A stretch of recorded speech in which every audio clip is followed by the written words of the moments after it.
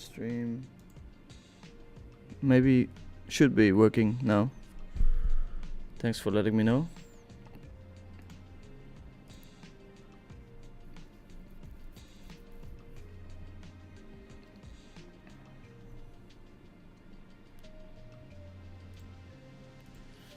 Okay, we have ourselves a game against Mr. Rolls.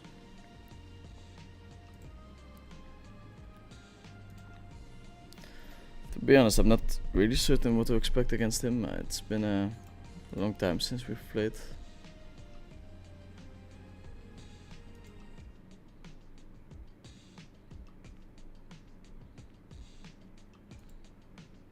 Folding to pair there. Quite standard, I think. Here we float.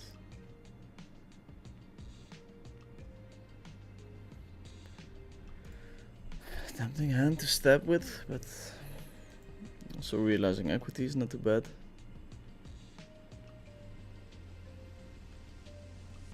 Yeah, we're going to check, but not expecting to win all that often.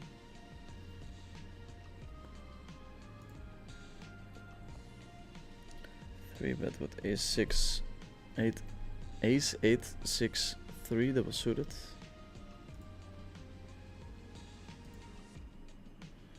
For my opponent.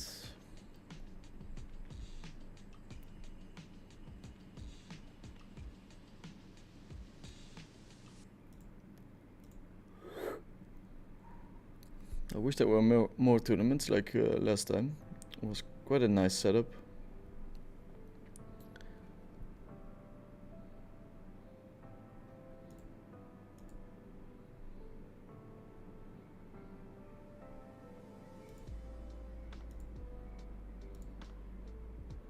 But I guess we'll just have to do it with this one Omaholic.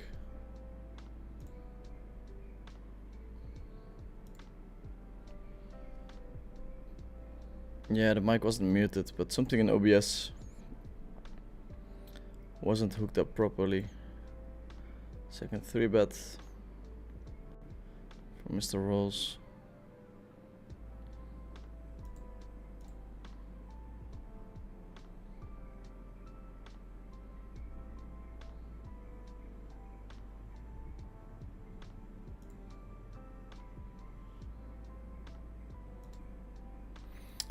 Holding the kings here, which are usually not a 3-bet in position, but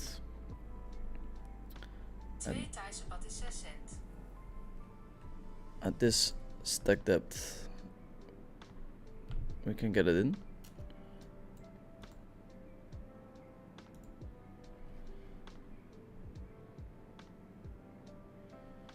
It's a close spot on the left.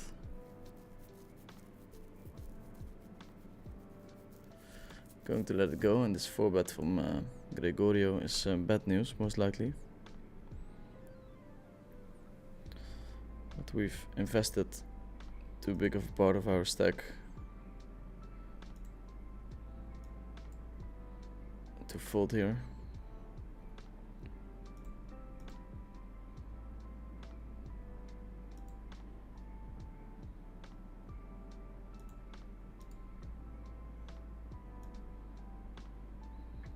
I'm going for a third buy-in.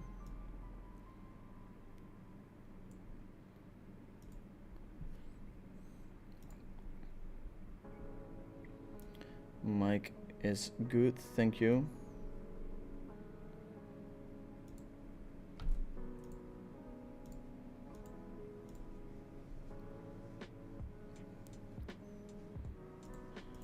I know is asking if I have any pre-game routines. Usually I don't, but if I do play against Omaha rolls, I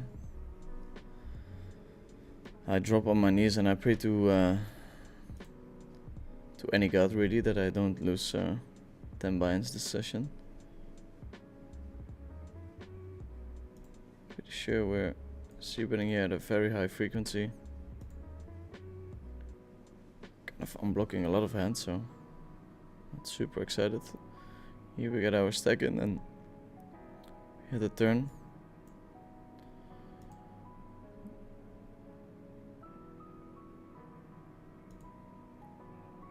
Yeah, it's kind of tough to win the hand. But we'll see.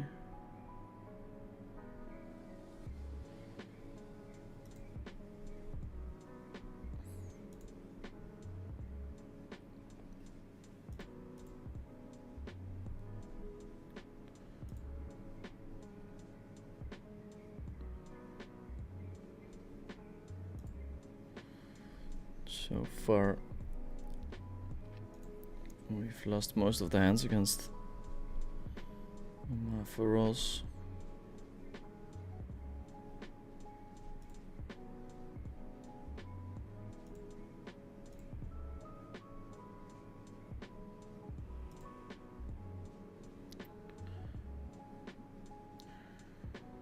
I guess both checking and betting is fine. Can definitely bet for 2 streets of value. Here we'll just go for the check call on the river, I think.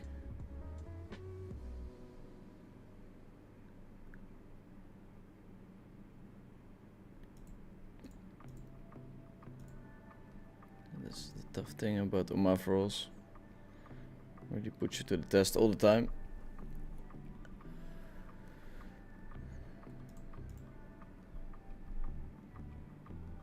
There will be no easy pots given.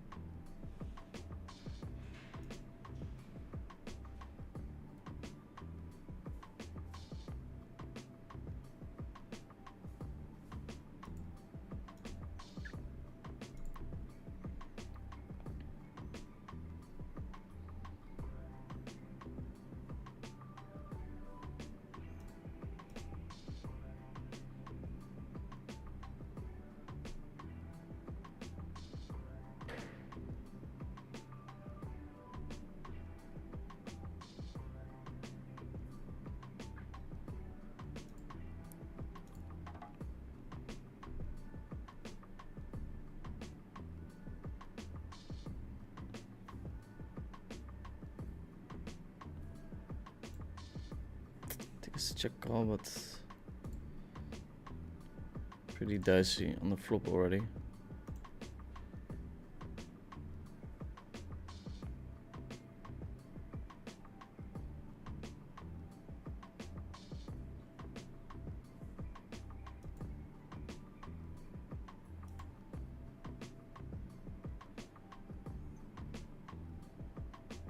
Nice stab from him, I think.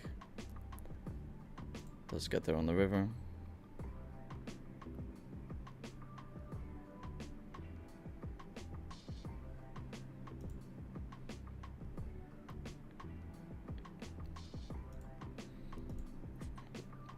We'll delay c-bet here with 2 pair and net flush draw.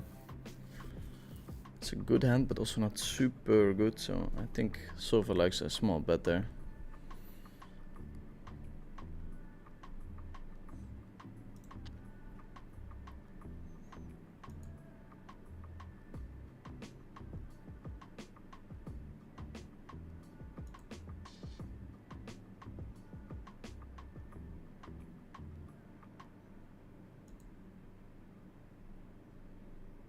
Check calling on the river, but he doesn't bet.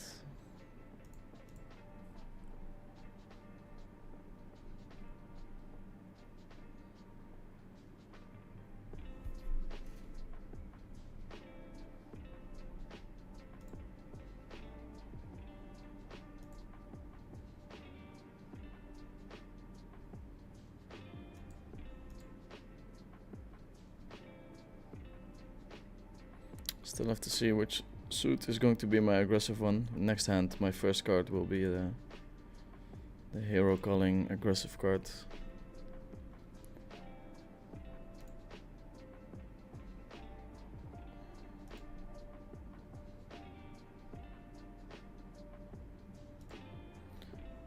Folding on the right hand table.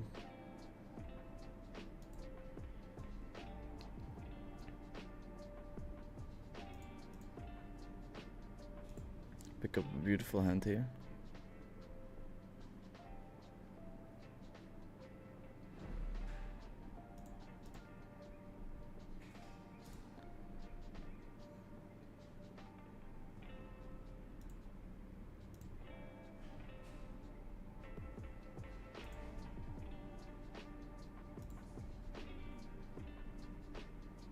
Let's see. Tell us about Omaha for Rolls. I hear this name a lot. Who is Omaha for Rolls? Omaha for Rolls is one of the most successful online poker players.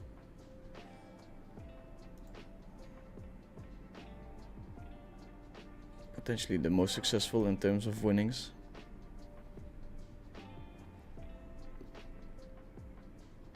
This flop is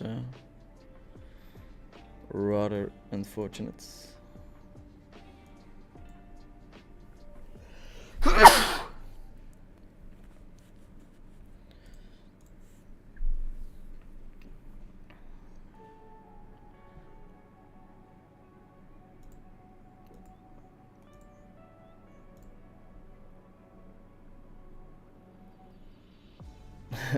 Yeah. Yeah, if you've been following online poker, you know how legendary this guy is.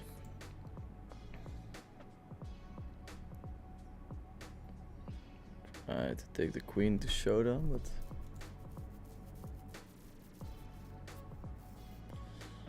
okay, managed to do it.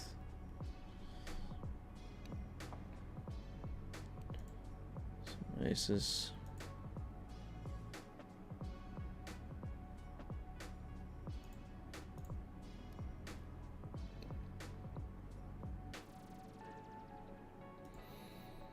I guess I'm mostly betting.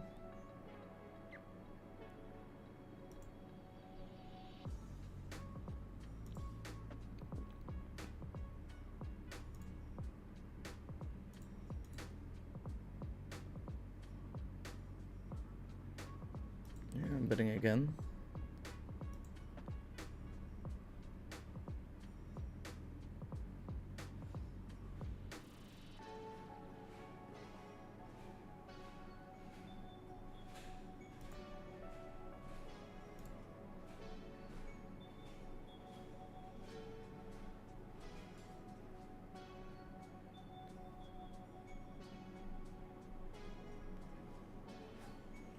Ja, zeker maatje.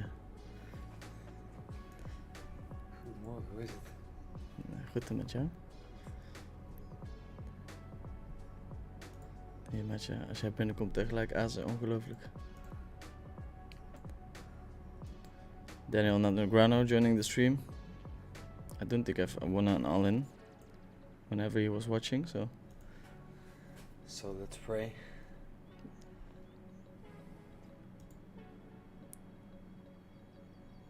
Daniel allegedly jumping into poker soon. Maybe.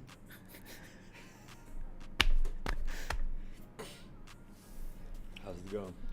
Yeah, I just started. I'm down a little bit. Daniel. Daniel's here. I'll never win one. I'll never win one. I'll never win one. Another aces with Daniel. Another aces on the left-hand table. That means I'm gonna leave again? Hmm? Okay. No, you're staying. You're staying. We're going to win one. I have a good feeling about it. We have the best starting hand that you can have. Oh, there. Okay. Okay, let's go. Let's go. Let's see. Aces. Oh. Aces. Aces. Yeah, we're safe. At least we didn't lose it. Okay, okay. It's good. Only ways up. Only ways up, baby.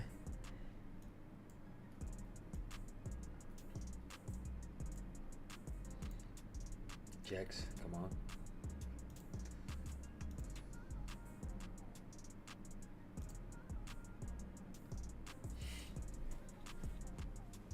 What time did you start?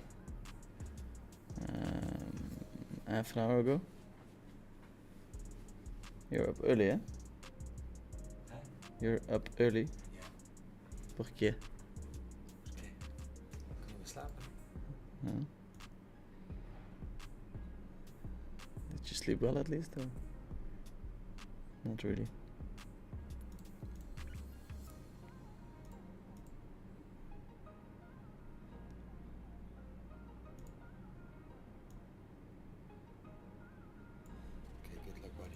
Thank you, buddy. See you later, okay? Yep. Nice start up. Yeah, success.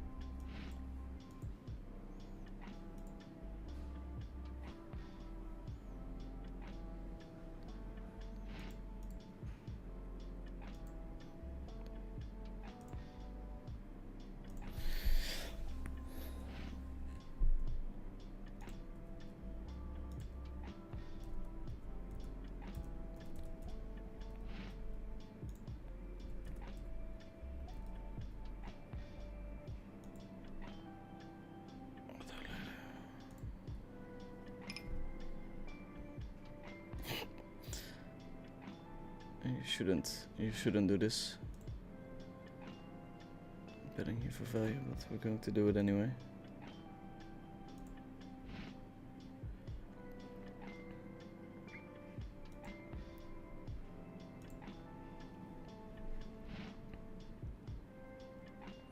Let's see, somebody joined our other heads up table, so we're gonna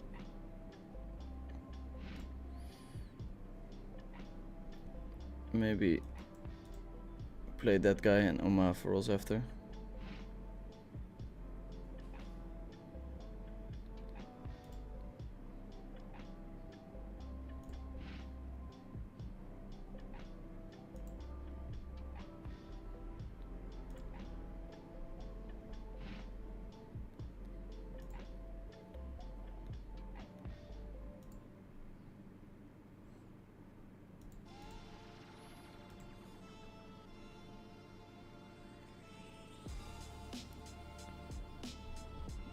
Leading here, and that's not the kind of river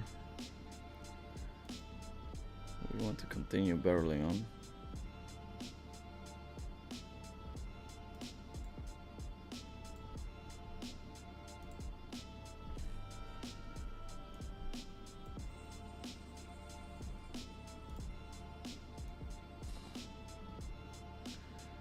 We have this table.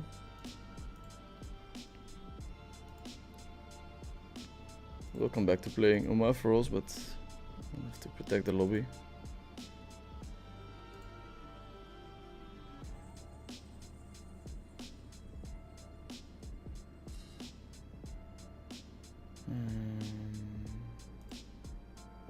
Let's close this one. Because folding is fine.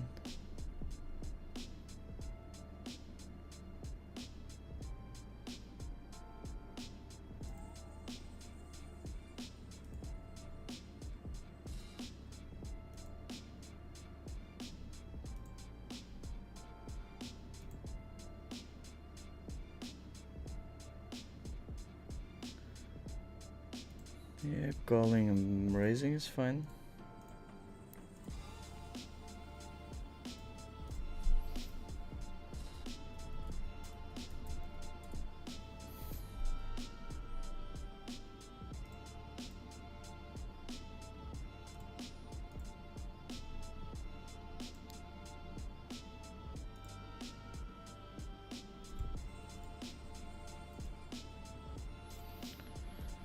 Relatively safe turn.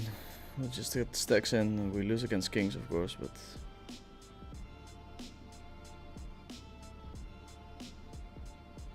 there's a ton of hands that we do really well against.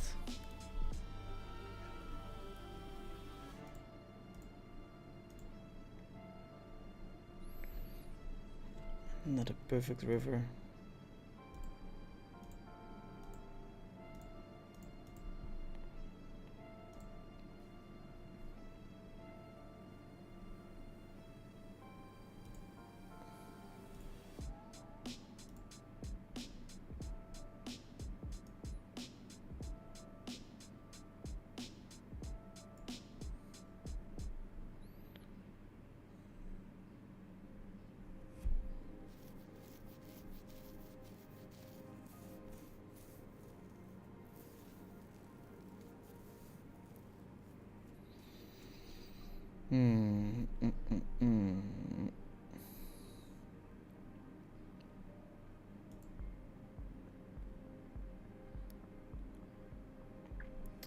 After the turn call, I think it's very hard to find combinations without the clubs.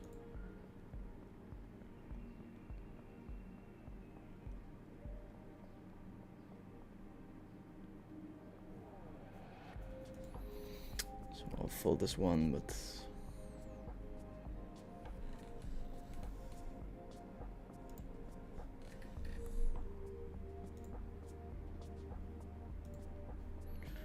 raising.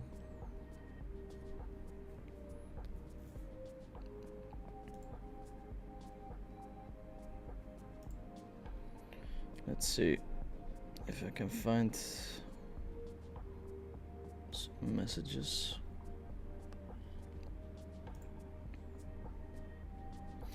When he played Galfond and took the early big lead, was it just a matter of running good?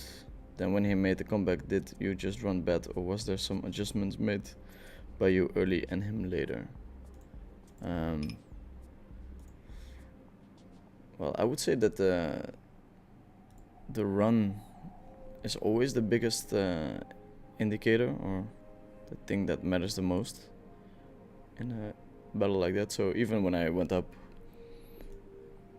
a million, I wasn't necessarily hugely outplaying him or had some sick reads on him. Same for him, going on a big upswing in the second part. So I think luck is the biggest indicator there. We do have a lot of backdoors there. Small step from Kirill. A 10 would have given us a rep. We have a backdoor net flush draw. So against a small bet we're not folding. Now we can.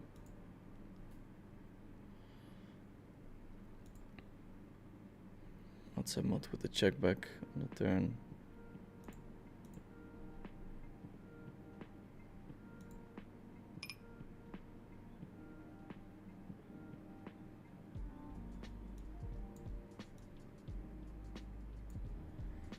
Going all in here, but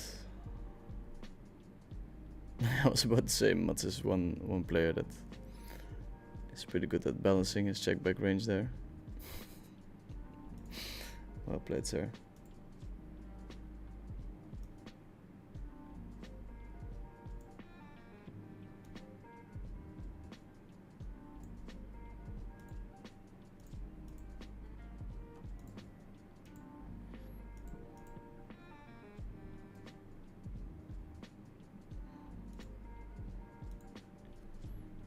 Betting twice with the 10-6.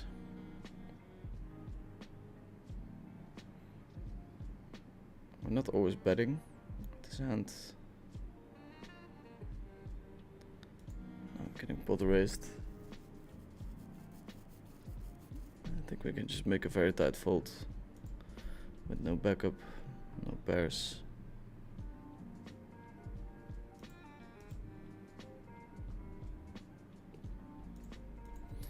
Let's see, maybe we can do a couple of questions. What a treat.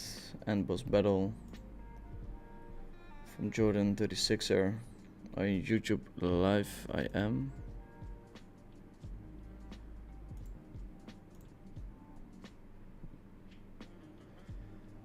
So yeah, the run is the biggest indicator.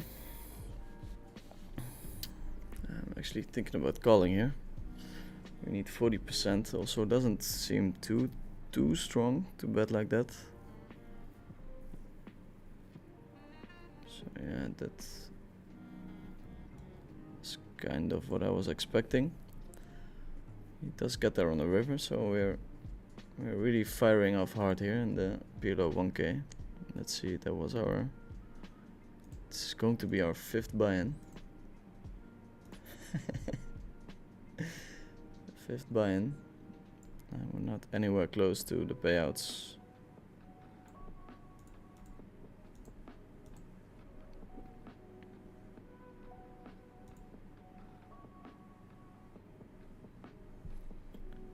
Got stacked by Omaha for rolls, or he won a couple of pots, so he has a buy-in. This guy too. So off to a cold start. anything can happen in poker.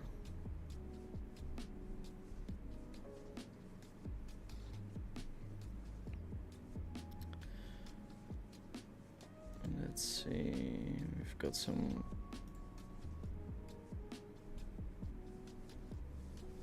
questions. Noah Locatelli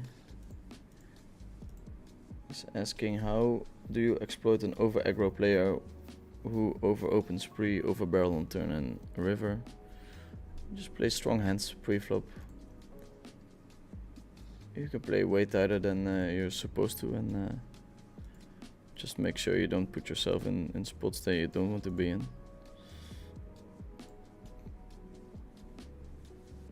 Over bet all in with the queen. Not too sure about my sizing here, but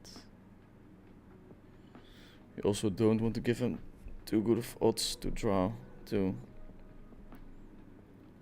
Might as well call any pair against a small bet, I think.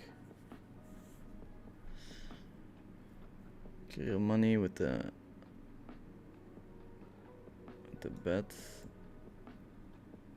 We do win all in against Mats. We're calling here, but doesn't feel great. But we have to call a lot against a small size.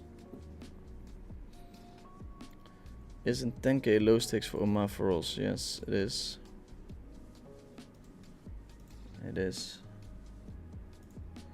That's the bottom of what he plays. Oftentimes doesn't even sit 10k. Looks like he's betting a lot of value hands. Apply pressure on him on late streets.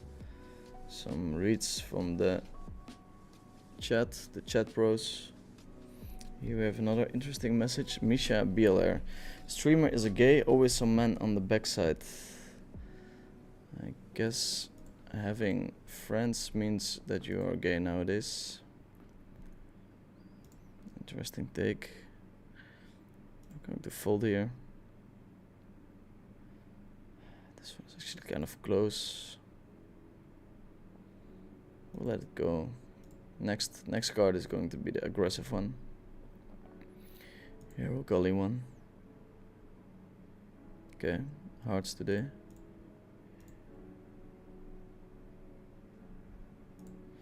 Love the stream. PLO. Is Omaha Frost one of the best? Why play him? Yeah, challenge yourself, and I wouldn't mind playing Omaha Frost a little bit. See where I'm at. I mean, he's a very good player, but if I do practice a lot against Clicker, I think I can give him a little battle. We'll see. We'll see in the future. For now, he only sits to 20k PLO, which is quite high. So I'm not sure if battling is viable, but if he sits 10k, I'll play against him a couple of times.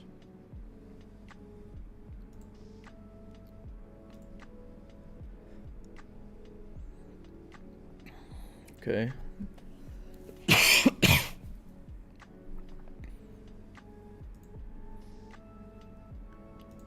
Getting the hero call hand here.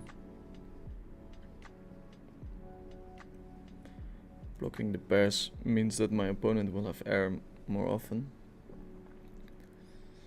So hero calling with pairs in your hand is pretty nice.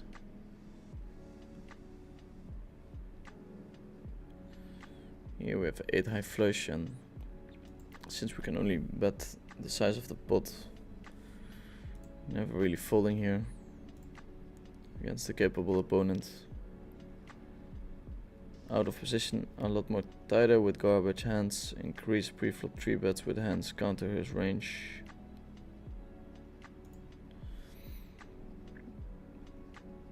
Yeah, just you, especially 6 max, you can just play a lot tighter, and then his aggression will turn against him soon enough.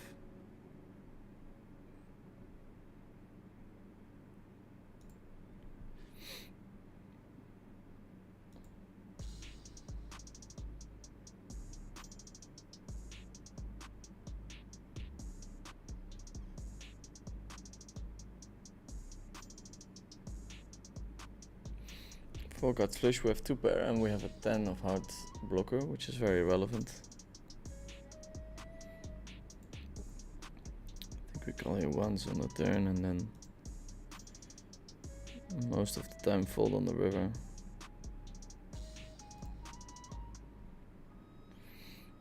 Omaha for rolls on full tilt poker.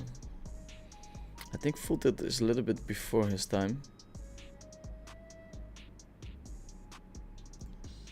He for sure won most of his money after full tilt went under.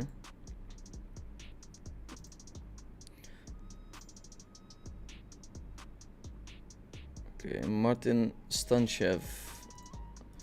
We have a chat pro. We're going to ask Martin what stakes he's playing.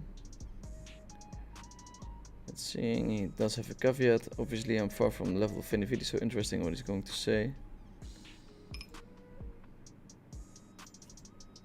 Okay.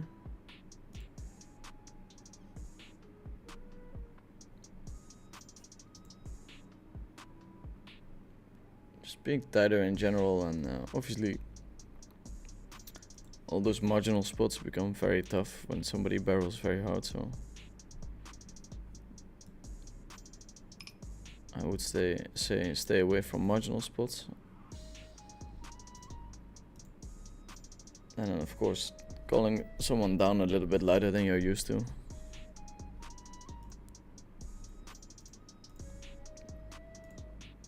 That's why heads up is such a great game. You cannot really hide as you can in 6 max.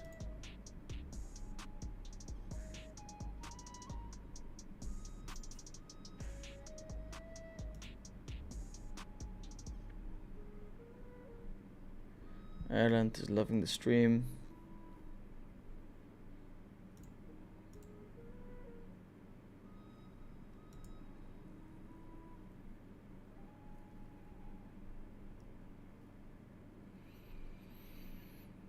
Poker Chris Toronto, are you into women or men? Misha is curious.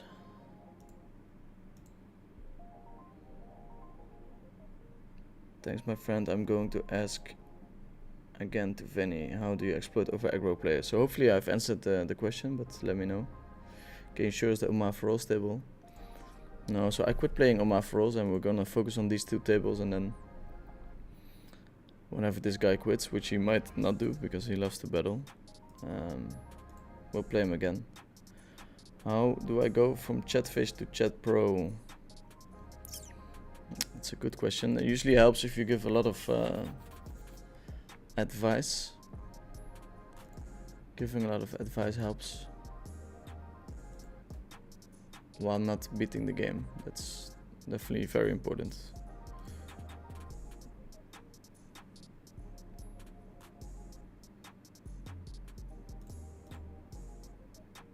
Matzi. I feel like we could bet 1 big blind there, but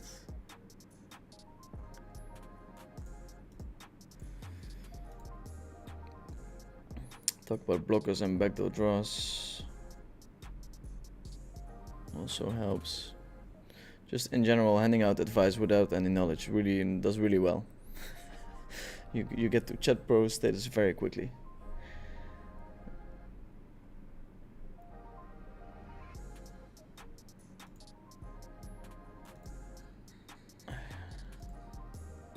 We can bet for value here, but can you give us reads on Omaha for rolls? Like I said, I haven't played him in a long time, so I don't really have reads, and if I had reads I would never share them. I don't think it's what you're supposed to do when you're streaming, but I'm not exactly sure about the rules. Any recommendations from anyone on what tracker to use? Currently on Poker Tracker 4, but I noticed my graph was significantly off to my actual winnings. I think you should be looking into Drive HUD.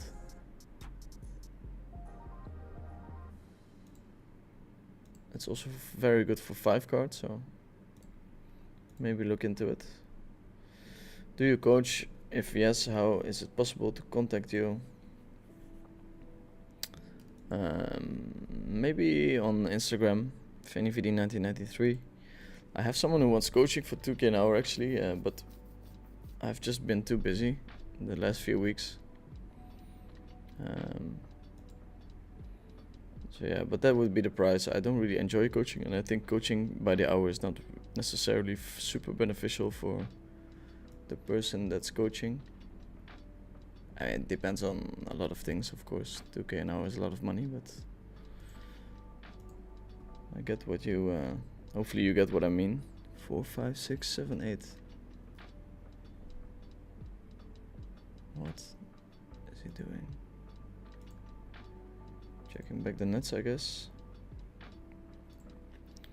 3 spades, we're almost always c-betting. What would you recommend for someone going pro without kids today? Let's see. 100 PLO, 5 cards, living Europe, South America, streaming, YouTube.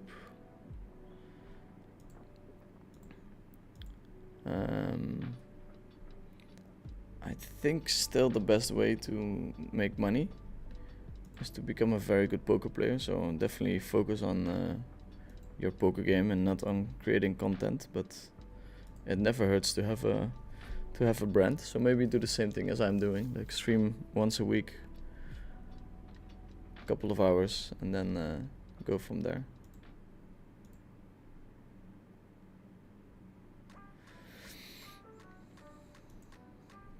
Let's see, we're checking. Could bet small for value as well.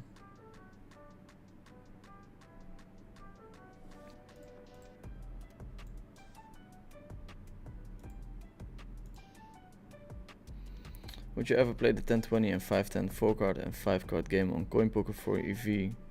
Or is your time better spent elsewhere, like studying or enjoying life? I mean, for me personally, way better to spend my time elsewhere. Mid-stakes array can be a very big issue, so it's something that you have to pay close attention to. Even on coin poker, 5-10 is rigged quite heavily, I think, so probably better to focus on studying, enjoying life, upgrading your system. Yeah, I was thinking about it. King definitely a card where he could have some leads on. Going to check back with his hand. If we bet any jams, it's a disaster. We don't have a heart, which is not great.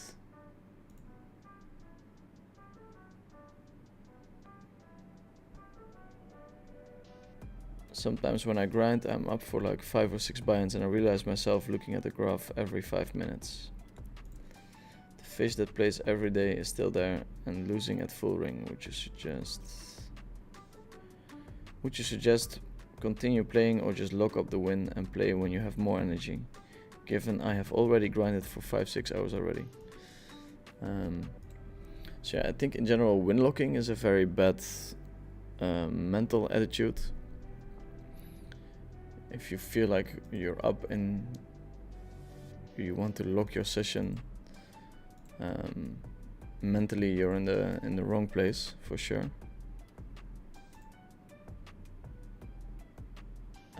If you're tired though, I think like feeling good in the session, feeling sharp is super important. So quitting whenever you feel tired or not on top of your game is a really good way of approaching a problem. Let's see.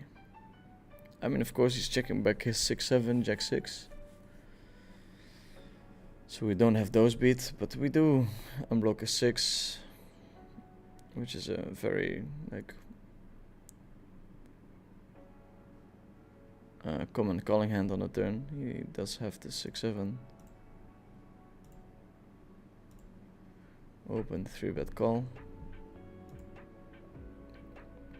Thanks for your answer as always. Hope to see you in WSOP if you're there in the summer. Yeah, it's probably coming.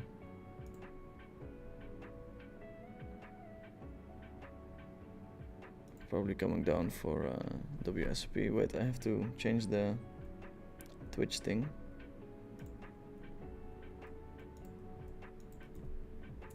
always forget.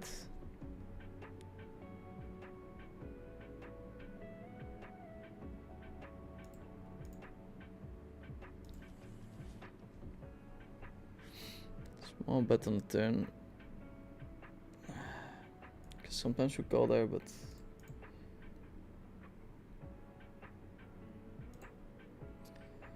edit stream info.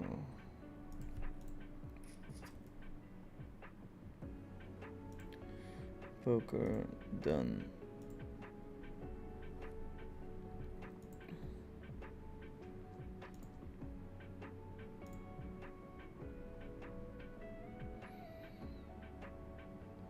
Okay. Calling this time.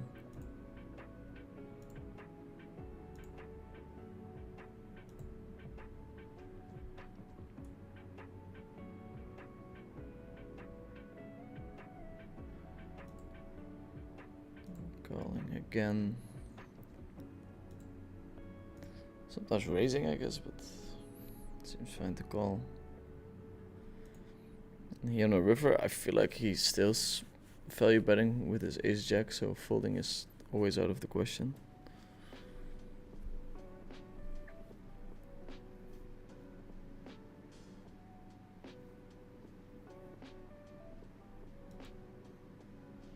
I have pot bet.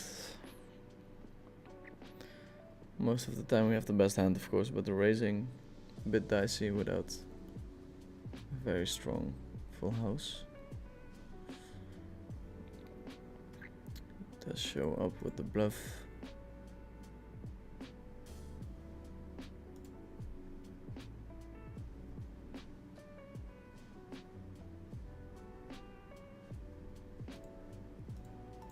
Small bet here is fine, I think.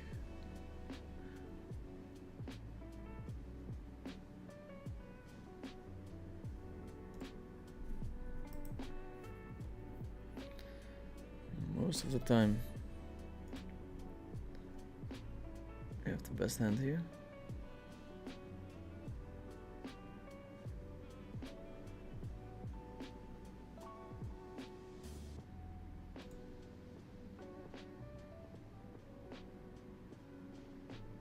Make him hero call a queen with some blockers.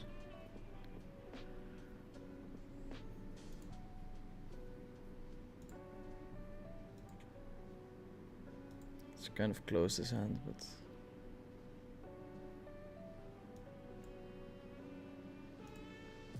going to 3-bet it anyways.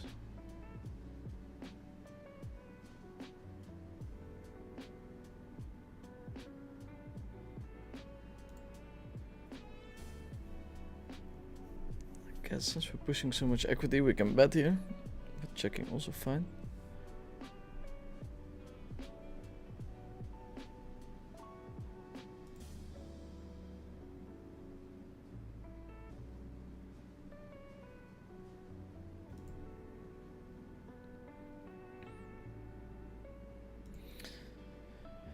Check raising fine with his hand, but I feel like people are too passive in those limp bots, so I prefer to bet myself. And here we're kind of blocking his hero call hand in King Jack, so checking should be okay.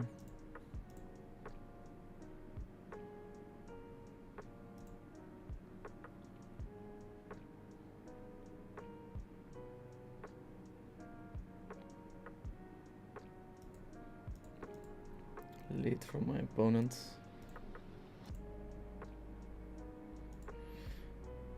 How's the 1000 ADP doing?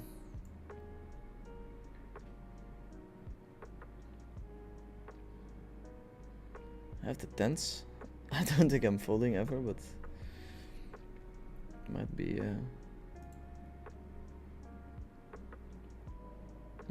just me being bad. Especially against a capable opponent like this guy. Oké, ik heb dit op het web gevonden voor Borne. Kijk maar even.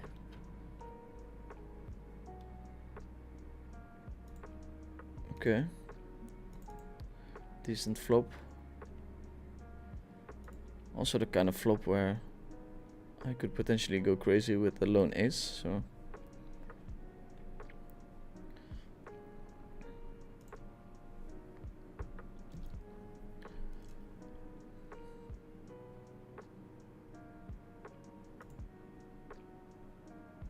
At the turn, we get a quick fold.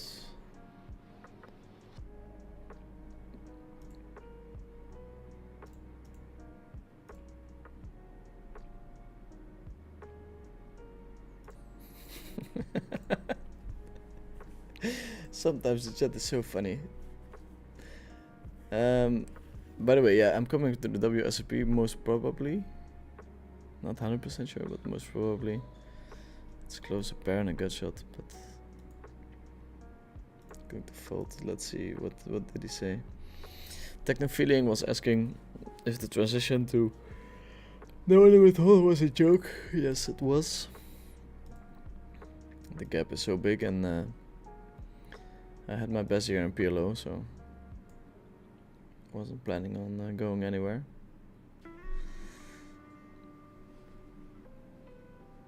I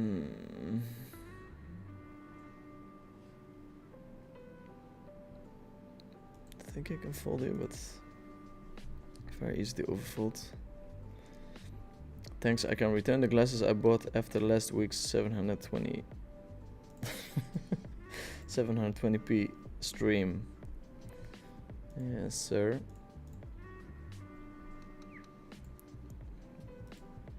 I think betting 1/3 is a thing here. Finny, what's been your biggest ever winning session in terms of buy-ins? Wow. I really have no idea. Probably something along the lines of 20 or 25 at 1020. I mean, I had some crazy sessions, like 16-hour sessions, back when I was younger. But that's just a wild guess. I have no idea. 3 on the river. It's not looking too bright. Thank you for your response from Noah. Good luck from PLO Poker Coaching. Miko saying, hi Dirk, there are some big wild 5-card PLO live games where I play. Bomb pots, straddles, multi-way pots. Any tips on how to crush them? Yeah, if you really want to crush them, you'll have to find someone who can. I mean, you don't need perfect sims, but just a rough idea on how to play those bomb pots, like your equity thresholds or something along those lines. Should be very valuable. I know people play way differently in live poker, but it's very hard or it's very important to have an idea of what you should be doing and then adjusting to this tactic instead of just winging it and saying I'm an exploitable player because I play live.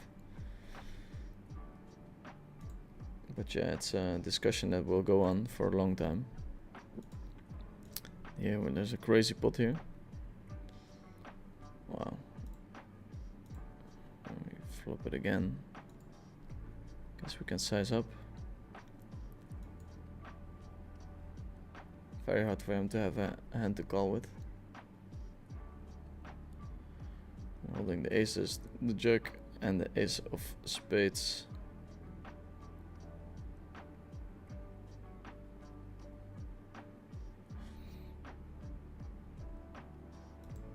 Yeah, not too sure what to do here. We do have our aggressive card.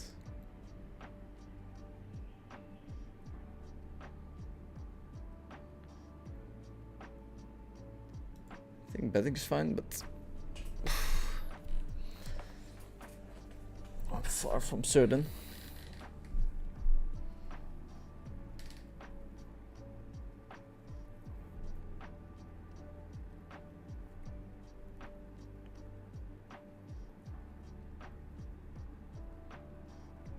That's a sick run out.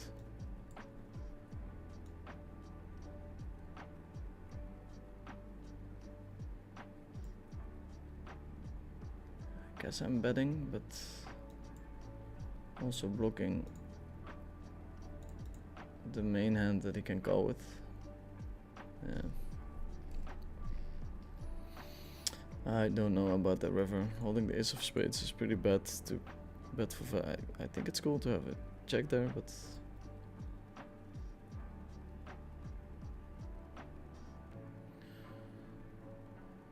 I'll have to dive into that hand with the solver.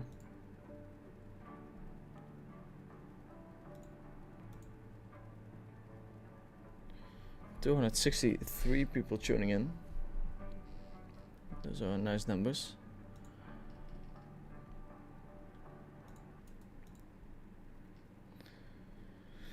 So yeah, for the bomb pot and the wild games and stuff, it's always good to practice online, whether it's in certain lineups or with software. It's how a lot of the online guys made a lot of money. They were just the first ones to get their hands on a solver. So that would be a good route to start crushing your games. How much thinking are you doing? You don't seem to be under any stress when playing, which is unusual. I mean, a lot of these decisions come very naturally. So I guess that's why it looks like I'm not really thinking, but there's a lot going on in my head. But most of it is just pretty standard. I'm not even sure if I can peel here. Guess I fold. How do you manage to feel comfortable playing all of the terrible hands you have to play in heads up? I have played 6 million for 10 plus years, and whenever starting a game I have no idea how to play hands. I mean, there's a way to play a hand, so the ones that are very borderline, of course you're not making much money, so the decisions don't feel great, but part of becoming a very good heads-up player is feeling comfortable in uncomfortable spots, so I guess just knowing what to do at which frequencies really calms your brain down. Here we're being set at the table with this guy, 70% VPIP, which is impressive.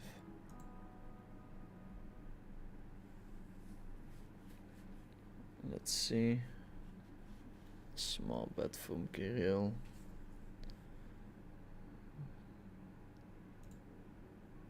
I'm not supposed to fold there.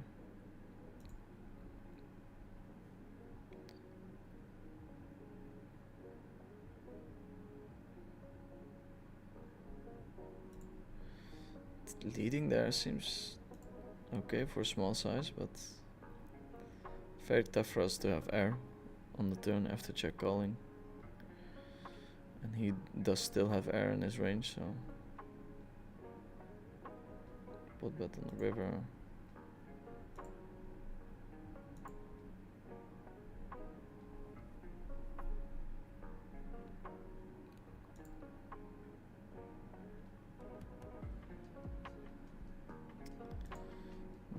We have a small time bank. I was going to probably fold, but given the fact that we had the heart, it would have been a nice low frequency hero call. I'll join the other table so that we have a full time bank.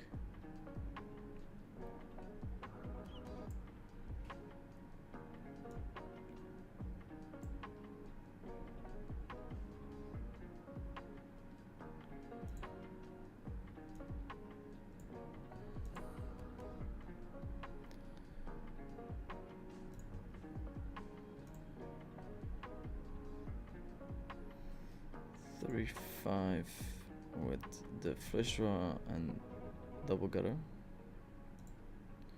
Good enough to bet. Walter is saying good luck from Austria. Ben is saying I have a dumb Mac. I think I need to change to Windows for poker. Windows a bit better, I think. But also on my Mac I've never had a blackout, I never had a blue screen, I never had a problem whatsoever, so when it comes to software, MacBook definitely not great, but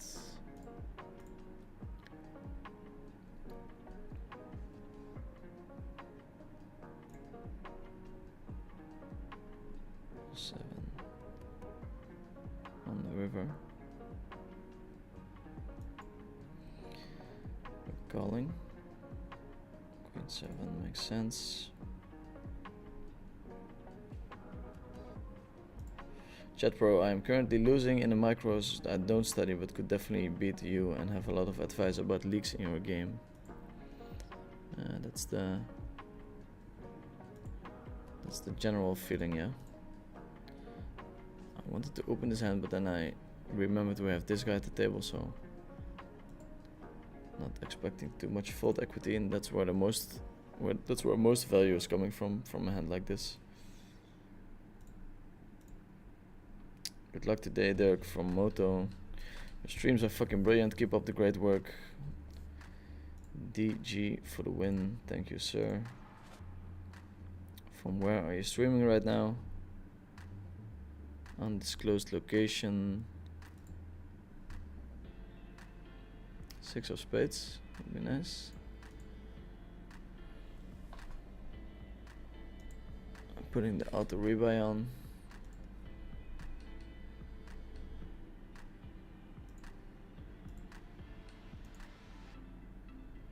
Would you grind 100 PLO or do you something else and go into high stakes?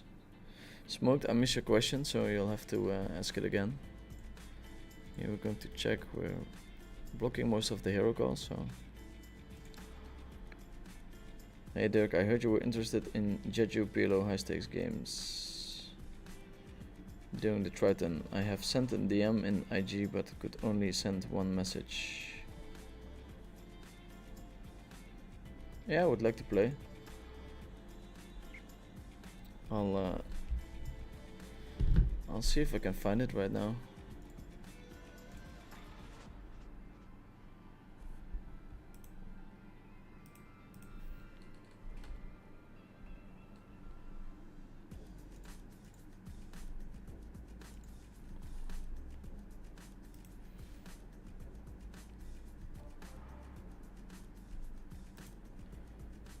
Request.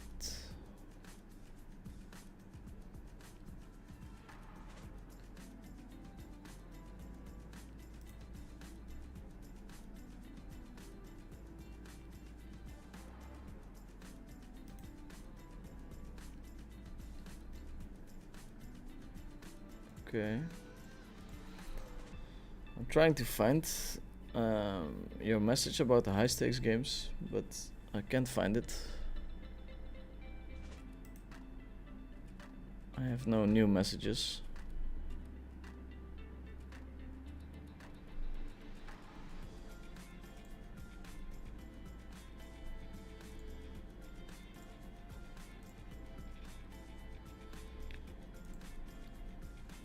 I've sent a DM on IG, but I could only send one message.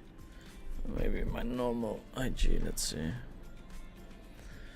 Usually when people reach out on the stream about private games, it's not real, but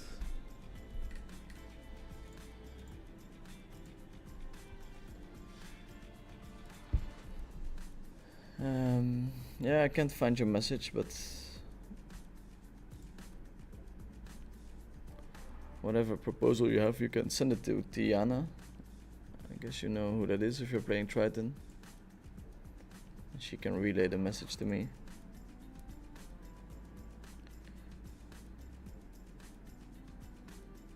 Would you consider the level of regulars specifically for heads up on coin far better than other sites currently? Thanks for the stream as well. I guess so, because they're the only ones who have an heads up lobby. So they're the only place that have something to battle for. Kayan Mok playing Omaha for rolls 100-200. Interesting.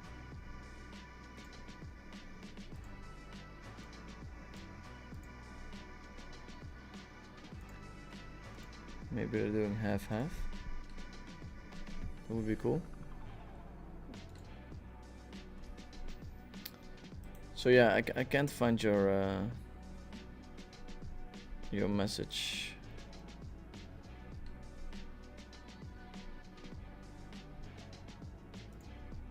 I'm going through the messages now. do you share that bad?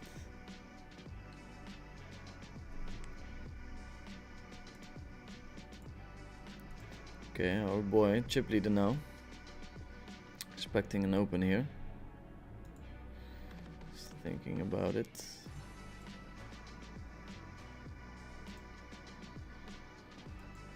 Going to bet twice.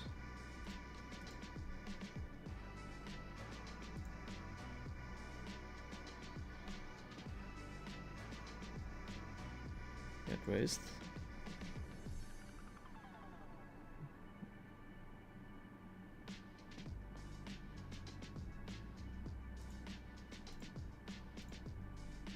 A real end boss would click it back there, but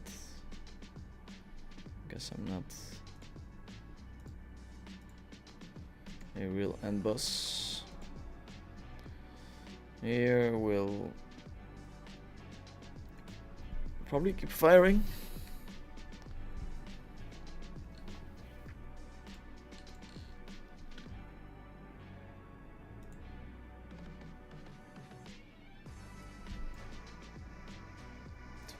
So that we can get our entire stack in.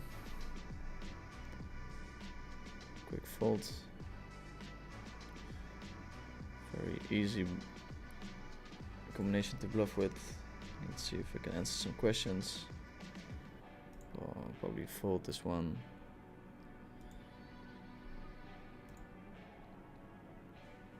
I've sent a DM IG but could only send one message. Yeah, not sure. I'm not seeing anything. So you'll have to send it again, I guess. Assassinato tuning in. Thank you, sir. I see you have a lot of small sizes. Why? Because on some spots the solver use more 75% or pot size than your half or 1/3 size. Please include the stakes that you're beating whenever you're giving a coaching class.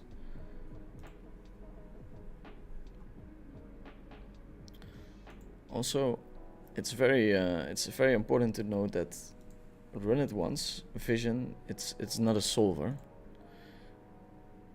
It's a tool you can use in which you can see how a solver would think, but a lot of the inputs are completely wrong. So if they don't use an input as a small size, it doesn't mean the small size doesn't exist. It means that they didn't use the small size. So that's also a very hard distinction to make, I guess.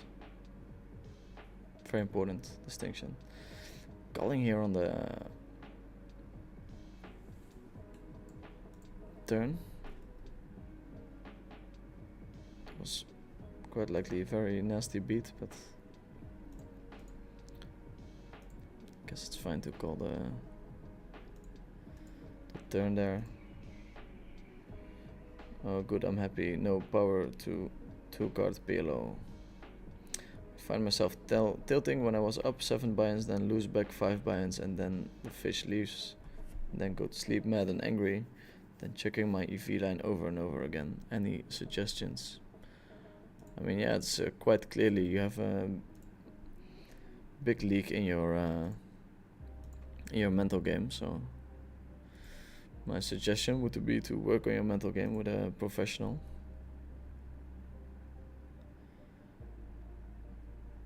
Yeah, playing this hand is like, it's super extremely borderline.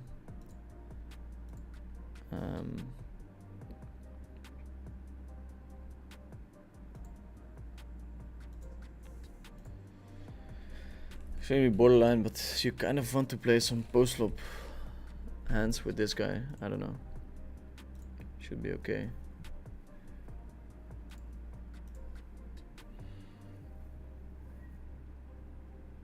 Nice title of the stream: Sunday Omaha and poker, PLO, cash games after. So basically you play MTT and then actual poker. Yeah, I think MTTs are more complicated than people think. Less competitive for sure, but more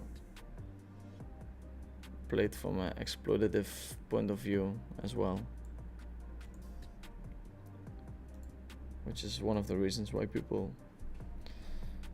take cash game players more seriously than MTT players, but nowadays the buy-ins are so high that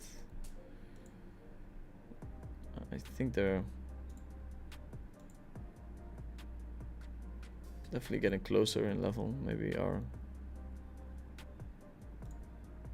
closer than I know. Would you consider 9-tabling 7-handed tables, or is too many tables to grind for 2-3 hours per session? If the games are good, you have to add in the tables, but your ability to really approach a hand in a very concentrated way goes down tremendously after 4 tables, and that is for me personally. So I guess it's different for different people. I think it's up to you and how you feel. I can only do 6 tables for a couple of hours before I'm exhausted. The chat is bonding over multi-tabling. Always nice to see. I do feel fine. Used to play fast action from playing StarCraft. Take the 10s to showdown. Thing is, sometimes when there's multiple decisions, it's hard to delve deep into each. Yeah, I think 4 is the sweet spot where you can really concentrate on hand still. Go after small pots as well. It's kind of impossible when you're playing 10 tables and develop as a poker player as well. It's impossible to play 6 tables and still develop as a poker player, I think. Canu 7 was very known to only play 4 tables max, I think. What do you think about block betting river with his ace jack x with 1 spade on ace jack 8x 8 board? Yeah, I think it's pretty cool. Assassinato. I like it.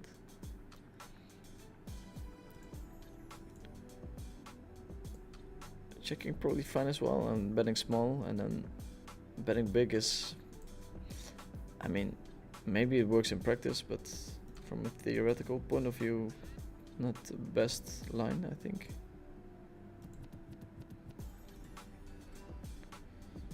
But yeah, betting small.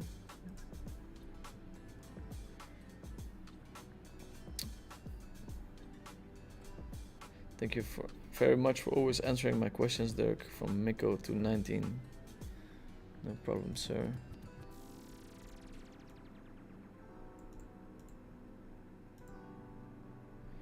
Why did you decide to open a new table versus Kareel like Renew Time Bank? I get it, but why change stack sizes? You think you will have a bigger edge in 100 big blinds?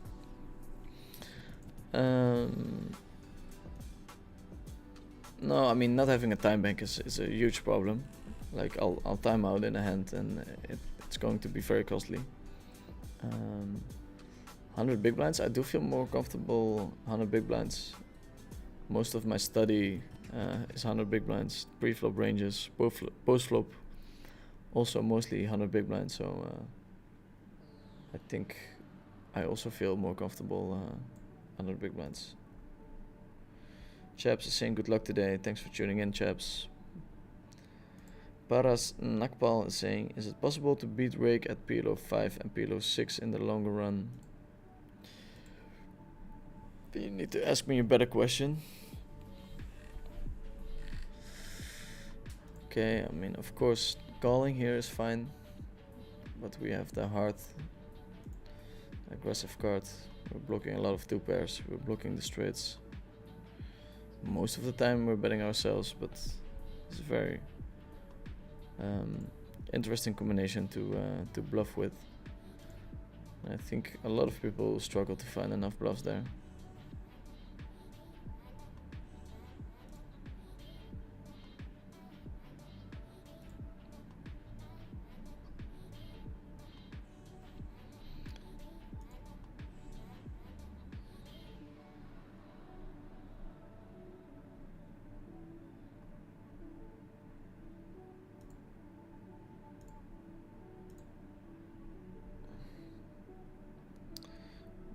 Ben, you are a recreational. It's evident from the way you speak. Will.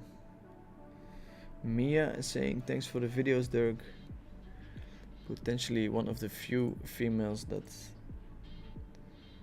join our battle into making sure that we don't have a viewership of 100% males, but might as well just be a guy.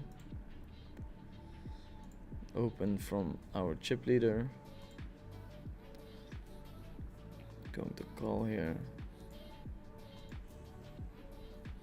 Still quite far from the money. Getting a big stack on the stable would be worth a lot. We're 5 buy-ins deep though, so it's going to be hard to recoup our losses. This is interesting. Open, squeeze, all in. We're going to fold this hand, but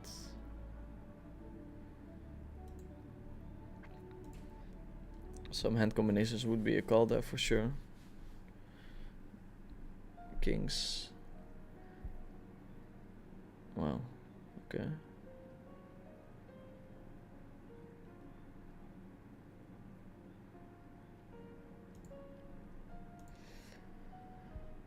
Okay, Steven, don't be too mean in the chat.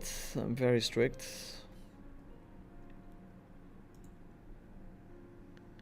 Show me the money with the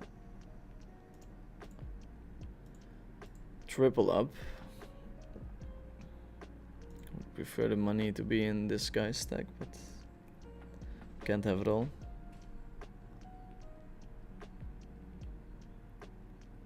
Yeah, when I'm going to Triton, I'm mostly gonna play in the tournament, so I don't think I have that much time for playing cash games in the casino, but we'll see.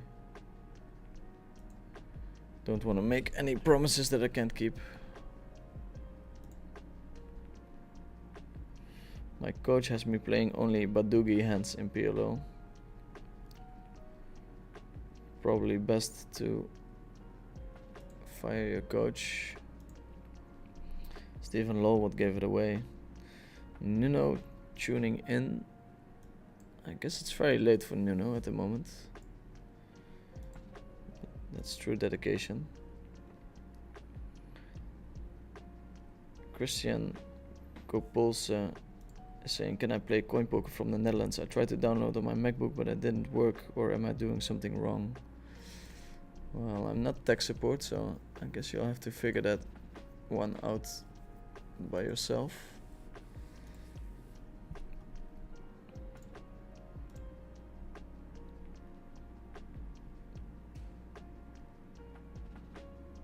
He's not support from Mia.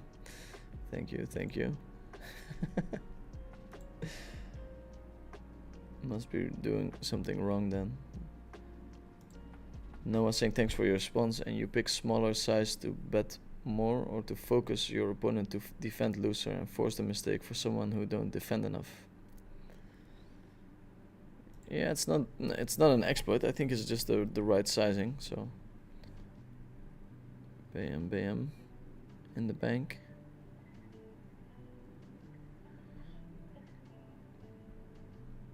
We got the walk.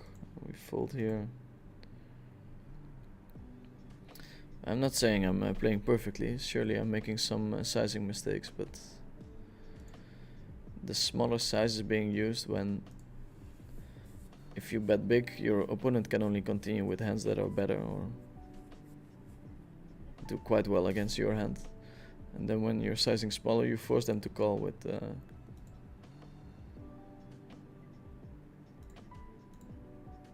hands that do way worse, are crushed. This complete is okay, but pushing it. What got you into heads up PLO back in the day? I mean, it's just such a great game. It's a very personal game. There's nowhere to hide. I like it way more than 6 Max actually. I think intellectually it's more challenging as well. So all things considered, I like it more than 6 Max. Is Gucci Nike still the best? Yes, he's the GOAT. He won the most money last year as well. And he's got the most skills, so hard to argue with Sanita.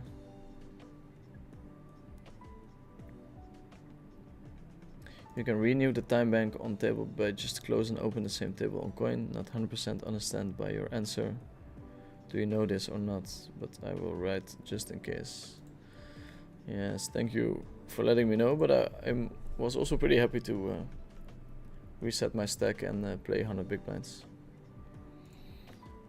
For instance, here's a spot where if you size big, you make your opponent fold all the hands that are worse, and then when you size small, I feel like he has to defend 5-6 or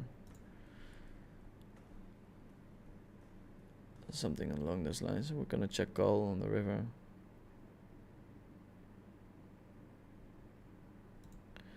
Betting, of course, an option. Ben is a winning recreational. That's probably better than a losing professional. Or even a winning professional, I don't know. Pretty cool. Big ups to Ben for being a winning recreational. Enjoying life and winning some money with poker.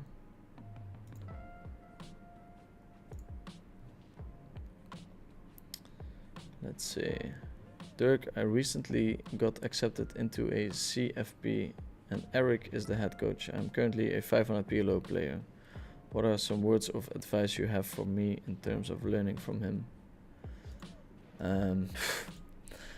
It's very hard not to learn from Eric. I've worked together with him. We've had a ton of sessions and it's hard to say. It's probably the best coaching I ever had in my life. So if you can't learn from Eric, then you can't learn from anyone.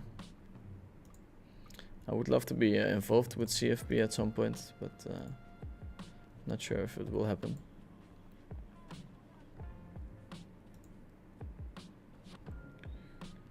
I like the dry responses to stupid questions. Yeah. It's the only way I can keep myself entertained. I guess we're calling with this combo. We have the ace of clubs.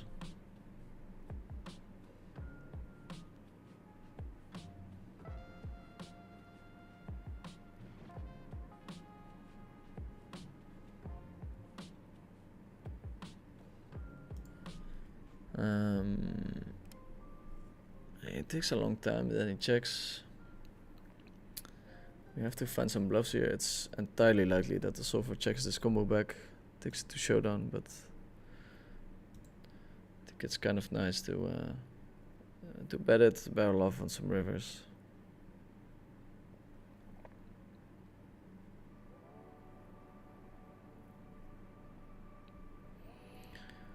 Yeah, now we have showdown actually. So we're going to check, but not expecting too much here.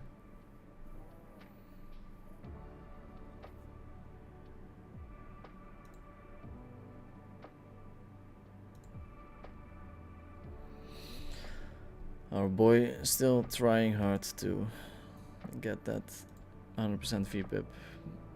This hand probably fold, but we'll play it. Get our aggressive combination, so I think we're raising here.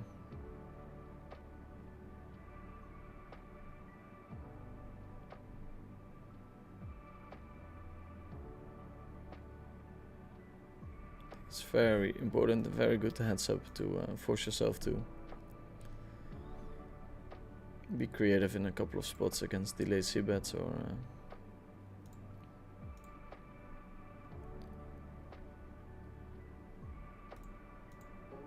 with a hand like that.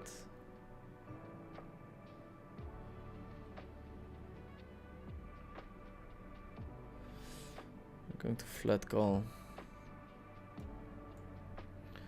Pretty tempting to raise, but we're blocking the hands that can call us, so think the solver would prefer a flat call. Might be close with the 4.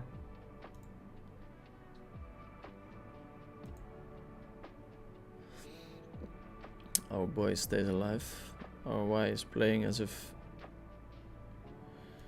we are playing a bounty tournament.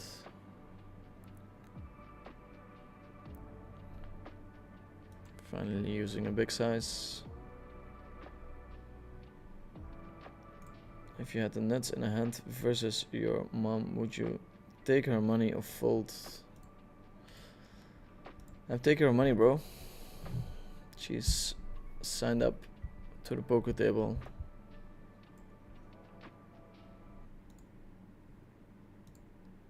She's not getting a freebie. You have to think about the BB 100 rate. Wow, okay.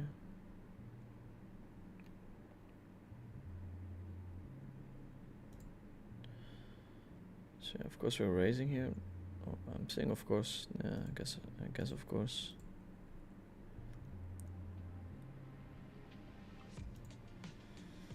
If you had the nuts in hand, blah blah blah. What's your favorite football team? I've always been a big fan of the way Arsenal plays, and I'm not sure why and what the appeal is, but they don't really win either. But it feels like they play very attractive football. So yeah, we're blocking the straight. We have some potential bluffs on the club. Thanks for always answering, Dirk. Best of luck at the tables. I'm off soon to bed. Good night, my man.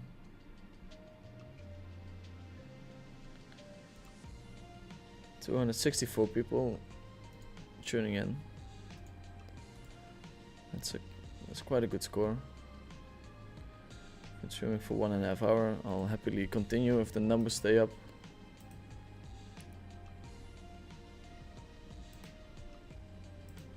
I'm a very spoiled streamer though. Once the numbers drop, I pull the plug.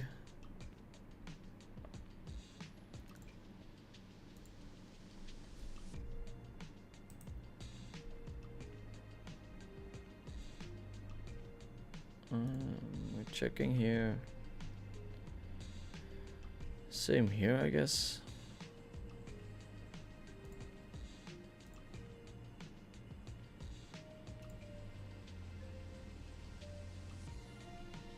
Small bet from RY.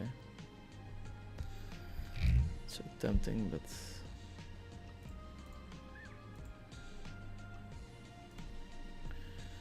going to fold.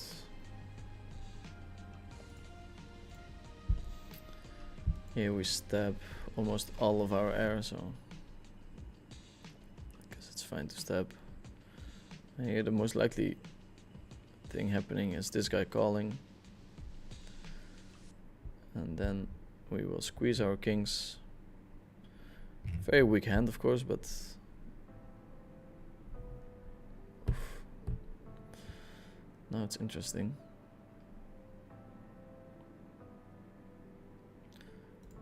I'm going to call this one.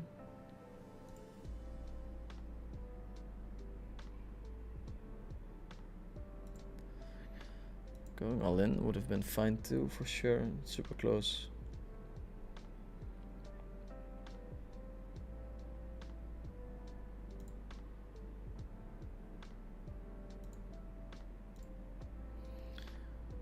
How did you study in the beginning of your career to learn the GTO? Well, at the start of my career, there was not really a way to study it. So it was more just your own raw talent, I guess. It was a very exciting time as well. Okay, 9. 7 on the river.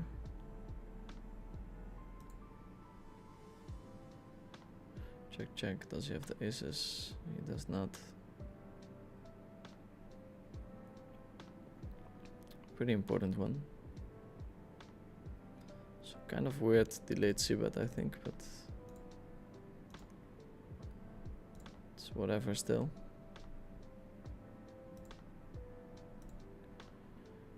Checking back.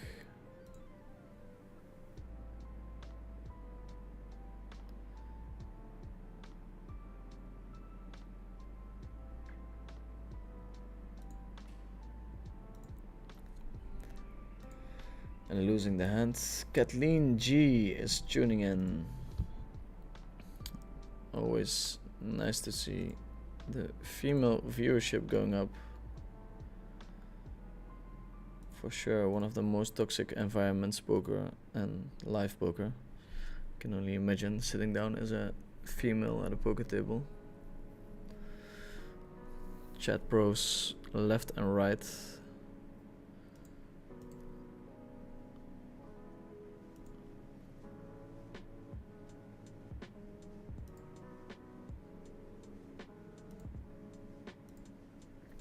How do you stop tilting, chasing losses? Yeah, working on your mental game, zooming out, very important. I'll write a little thing on Twitter because I feel like I keep repeating myself when I say it, but like the fact that you play cards for a living, like if you don't realize how lucky you are, you have a like mentally a big challenge to overcome.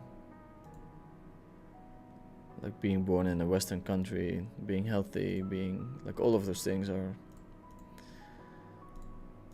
being forgotten by poker pros when they're sitting at the table and they lose 5 buy-ins. And it, to be honest, like it drives me crazy a little bit.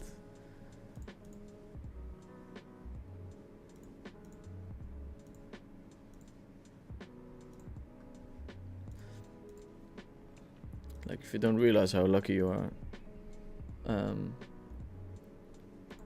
playing cards for a living, then it's hard to help you. Be right back from Kirill.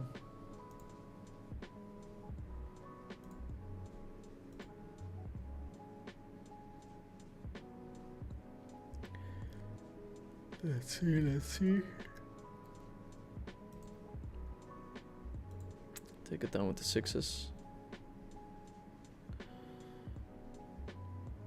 It's 10, 8, 8. Not really a hand that I want to get into the mix with.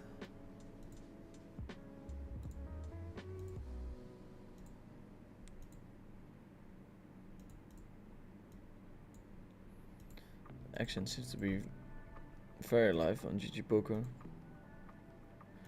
Crazy considering the rake, but let's see. 250 people still tuned in. Feel free to drop a like on the stream. Helps with the visibility. Subscribe if you're not subscribed already, but I think most of the viewers are subscribed.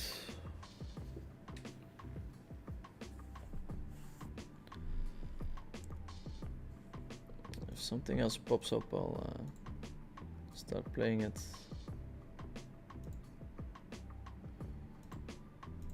Let's see if Omaha Frost is still grinding on Coin Poker.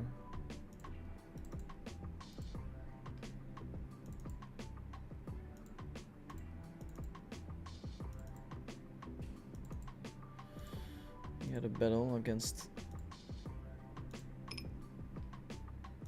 one of the No Limit Hold'em guys, Kayan Mok.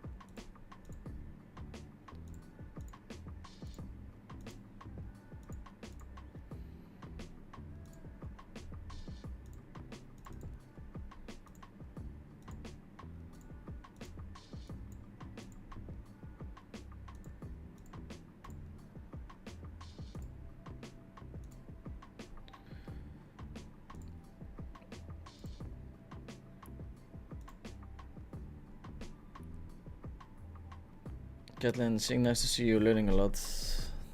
Thank you.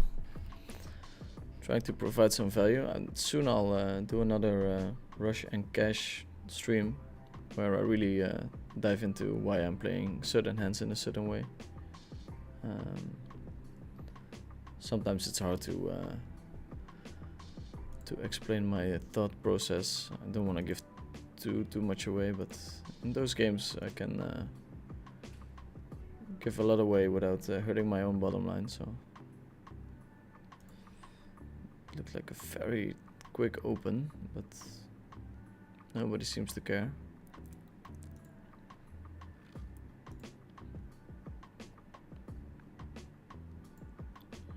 Let's see, we're 5 buy-ins deep in this one. I'm gonna show the hand first. It's a 3-way all-in. Wow, okay. That's a pretty good flop for Jack 9, 10, 6. Pretty bad turn.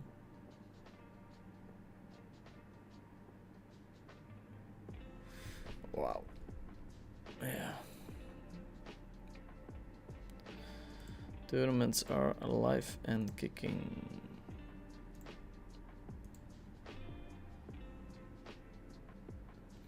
That means I'll have a shot at making the money.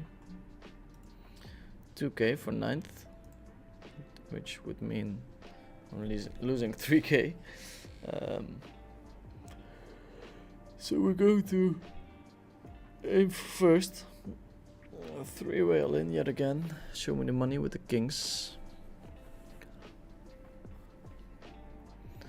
Not sure who I'm rooting for, but guess this guy holding the chips is not too bad.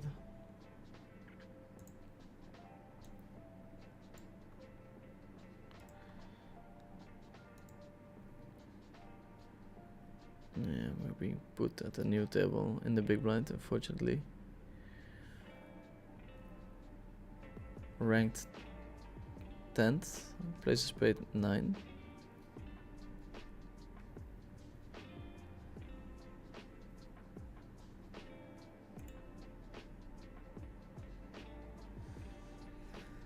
It's a close spot, this one. I think it's good enough to defend. Kind of depends on how likely the other guys are to bust. Given an ROI, I guess very likely.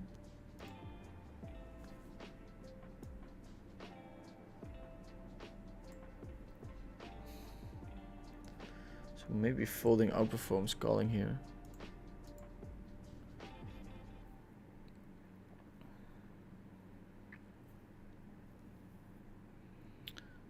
Kevin busts, the other guy busts. I guess we're folding here. Also, this guy should be pretty tight considering Rui is sitting here, so I'll let it go.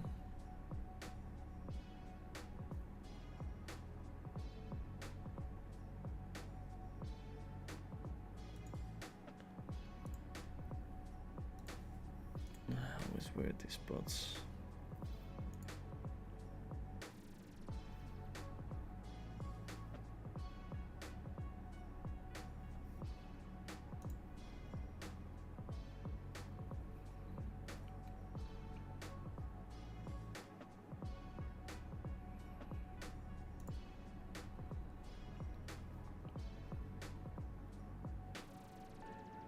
See if we can do some questions. Are you planning to do an interview of you to find out more about yourself, your career, etc.? Yes, I did one with I actually did one with Joey, and it still has not been published yet, which is a bit annoying.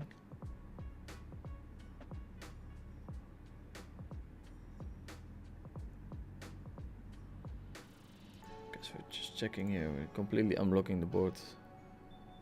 Hey Vinny, love your dreams. Where are you located at the moment? Undisclosed location.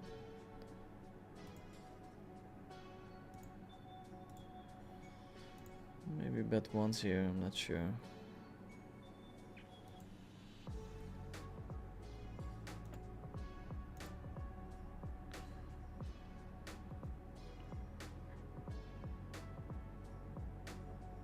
Wow, Rodrigo Celowan is on the other table trying to get himself into trouble.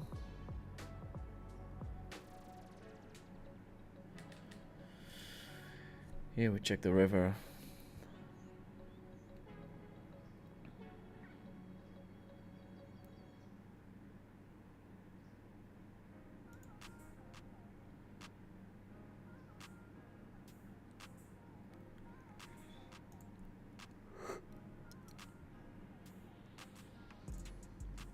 Okay, I can fold this hand, I think.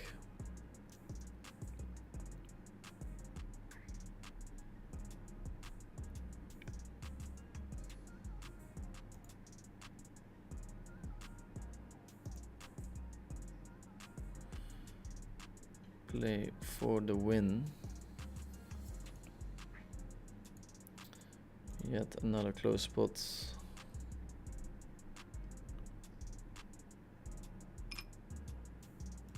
I'm going to check this one. I think I'm going to defend this one. It's not the flop that we were hoping for. Start with a check.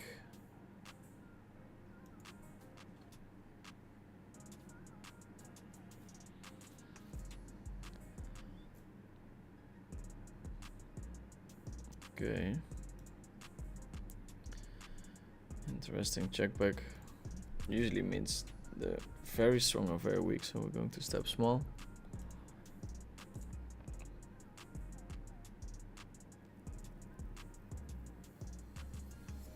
We do get the fold. It's quite a big pot, quite an important pot as well. So.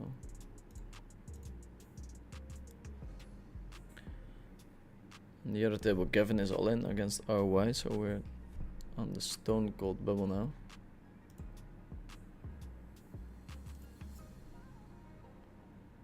We're playing hand for hand, which is always nice. I think they should implement hand for hand a little bit earlier so that people cannot stall and gain an edge. I'm not sure if checking there is a thing.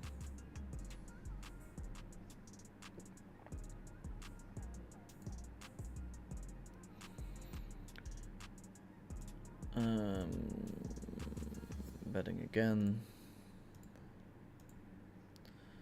Fairly standard, I think.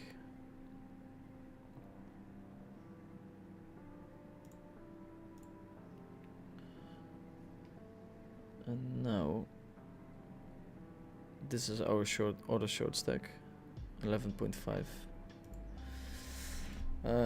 Of course, if we want to play optimally, we're gonna play super tight, but I think I would pick some spots that are not necessarily good moves when considering ICM, but when trying to win a tournament, they might be.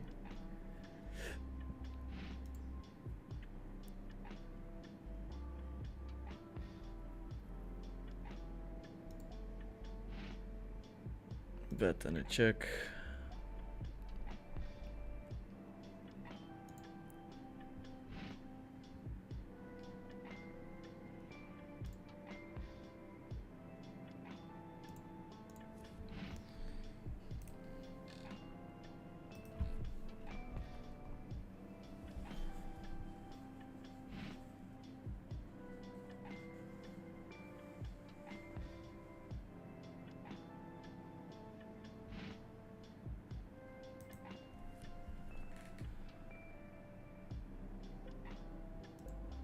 I mean, for instance, a spot like this where Rui opens super wide,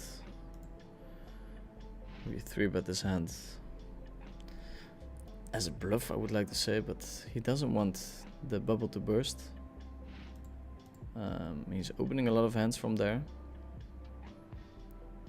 so we can definitely pick some spots where we pick up a lot of chips and put ourselves in a better position to win the tournament.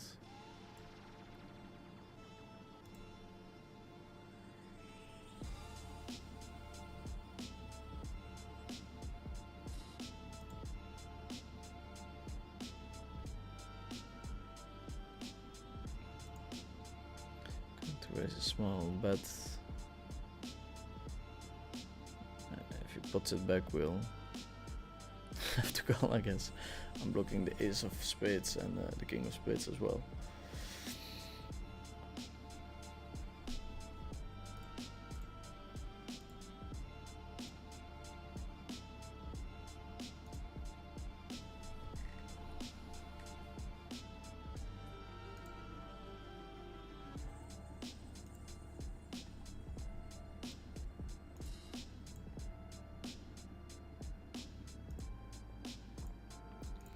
But yeah, it's nice to say something and then the perfect example comes up the next hand. Let me know if you guys want this setup. Okay, we have our aggressive card here. I guess this is a spot where we really want to check. We don't want to play for stacks. Here we're going to bluff with a spade and the tens. What do you guys want? One table of MTT on the right, one cash game on the left, or do I swap in the one table of MTT, the other table, to show you whenever I bink the tournament or not? Let's see. Jesus, my English is getting worse and worse. Let's see. Freezing my ass off, salacious BBL, minus 17 degrees. Martin B is saying, did you reply to my message, question mark. I'm not sure, feel free to ask it again. Okay. Bold bet. Super tight fold, I guess, but not too sure what to do. Oh, Suzanne, we do block ace, king, queen.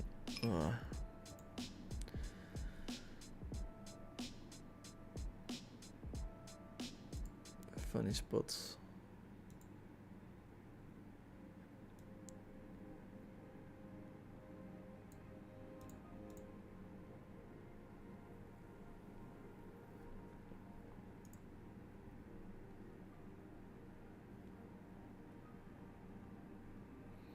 Blinds are going quite quickly. Martin B, yeah, no, feel free to ask your question again if you didn't hear my answer. Play for the win with the open. A lot of folds, so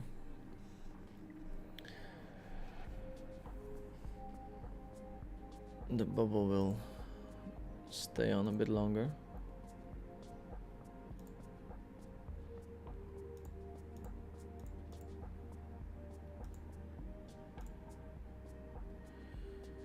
Why defend in the big blind? It's probably a fold. It's way worse to overfold than to overcall though.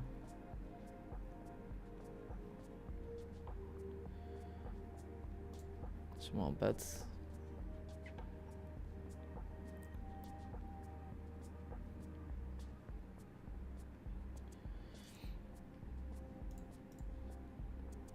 We Susan with the open.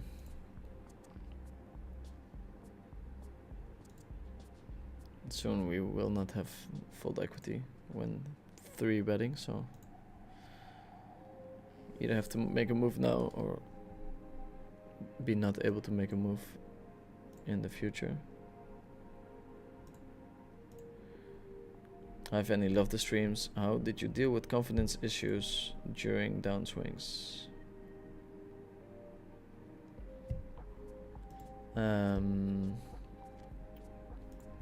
Yeah, like having the confidence in your game is very important. I think a lot of people that perform in sports highly, for instance tennis, say that everyone is roughly on the same level, but mentally some guys are just a little bit better. I think the same thing goes for poker. Like having the knowledge and actually being able to execute the strategy that you've learned off table is quite hard if you're lacking the confidence. So it's a very important part of the game. whenever I go on a downswing, I make sure that I play in games that I know that I'm a winner in. I mean, I haven't always done it. I've done plenty of grinding in games where I'm not clearly the winner. But I guess I changed that a lot last year, and it showed in my results, so.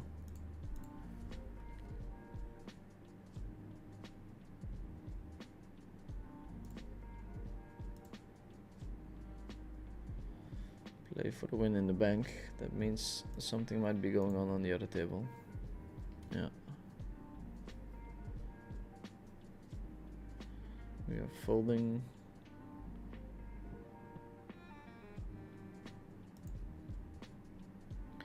And Stanimir Kolev is also folding. That's a bit of a disappointment.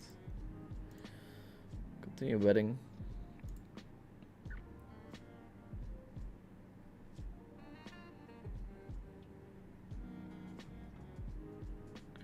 Who is gonna open? All of his hands, I guess. So we still have full equity, okay. Let's see, what do we do now?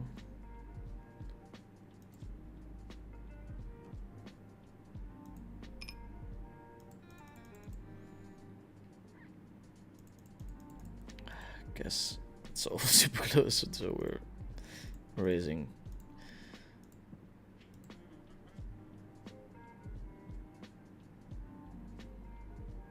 We're here to win the tournament, not to min cash it. And with this hand, we'll definitely 3-bet against an open from Rui, but he's been relatively well behaved. You can still open hands in this stage of the tournament. So yeah, we're chipping up a little bit. Yeah, we turn a very nice draw. I think checking is the way to go. Betting and getting raised is quite bad, although I don't hate a bet.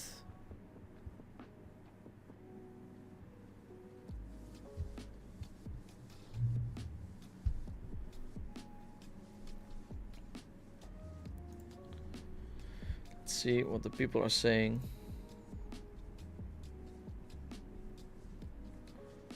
Two tables is the best of both worlds. Okay, setup is good. Do you think there will be any new popular games soon? Like Deuce to 7 triple draw, which I heard is a really fun game. I mean, I hope it's going to be Pot Limit Omaha, of course. I think it's one of the most entertaining games, way more entertaining than Hold'em. But I wouldn't be against the new game. It's pretty cool.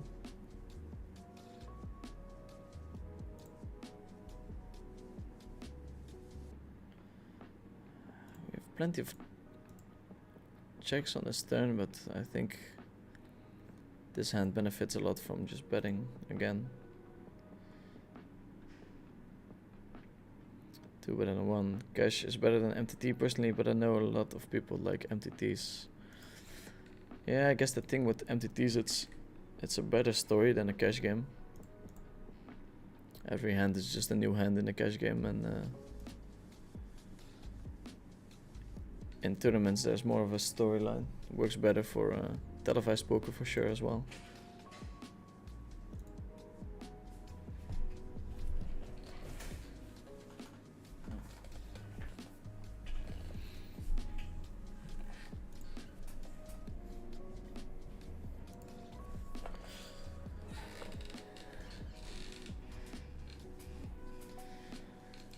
Okay, we have the heart in hand.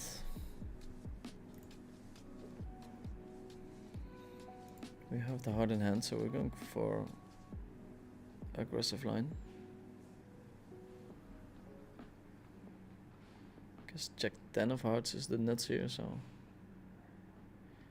that might change things a little bit.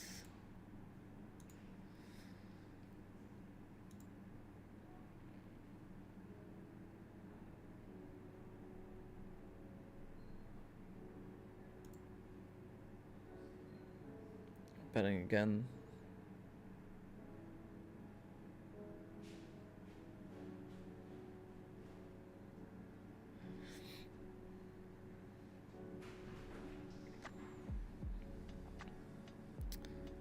We're telling a story here. We're gonna keep telling the story on the river. You can still have nines, queens. A lower flush is possible as well, but yeah, of course it's getting dicey. It's hard to call on the turn without a hand, so not expecting a fold always. Far from that, actually. Feel like people overfold the flop and the turn, so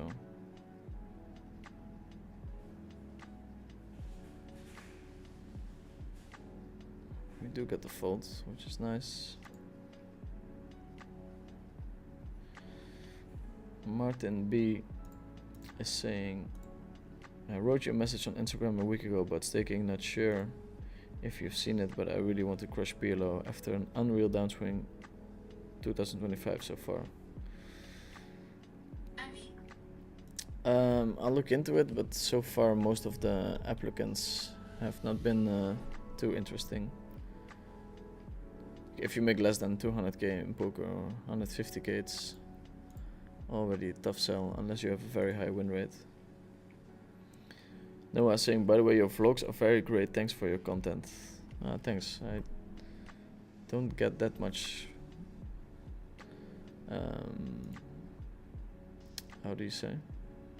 Feedback on my vlogs. Actually, for Jeju, I'm going to change it up a little bit, so should be way higher quality in terms of the video, and maybe we'll do something differently with the editing as well.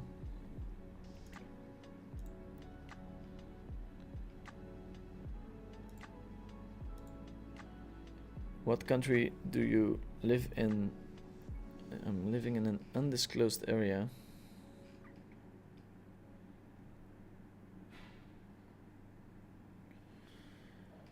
He's betting again.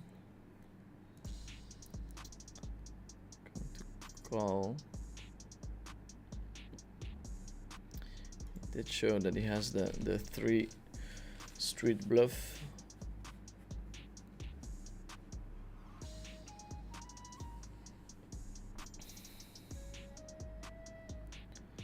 Let's see what he does now in terms of sizing. A little bit bigger, but I feel like he can bet his king for sure this way. King deuce could be a call. Going to raise and find out.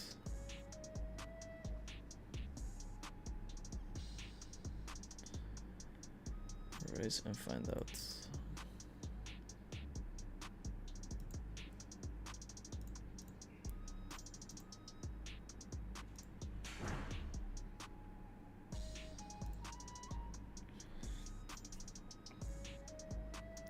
People love the MTT story when you run deep for sure.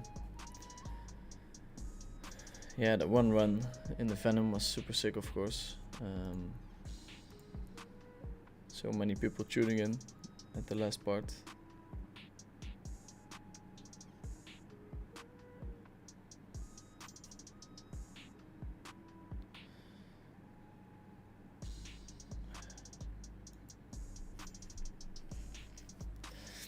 What bet from my opponent?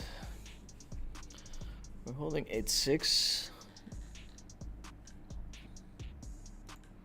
I think calling is better than shoving here. But it's close for sure. And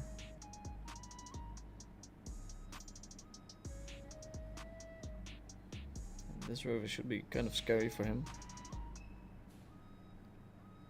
Continuous betting. Could have an easy fold there. Let's see. Better for your viewership too, I guess. Last week or whenever the final table was, you hit a viewer record. Yes.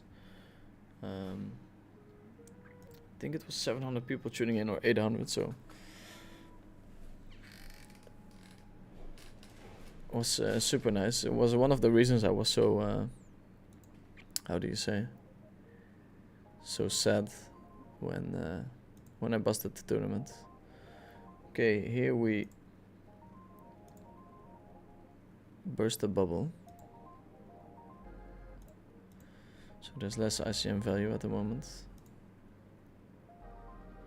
He's checking back, so not holding too many ace-king combos.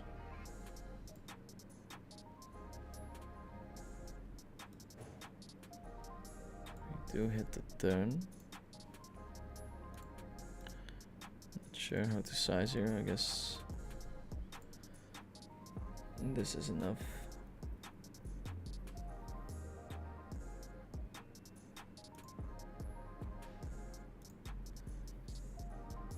We set up a shove on the river.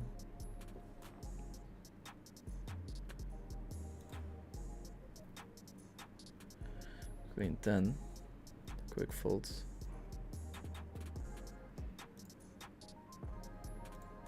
Yeah, so we hit a viewer record when we were playing the Venom.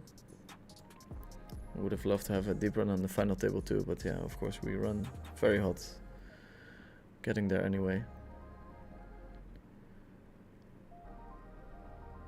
Did you watch the CGWC on CoinPoker? Do you think a PLO would get as many players? I don't think battling is as prevalent in PLO as it is in No Limit Hold'em. So I think it's gonna be hard to get the 20 pot limit Omaha pros battling with each other. This is close. I think I'm folding.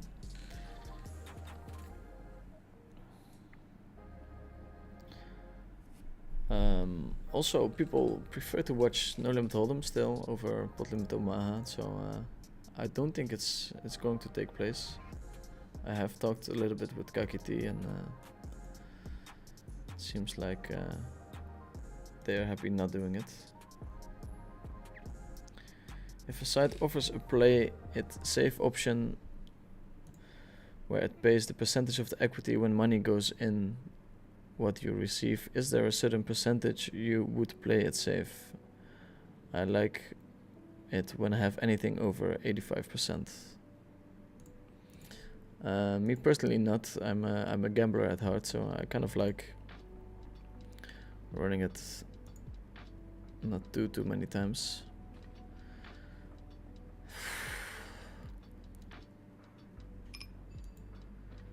This guy is so tight.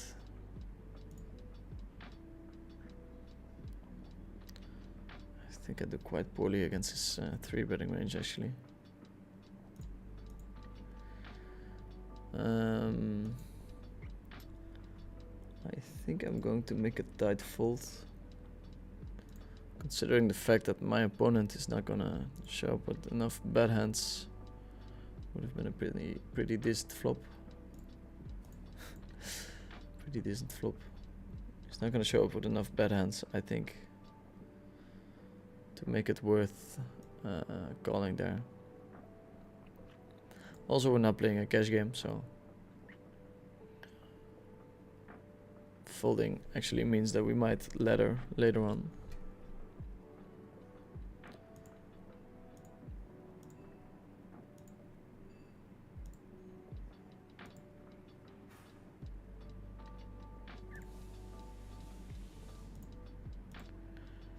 Still have 265 people tuning in, which is very nice. Are you using Apple Magic Mouse? No, I'm not your true inspiration. You made me want to play Heads Up More. Good luck, from Marciej Gorski. Thank you, sir. Always appreciate it. Why do you have your Brazilian flag on your avatar? By the way, thanks for sharing a lot of good content with us. I've lived in Brazil for 2 years and really enjoyed my time there, so representing the country of Brazil whenever I can.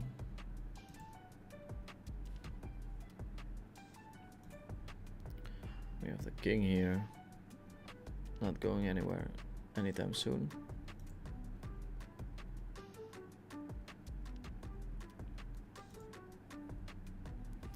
Checking back.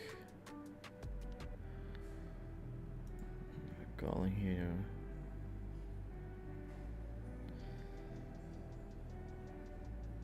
Good value bet with the force.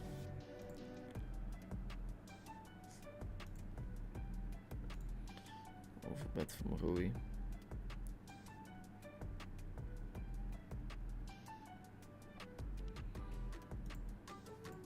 Not sure.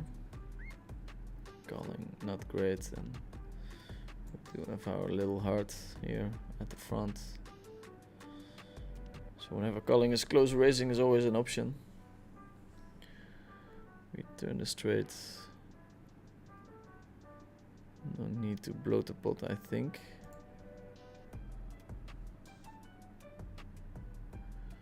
So here we're guaranteed to get 2k. Pay jump at the 7th spot. And we're 5 buy-ins deep, so we have to get 5th at least to win some money.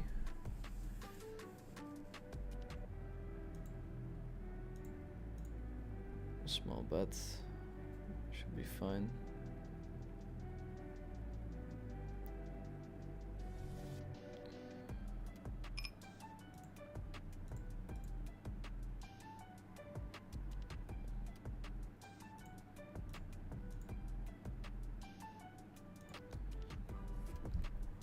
It's pretty early here still.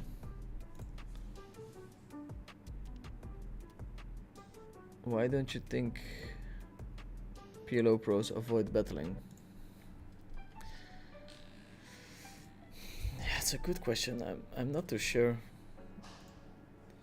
Either because in No Limit Hold'em it's very easy to spot potential leaks and people feel very confident that they have an edge in a certain lineup. They might be more competitive, more driven to battle. And here, calling is an option. I think raising is fine too.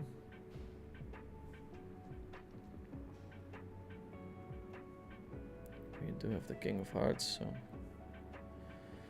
again, calling fine, raising always an option.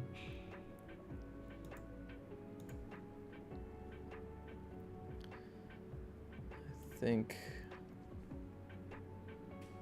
I'm going to bet again here.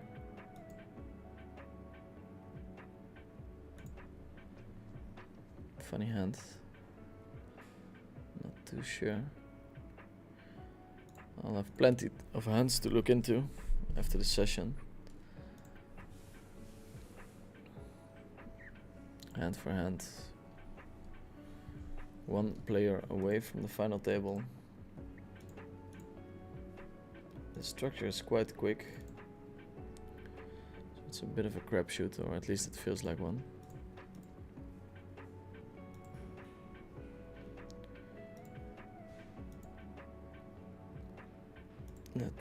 Let's have a little peek at the other table.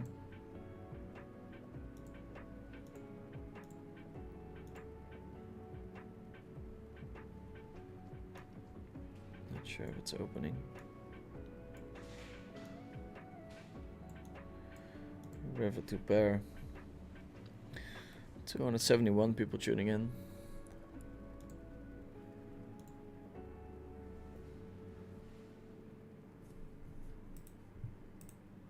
And I guess the stream has not been cutting out as much as it was on other sessions.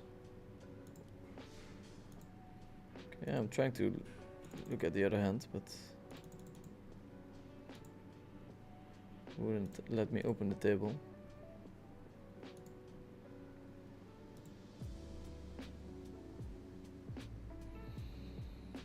Okay, pair on a good shot.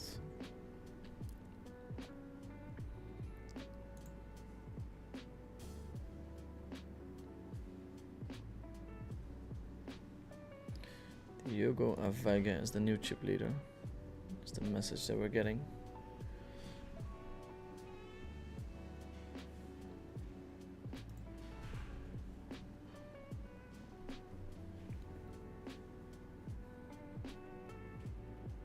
get to play this hand in the big blind.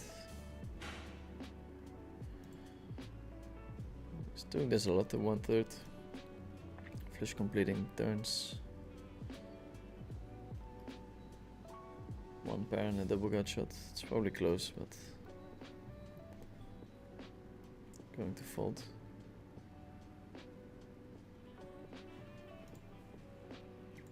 Open and we'll 3-bet. Haven't seen him limping much, and you do play differently against people who implement limping and people who don't.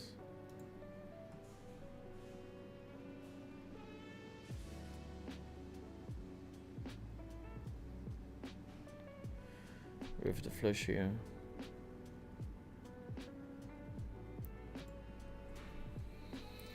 I'm going to call this hand.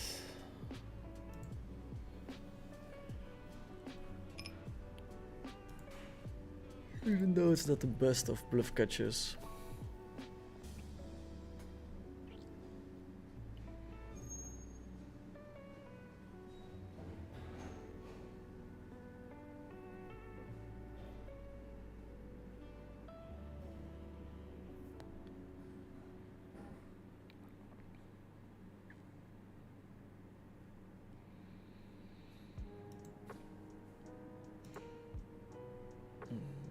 Let's see, 2 pairs enough.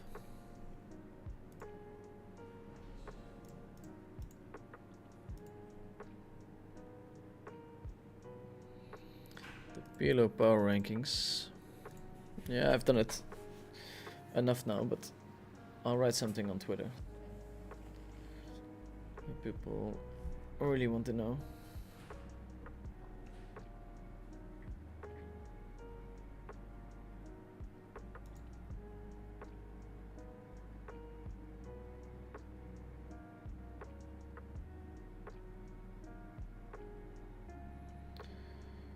Get a limp from Rui Souza. I'm going to go ahead and tell myself that he doesn't have a balanced limp re-raising range. And if that assumption is true, then this raise is very profitable. I mean, I guess regardless of him being balanced, but if it was unbalanced, it's a very, very good raise, and then if he's balanced, it's a good raise. Very strong hand at a shallow stack depth. We are winning those hands that are important to stay alive in this tournament. Final table coming in soon.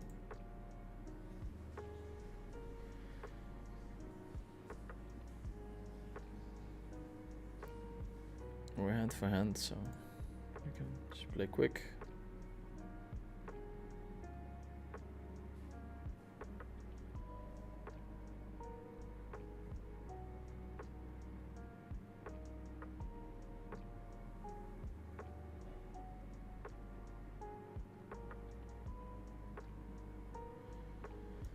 We need to bet with the straight.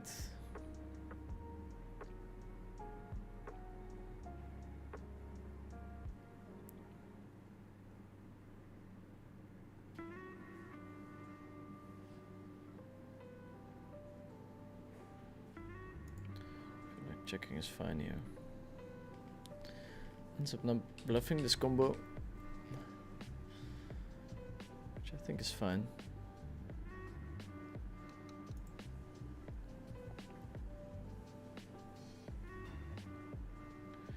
Queen 5-7-4 double suited, probably fine line that he took.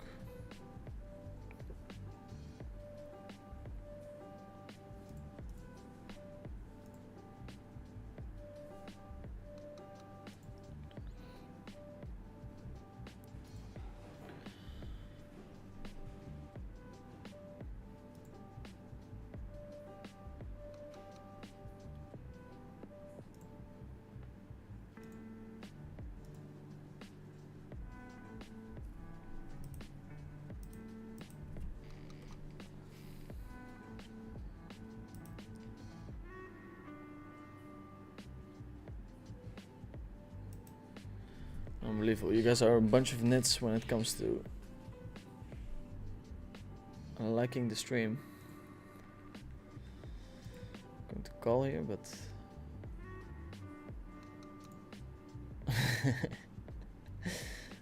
but not sure. Here we'll call. 35 likes. That's very nitty. It's free. It's fucking free.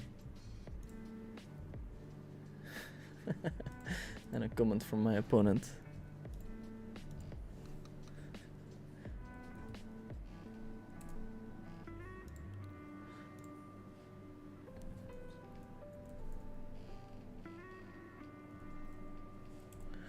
And we have a heart here, so I think we can bet big with the 4 and the 8s.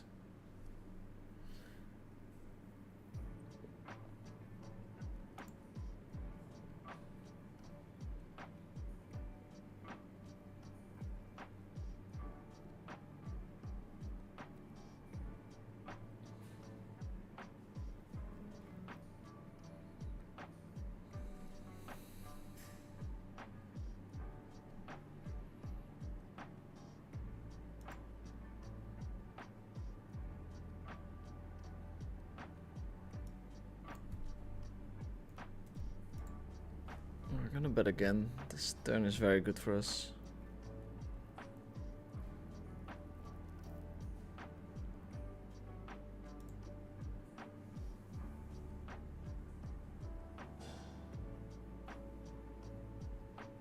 And then this one we're going to bluff and we river the 8 here. Sometimes brutal, like poker is so fucking brutal. It's crazy. It's crazy. River the full house. Snap calls. 6-7. Yeah, it's brutal.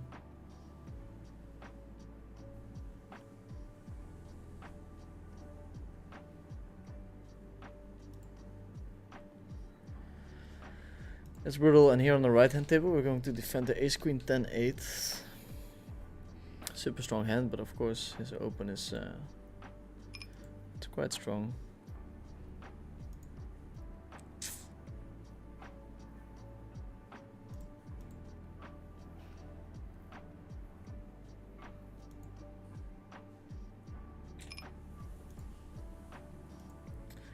It's a very close spot for sure.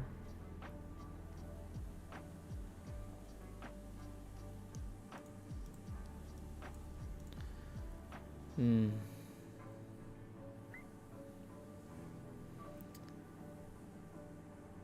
might have more fold equity here than I would like to believe. We do have to pair. We could be in very bad shape, but I'm gonna go for it. Quick call, which is very bad news. King 10-10-4. Drawing that on the turn.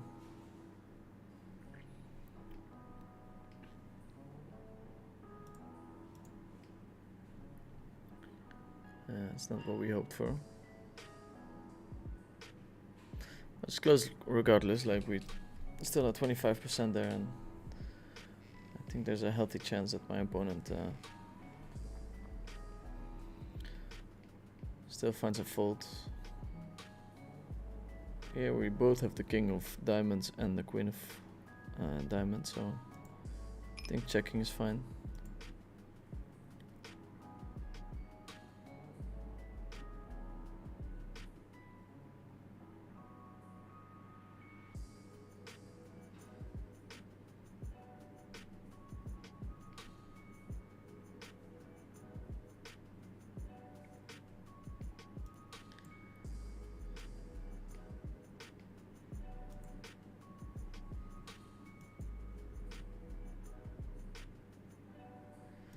Super tempting to raise that small size.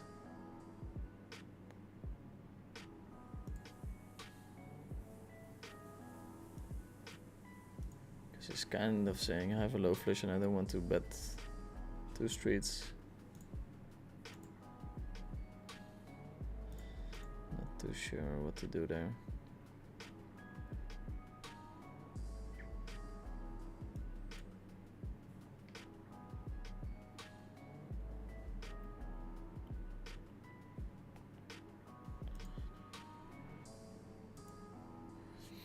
to bet, delete c-bet, the 9 high.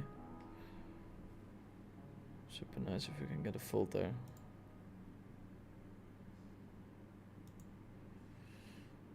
And with the 9 high, we'll fire again.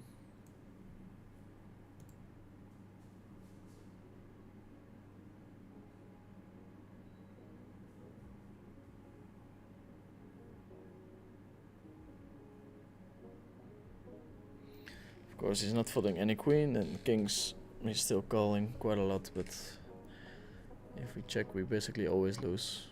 So, together with our full houses, queens, strong kings, we value bet there. And then we bluff hands like this.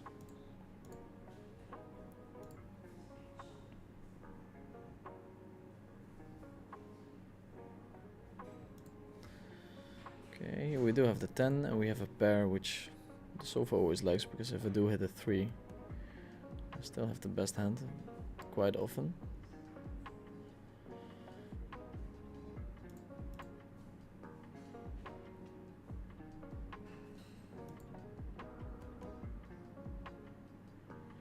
Do hit a set. Here with the jack 10, we can bet, we can jack back as well.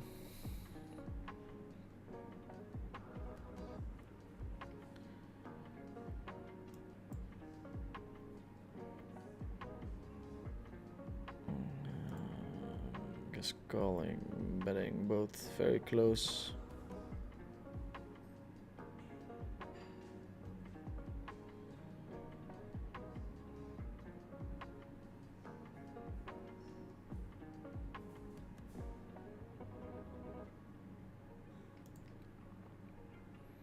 Here I'll check, like betting for value, of course, is a thing. We with the check. I mean, super scary turn, of course. I am holding a lot of kings. Just gonna bet one big blind, and then we'll figure it out.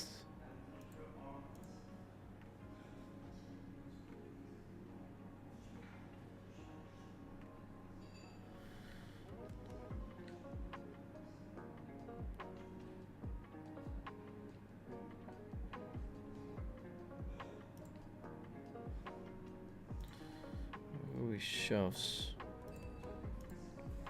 I don't think I'm good enough to fold here, but he's basically wrapping ace king.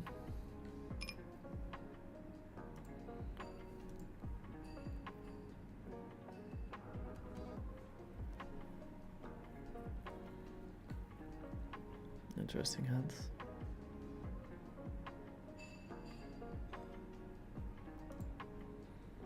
Not sure if I necessarily like his bet on the flop.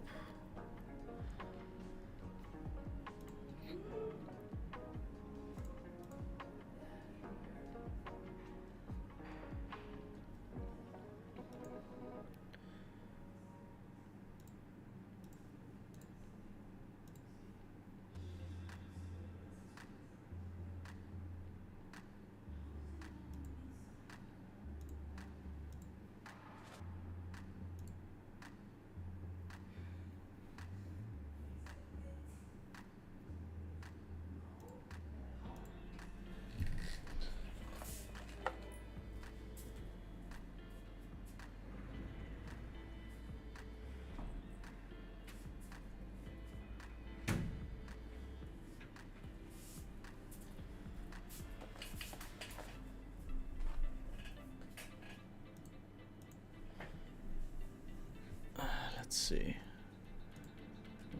see, we're back. Can you rank the PLO skills of these players? From best to worst: Chidwick, Ivy, Padzinen, Hexton, Kuhn, and Venividi.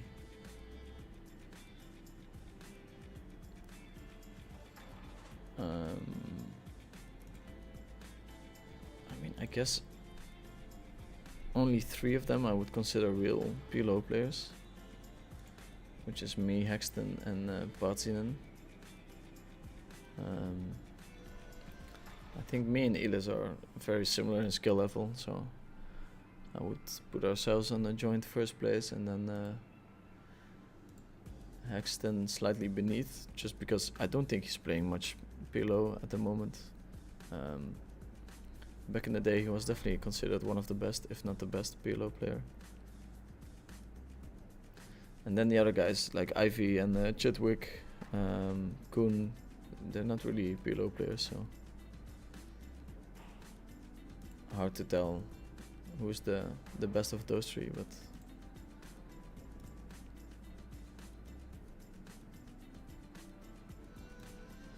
would probably group them together like very strong poker players who happen to play PLO.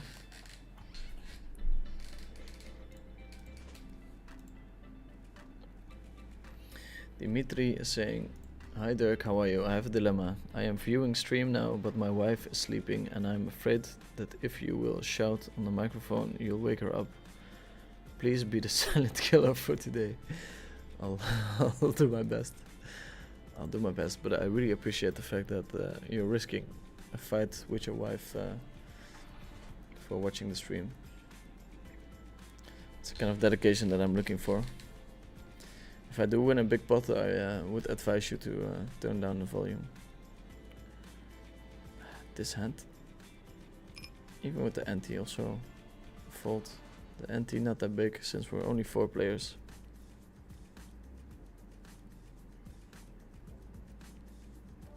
Fold bet from my opponent. He's rubbing to 5, 5, 7, ace queen. Most of which I don't block, so I think we can fold.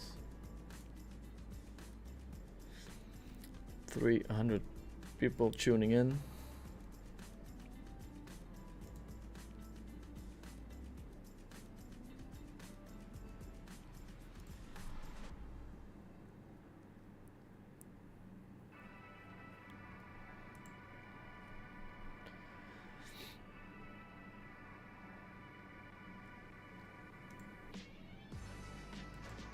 Okay, I was trying to come up with excuses to play this hand, but get an open from Rui, a 3-bet from P. Gregorio.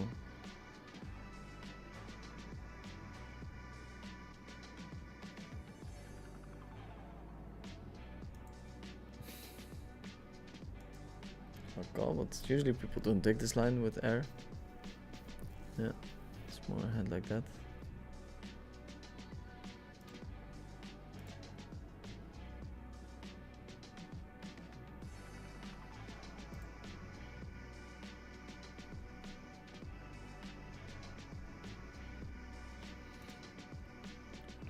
Somebody's asking for sick misclick stories. I have a couple of very sick ones, but I don't remember them exactly, so it's kind of a bad story if I start telling it now. Here we're going to bet again.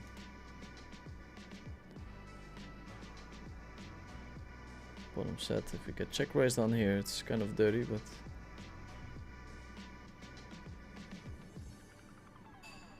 just a check call, which seems fine. Club not great, but also hard to imagine him having a lot of high clubs not betting the flop. Going to check back.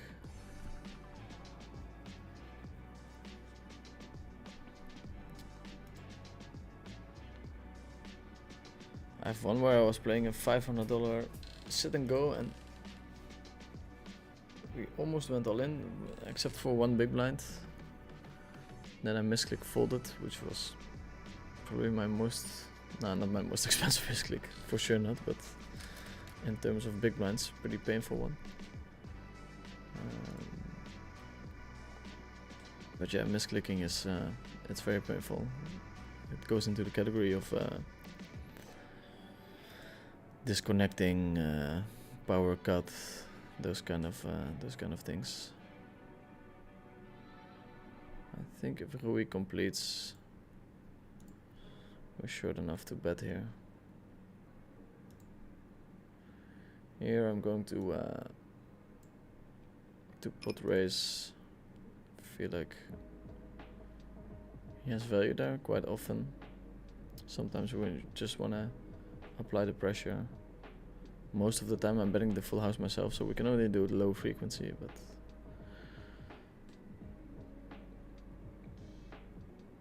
so I guess calling most of the times, folding sometimes, and then raising sometimes is a good way to approach that spot. Here we'll raise fold. Start with a check here. Also in tournaments, whenever taking a line that's less volatile, so basically bringing in less big blinds into the pot, it can be favorable. For instance, if I not go broke on this hand, it's kind of cool.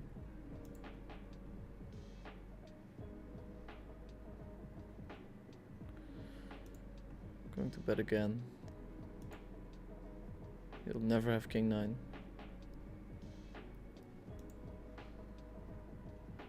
Or I'll wake up someone's wife if he does have. I'll play with chips, I guess it's more exciting.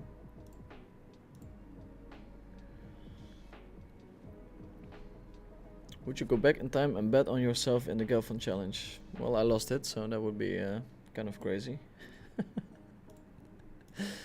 That would be kind of stupid. But I guess I understand your question. Yeah, I'm still super happy that I went through it. It definitely changed my my poker trajectory. I became a much better poker player. I won millions after the Gelfand challenge, so for that I'm very happy. Of course, during the Gelfand challenge it was quite painful to lose 1 million after going up a lot, while the best games ever were going on in the world because of COVID. So could have been better, but could definitely have been worse. It was quite a good experience overall for my poker career. Would you rate Omaha for rolls better than you in PLO? He made much more money than I did. Also, his accolades are better. I think he beat Krasvidas over a pretty decent sample, heads up. So I would rate him higher, but I'm definitely going to try and play him quite a bit this year. We'll see. He's very much up for battling, so that might be interesting. Of course, I will most likely do it off stream, or most of the hands will be off stream.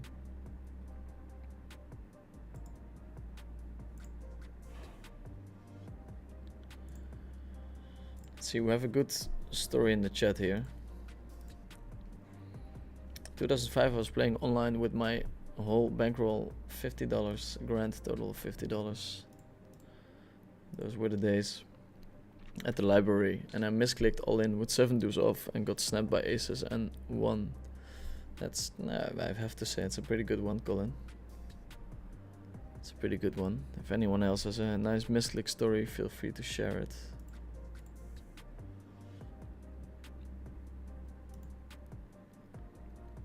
Feel free to share it. We have 300 people tuning in.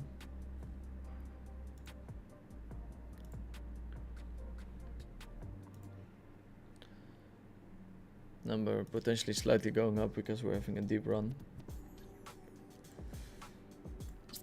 8 left. The final table bubble has been very long. Pick up the double suited aces. Trying to make sure that I don't snap click him.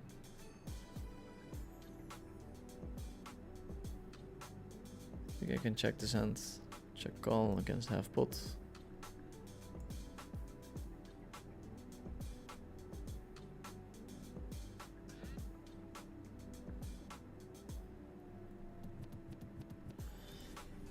Now we try to take the aces to showdown.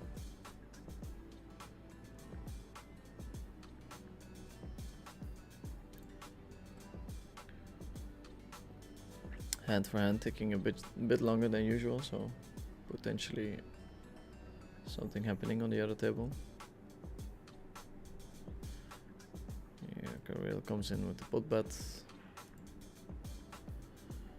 Fold his hand.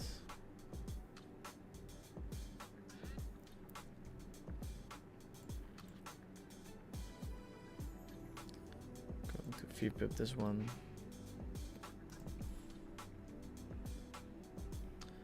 Definitely not a slam dunk V-pip.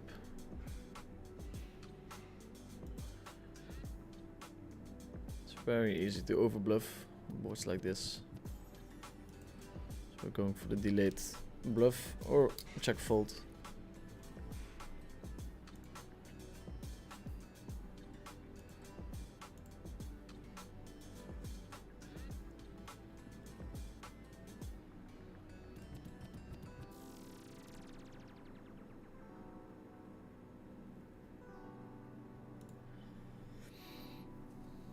Thanks for the continuation of the stream, love to see it. There's no worries. Taking it down with the queen.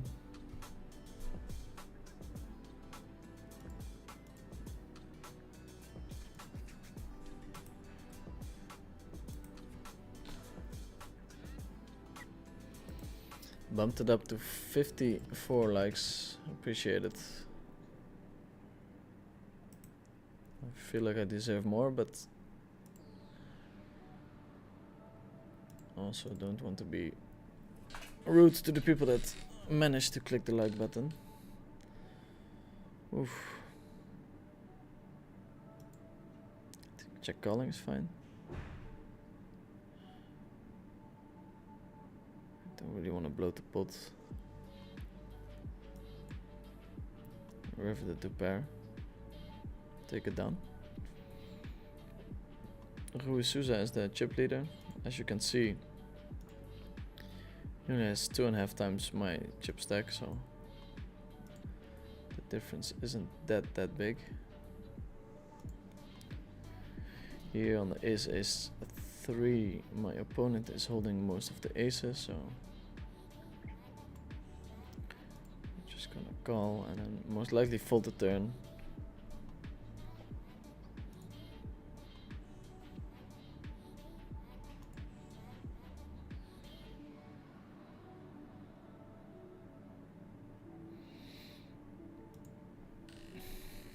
Small size.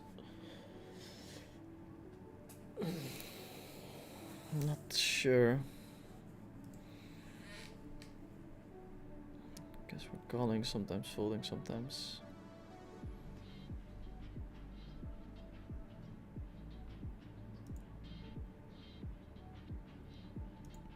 Also this open, so tempting to defend this hand.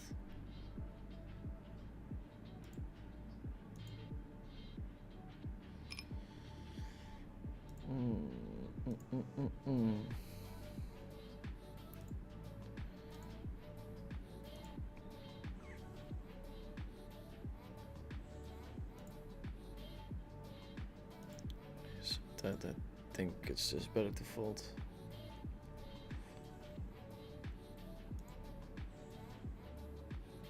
Going to check our jack here.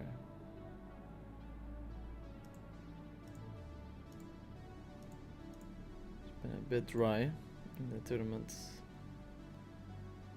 Doesn't really matter, there's no need to be impatient.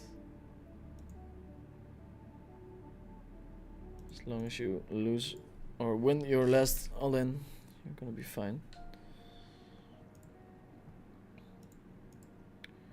Okay, I guess check raising and betting, both very viable options.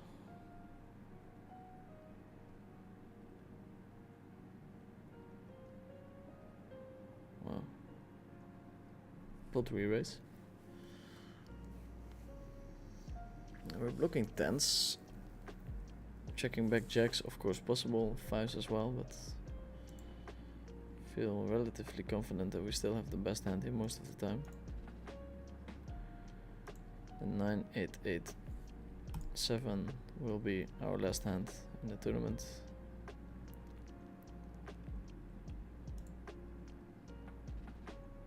Checking. Bluffing our hand, definitely an option. Calling against a small raise.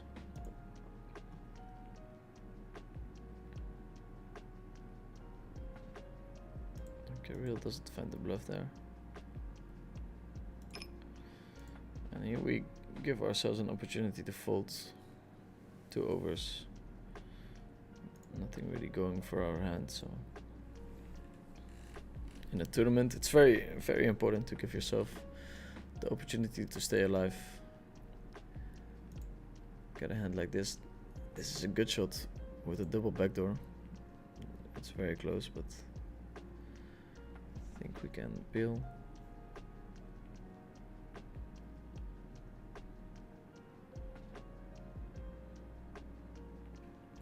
Turn is also very close.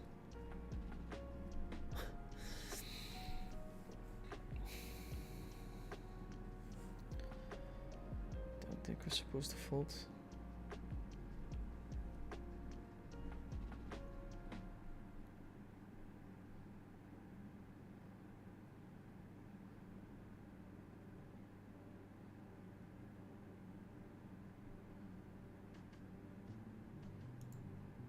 For those. Oh, that would have been nice, huh?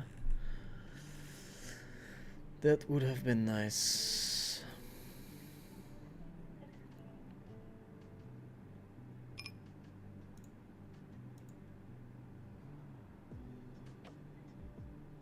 Yeah, we'll start with a check. Still betting a lot on this board, but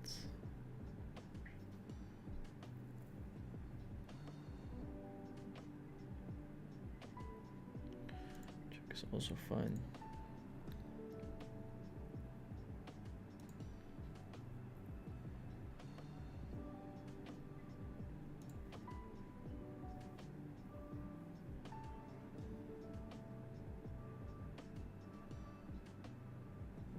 Okay.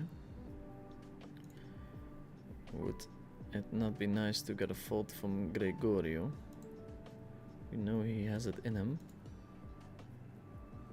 That's nice. Take the king to showdown, also good. Pick up aces again. Opening the rainbow dangler. Open from a Rui.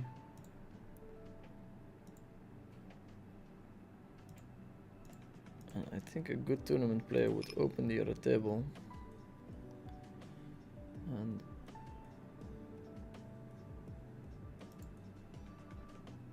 see what's going on there, but okay, we're all in, boys and girls. It's kind of an important one. It's a good start. It's a very good. However, here we're going to call. We do block the flush, which he's kind of wrapping, and we have 2 pair. So sometimes you just have to click the call button, especially against a tough opponent like this guy.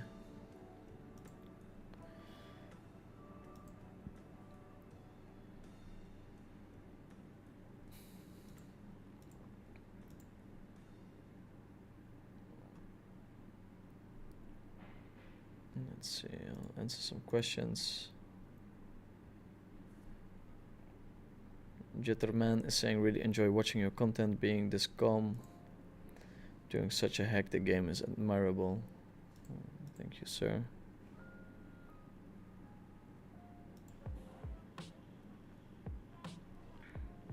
Gregorio with the open. Check it back here. Complete. Guess we'll check. Gregorio is tight enough where if he bets big, I think we can still fold. Also jamming, kind of attractive, but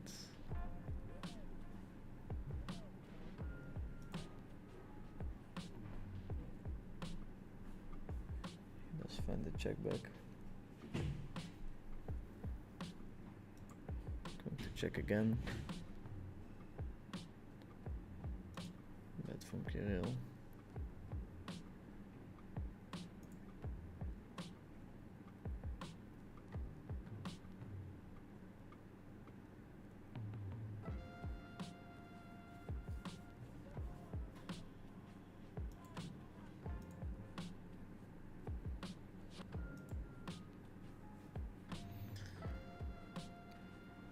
Not too sure what's better, betting or checking here, but I guess it's both fine.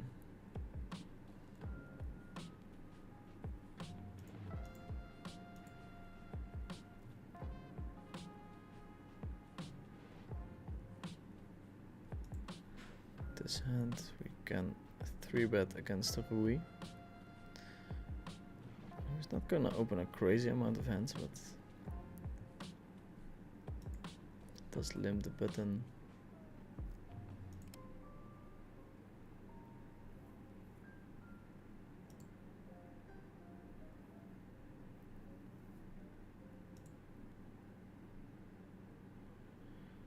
I'll take the chip lead if we double up here. Okay.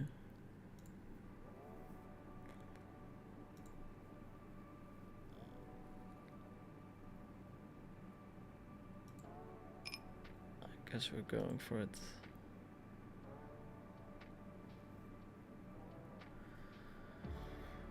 Overpair in the flush draw, back to flush draw as well. No snap call from my opponent.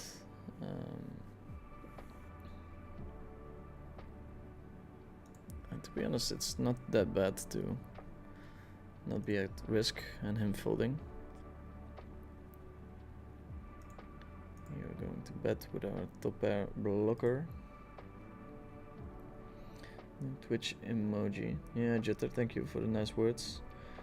Leslie and Clash in NC USA. We have Omaha home games with 10 to 30k average stacks, raked uncapped 10%.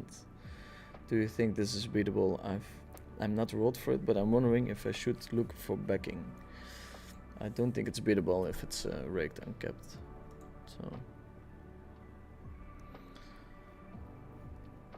like my general understanding from all these private games is that it's very hard to find one where you have a very big edge. So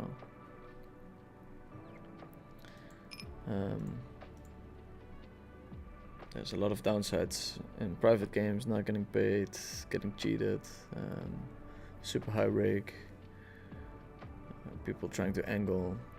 So in general, not a huge fan. For sure there are people, or not just people, but the biggest poker winners come from these private games, but it's not easy to find ones that are very easily beatable and then not raked super heavily. Like there's always a balance, and whenever someone is hosting a game and it's so soft that people will pay any rake suggested, then of course they're gonna rake super high. So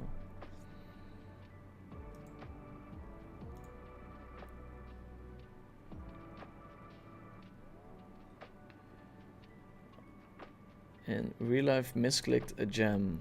Basically thought a guy had folded who covered me in no limit totem cash game for like 1.2k. The big blind thought I was shoving for 20 BB over a guy with just my flush draw on the turn.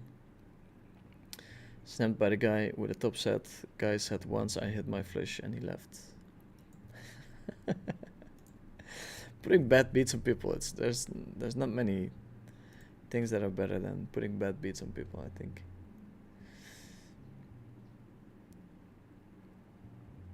Yeah, I'm unsure here. I guess we have the heart, so we're going to go for the aggressive route.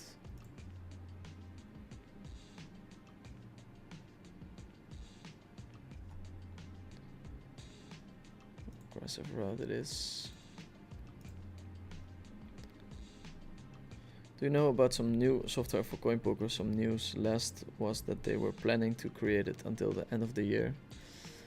So they're building version 3 from scrap, and on top of version 3 from scrap, I think there's going to be some software implemented very soon, where the table would look more enticing. So that's coming soon, I think. But I don't have a date. I saw a screenshot of a new layout that looked quite nice, or at least way better than what they have now. But I'm not entirely sure when it's coming. Thanks for the question, Assassinato. What's your favorite combo of suits? Clubs and hearts always look pretty fuckable to me. Not sure. Spades and hearts. I don't know why, but spades and hearts.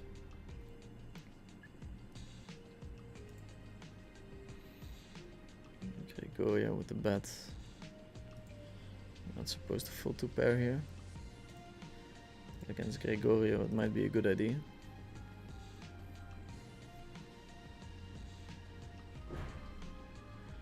Would find the bluff. We're nearly taking the chip lead, I think. Funny how these things can go.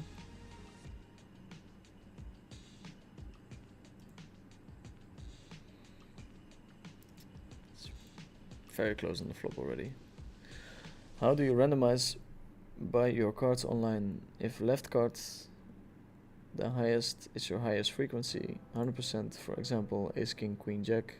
If the second, it's 75, like king, ace, queen, jack, etc. Something like that. What I like to do is I look at my first card, and at the start of a session or a day, I pick one card, and that's going to be my low frequency card. So 25% of the time I'll have it. So if I think something has to happen roughly 25% of the time, I'll pick my low frequency card or whatever and do it. So a low frequency bluff I would do when I'm holding the heart as a first card, or low frequency call, that kind of stuff. We're in second place now, 5 buy-ins deep, but we have a shot at redemption.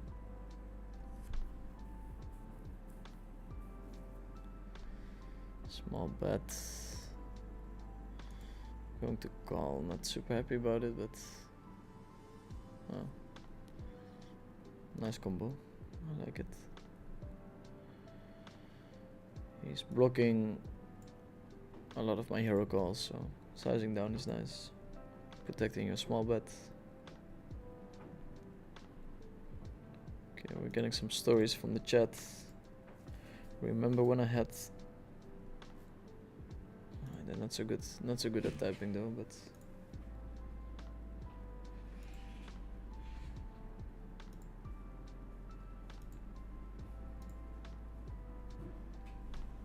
Ines?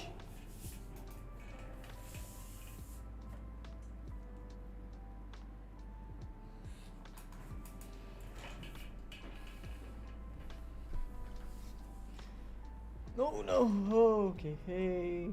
Let's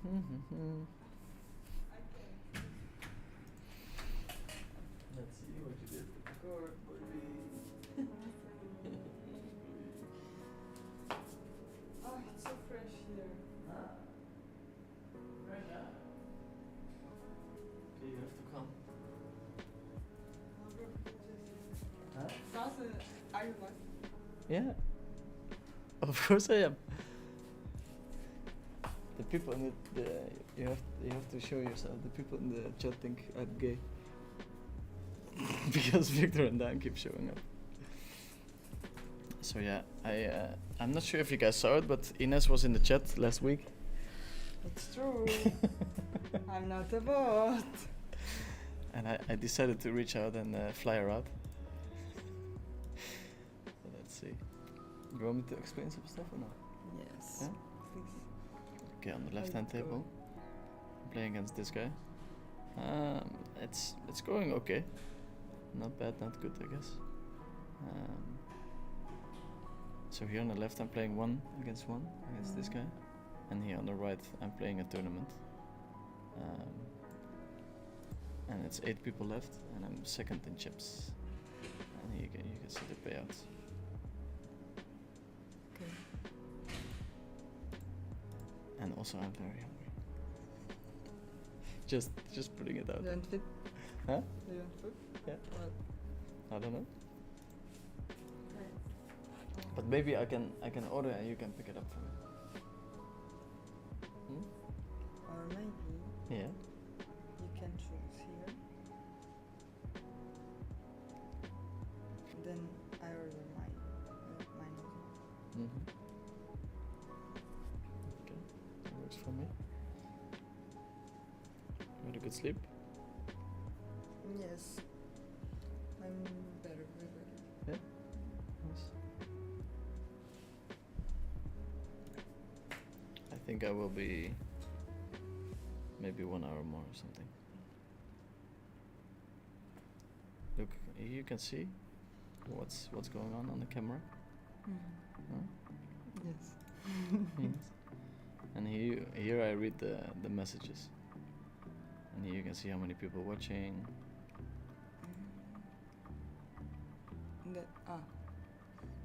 Okay. Huh? Not too bad. Hmm? Not too bad.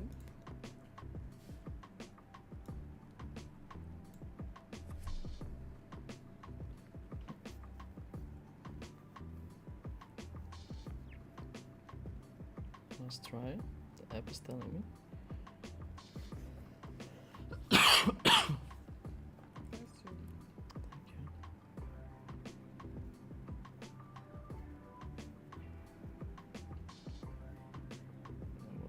Why are you being so nice to me all of a sudden? It's because of the stream. Don't lie to us. I'm I'm kidding, always okay. super nice to you. Oh, it's very But nice. I can always disappear. Okay. Ciao. Ciao. See you soon. Thank you. Eat food. Yes. Good luck. Thank you.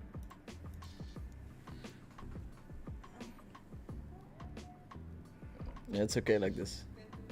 It's okay.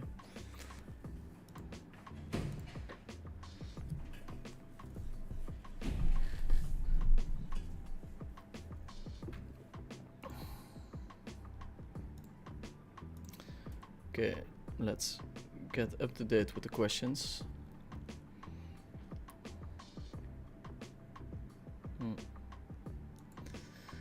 I don't know about this call. Great value, but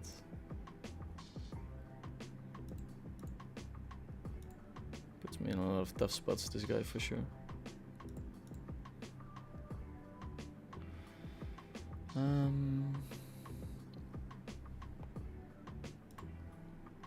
Just betting and checking both options. I remember when I had like $9 and deuce on my account, 929. I thought you were talking about a hand. That makes more sense. Oof, Rui coming in with the raise. We have to call this hand.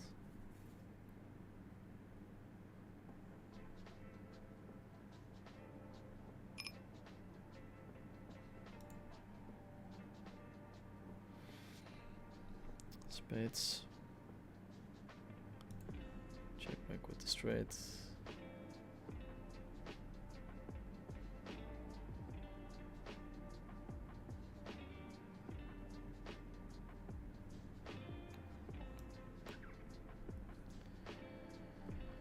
He checks, and I think we're gonna go for jam actually. Maybe that's fucking stupid. I don't know.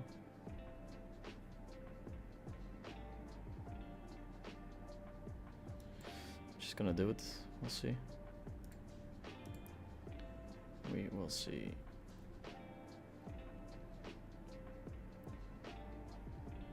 Look at the check fold.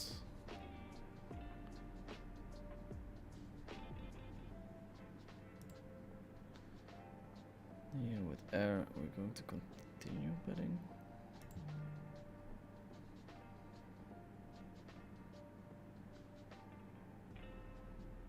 You don't really check back these kind of combos. I have 929 on my account after finishing a session on NL25. Okay, very good, sir. Decent bankroll management still. And then I wanted to get it to 1k. Ah, yeah, this is also a poker classic, like having round numbers. Decided to join a 5-10 table to steal the blinds once. I had a small pair, made a set on a monotone board and managed to get stacked by a flush, all for $8. It's a very good story. If we have a couple of good ones, we should collect them, and I'll post them on my Instagram or something. But yeah, getting the round number and not getting there is a poker classic for sure. I think one of my good friends has a very sick one where he tries to make his account 1 million flat and then ends up busting his roll. But I'll I'll ask him if that was really the case. Maybe it was 100k, but I'm pretty sure it was 1 million. Do you make your own bed or have service? Those are some tight linen folds. Yes, this was done by a professional, not by me.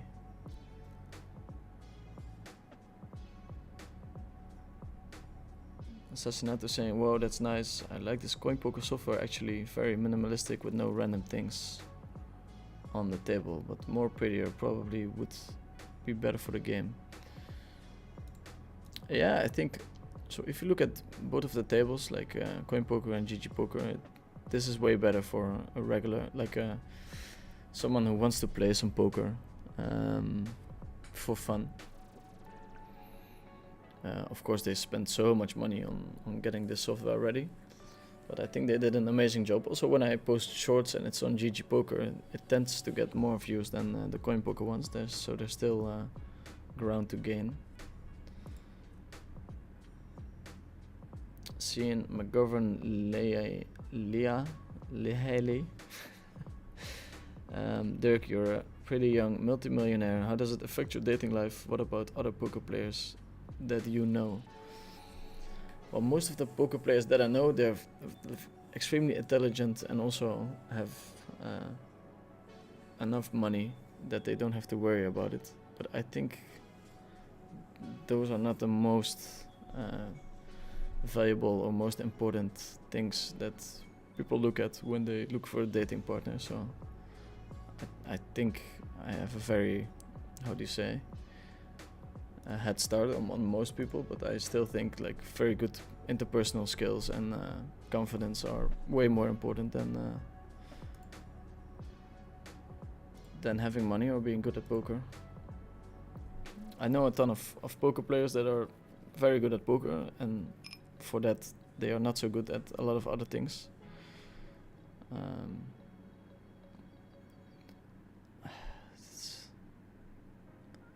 It's actually a weird spot where I would like to VP. Ruiz shouldn't be super wide. And this hand short is not super good. It's 9 high, so you typically want high cards when you're playing a hand like this, but I'm sure calling there would be very close to folding. But yeah, thanks for your question, Sian. I think it's also important to talk about those kind of things.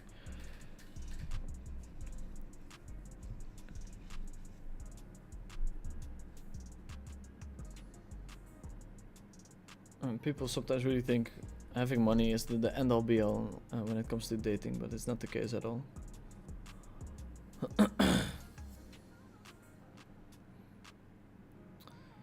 But what do you mean by they're building version 3 of their software? I was thinking that this is the first version and they're building second. I'm not sure. They're calling it V3 and it's being built from the ground up, so sometimes you implement things into the existing software, but this is being built from the ground up, so should be pretty exciting. Okay, we're gonna exert some pressure on Gregorio. We know that he likes to fold his big blind as well. What's your nickname on WPN? If you watch the streams closely, you will be able to see it. Are you betraying Victor with her? Again, it feels pretty bad. So I guess that might be considered cheating. Let's see. Roast beef from these tables. See if I can join these.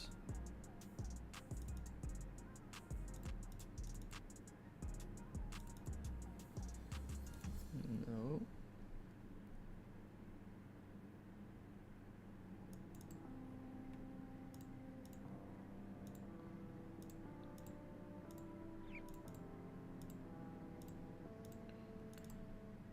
Opening the lobby.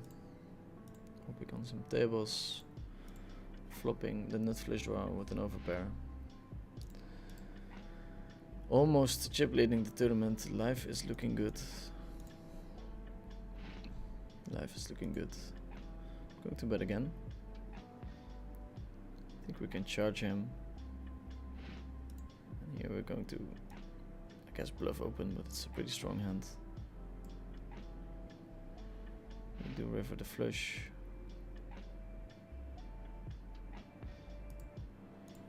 We're going to size for pot.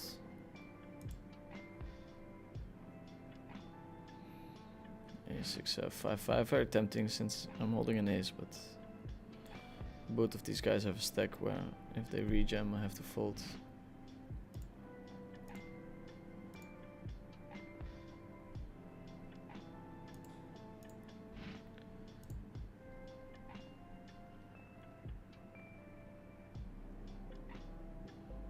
Fold would be nice here.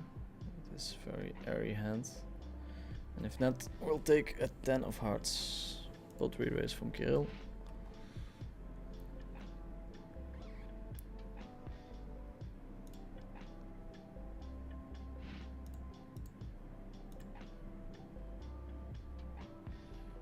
Shadissimo is saying we need Victor back immediately. I like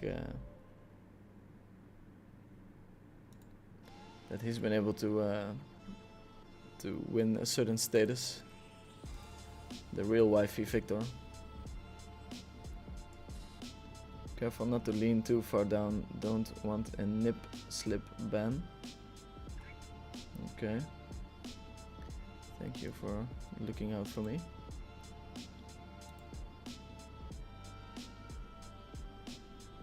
Techno Feeling is saying nice Vinny. Lady is probably thinking, whoa cool, some random colored cards on the screen. Very interesting. Yeah, we did a little poker class, but it's been a while ago, so I think I have to do another coaching session with her. Iso Liha is saying, please kick out the lady and bring Victor back. You put on your soft baby voice when the brat comes in. Yes, we all change a little bit when the lady is around. I will shoot Victor a message on Instagram about this. Can't accept him being in the dark. Unsubscribe. Hopefully he's not watching the stream. Do you have any expensive watches, and what's the most expensive one? I don't really have anything of value in my home. I was looking into buying an Audemars Piguet watch, but the politics around it, getting it straight from Audemars Piguet, I didn't really like it.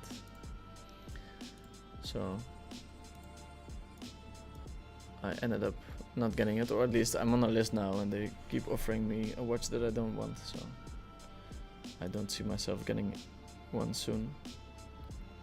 Also feels kind of crazy to walk around with a watch that's worth 10, 15, 50k, so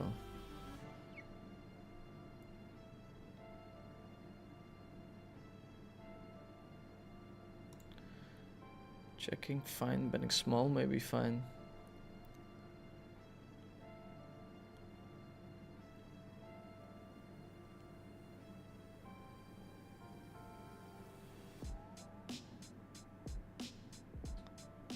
Do get a bet from Kirill.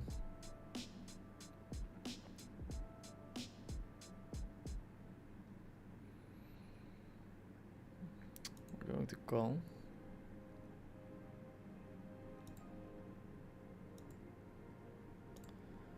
Not the best of rivers.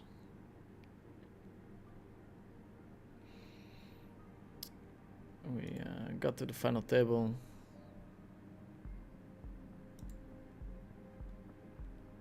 Something about the adjusted stack sizes, but feels like it's still the same.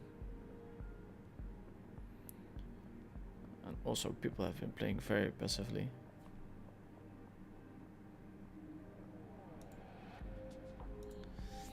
Kirill with the all in on the river.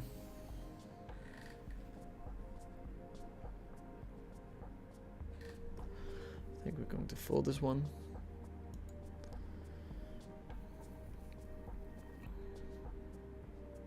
On different runouts I would consider calling, but it's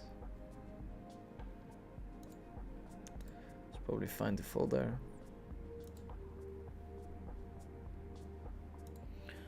Also, while you guys are watching, it's 300 of you in total. 234 on YouTube and 62 on Twitch. Feel free to drop a like. It really helps with the visibility.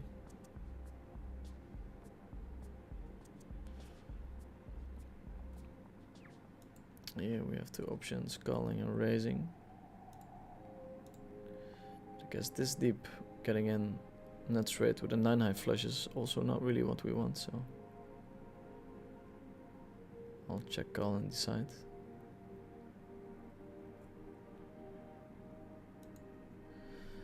Checking again.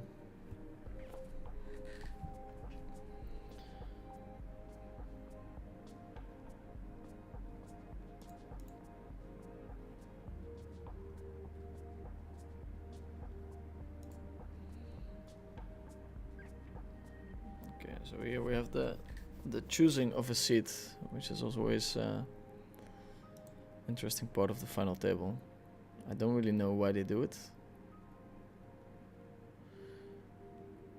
I want to be as far away as possible from the chip leader, but the chip leader gets to choose as the latest, so usually he'll take position on me. Let's see, full house, okay.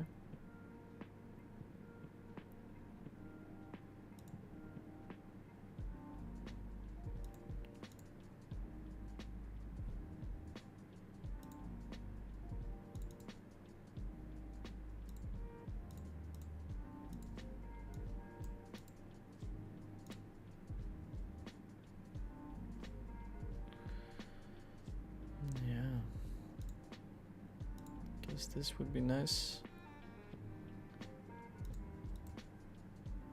Let's see what show the money does. Yeah, it takes position on me instantly. Feels like it's pretty bad for the second in chips, this system.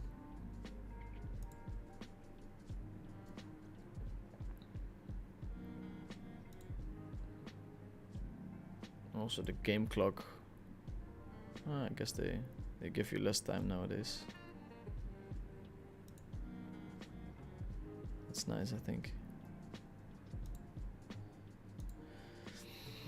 We do get the reset in big blinds, which is kind of nice for me. I feel like it benefits the stronger players being able to play deep stacked, so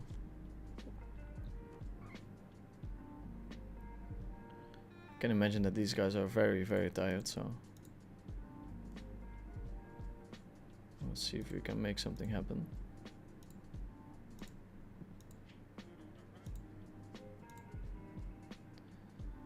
ICM value 11k, that's higher than our 5k that we bought in for in total.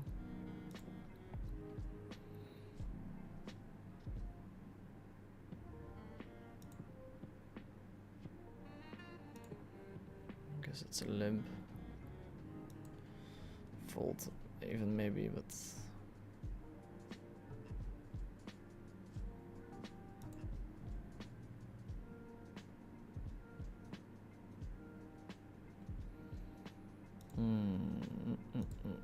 folding. So yeah, 5th place would mean that we turn a little profit.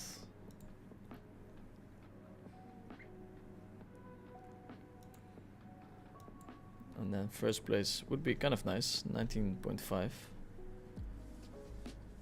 That would be a very good return on our 5k.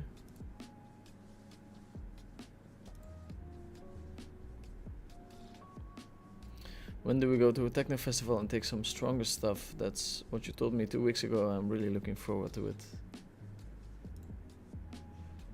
Maybe when I'm back in the Netherlands, which will take a little while. I'm glad the chat has collectively decided to be gay and support Vinny uncover his true homosexuality. Yeah, I'm just trying to escape from the mold that society is trying to put me in. Oh, we have an all-in already. Drawing that, so that's a guaranteed pay jump. ICM value at 11k at the moment. Let's see what happens. It goes up a little bit. Guess we're sharing the pay jump among 6 players still, so super interesting run out.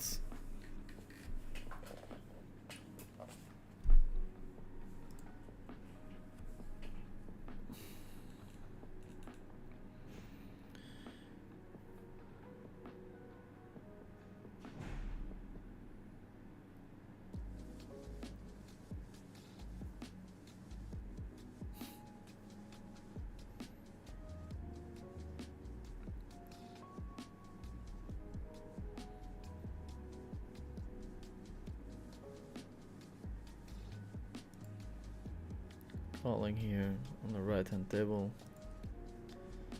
On the left hand table we have a tough decision. Here we're gonna call with the flush draw and the jacks. 36%. Let's see if we can make it happen. Nope.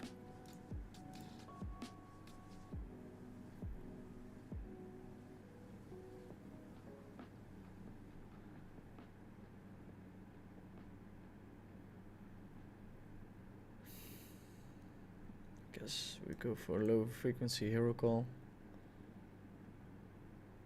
9-10, yeah. Fair enough, fair enough.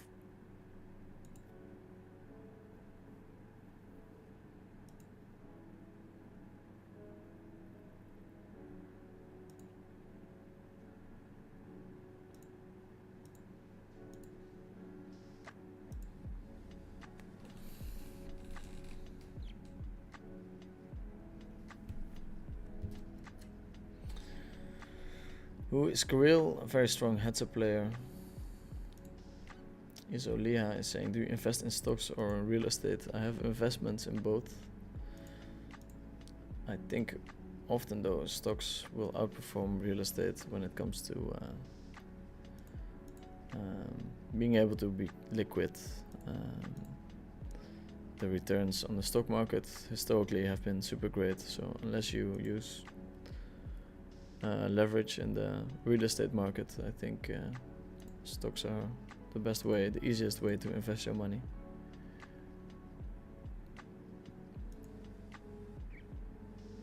I think I missed a raise there. Blocking Jack 8, having a heart.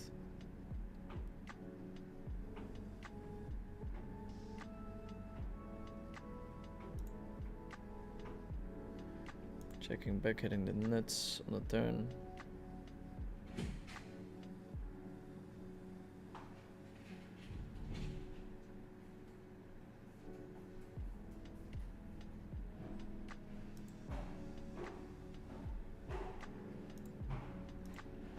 Calling here.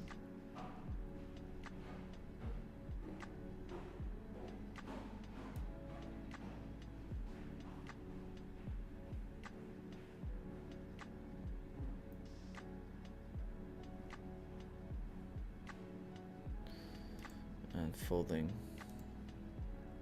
Folding here as well. Cash game we have an easy call of course, but here we don't really want to play a super big pot with the chip leader.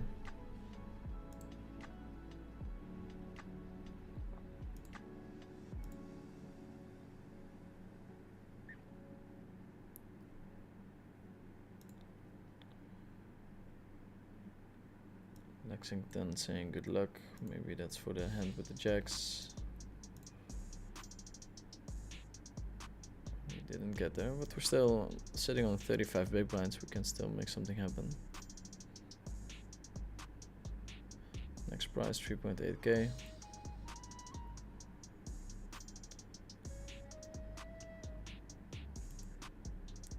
we'll bet big.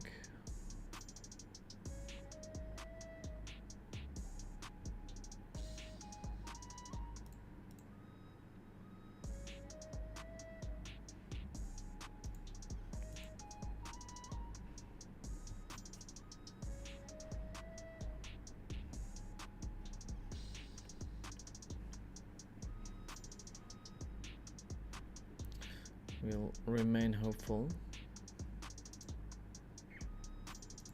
Guess this is very close to a fold, but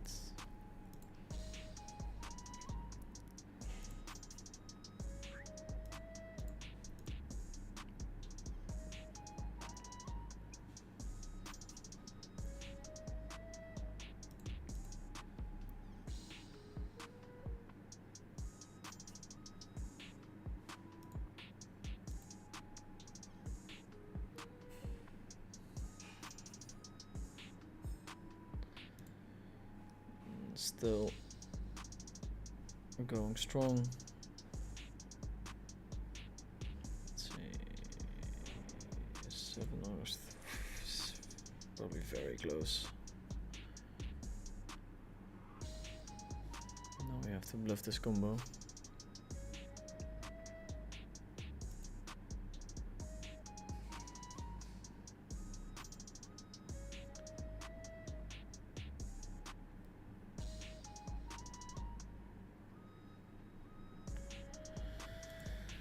Now we have to bluff this combo. Quick call from Kirill. Jack 8, nice size as well. He's playing very well, I think.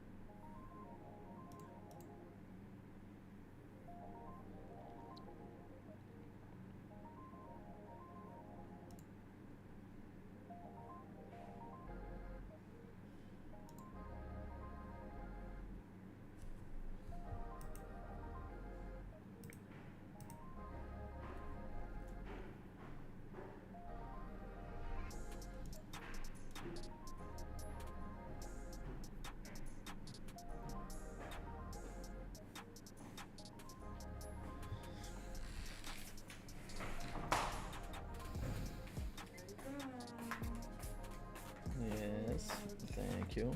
Everyone's very mad that I'm cheating on Victor. Oh, I know. I would choose Victor as Everyone's very mad.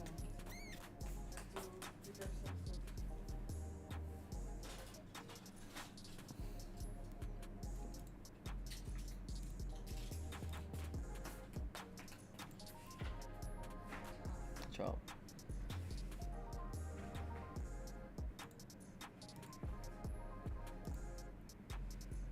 Yeah, it's okay. Thanks for the food.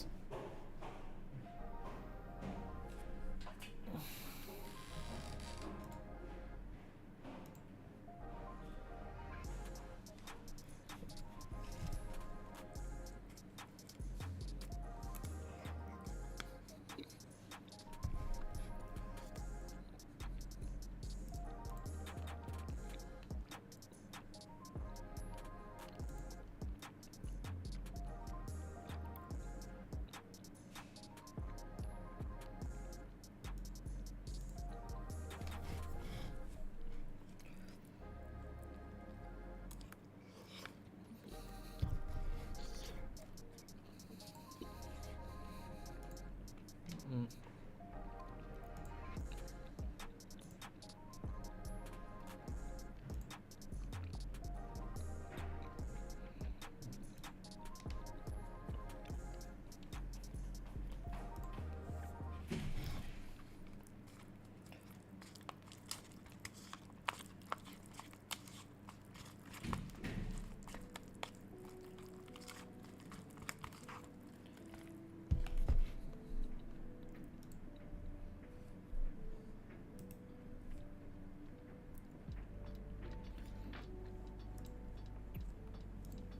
Okay, chat, I have a request. Maybe someone can write a nice title that will bring in more viewers regarding playing this final table.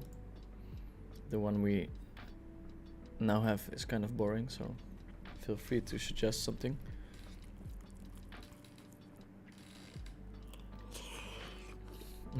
Very hot.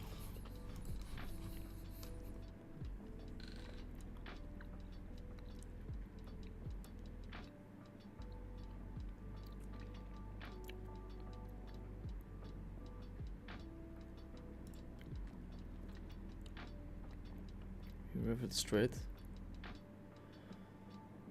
Should be showdown value.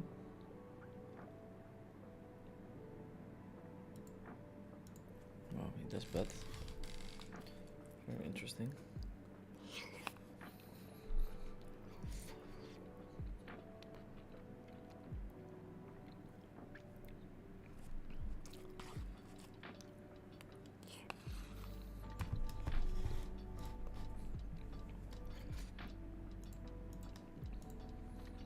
Don't think we're supposed to fold there.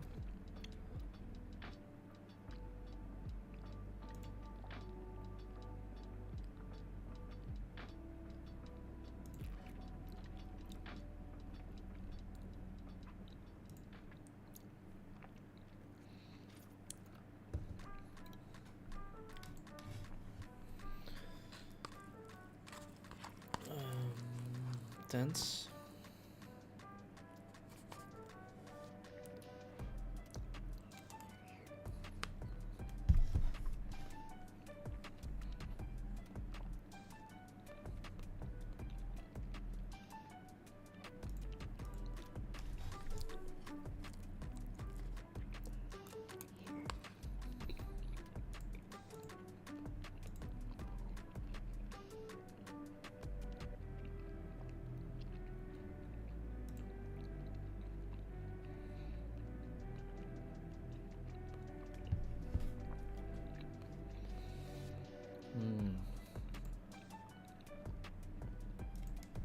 Going to limp this hand into two big stacks who can really hurt me.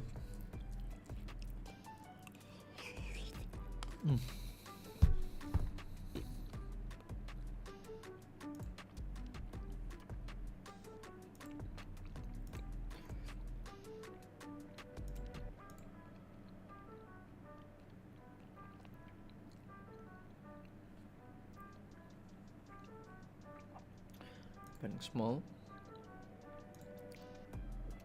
Easy check on a turn on the right hand table. Left hand table we're going to call.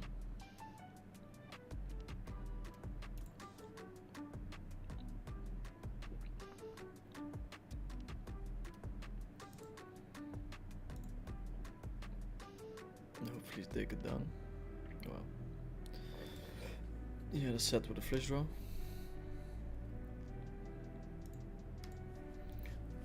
We've been getting our ass handed in the last 50 hands.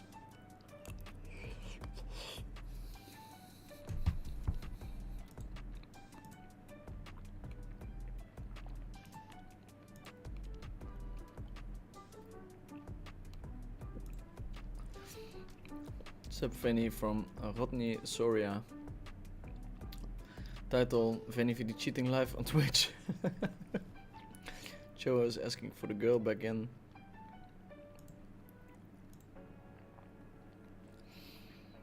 Top 5 Pilo Poker Pro battles on 1k final table and 5k heads up on the side for fun. Okay, we're getting there. Final table, Omaha. 19,000 up top. Okay. So far this is the best one, so.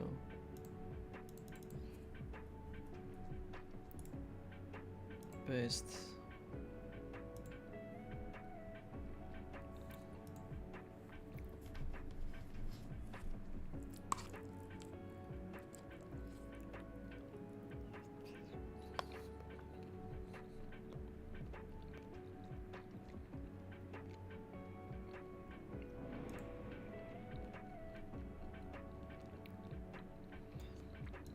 Line's going up.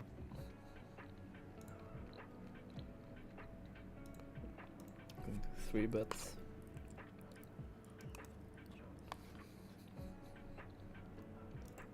Hmm.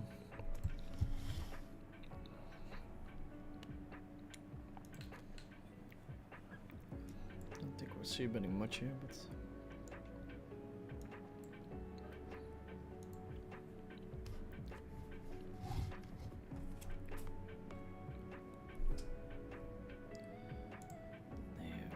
Quite a bit.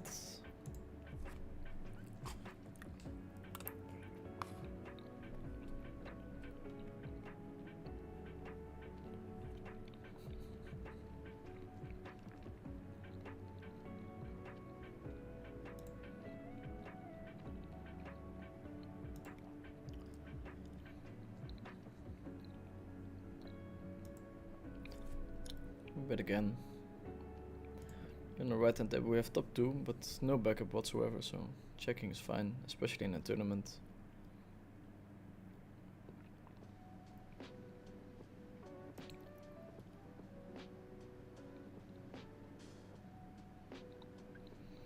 Kind of wrapping kings, but he's blocking kings, queens, and has a 10.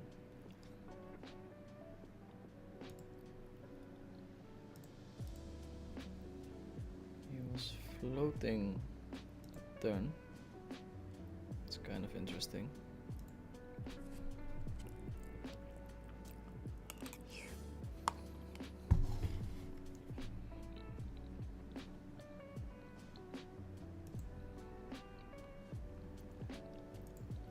Floating the turn, getting there on the river.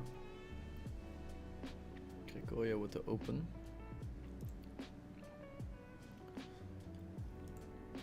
Little peek.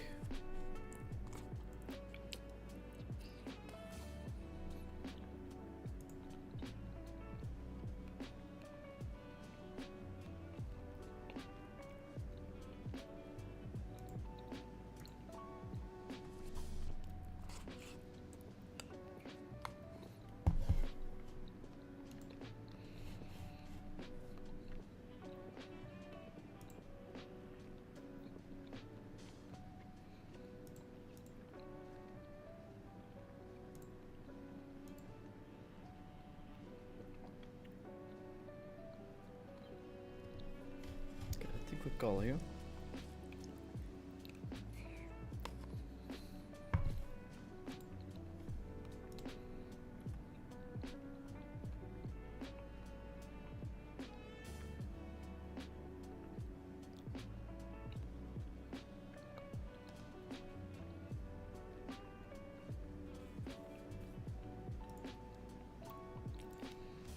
Small bet, see what happens. Have to let this one go on the left hand table.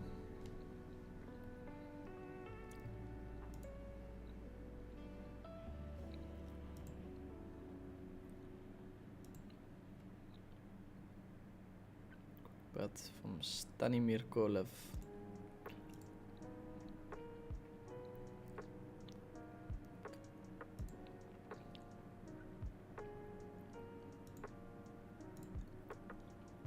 Slowly going down. ICM value still at 8.5k.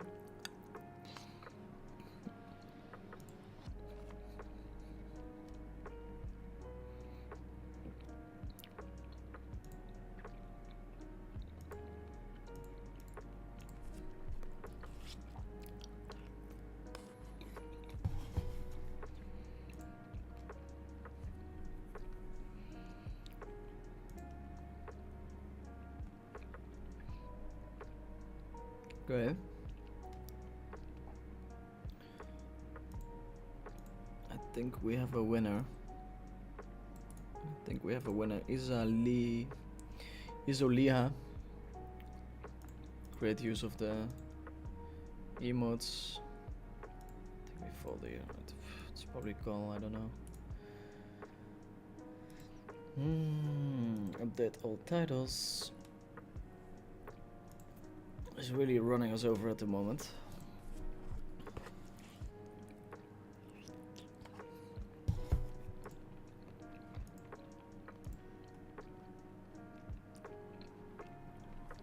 So we have a new title now. Thank you. At the moment downswinging, both on the tournament table, also on the heads-up table, but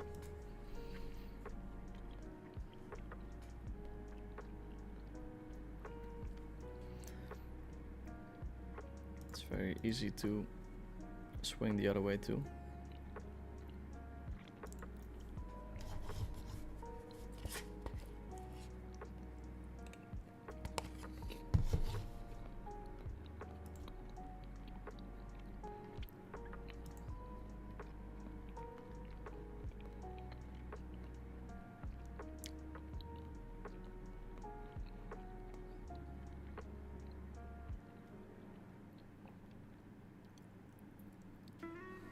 Let's close this one.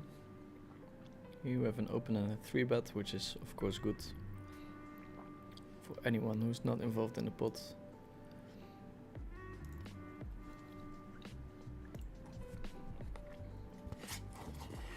Check fold, that's not great.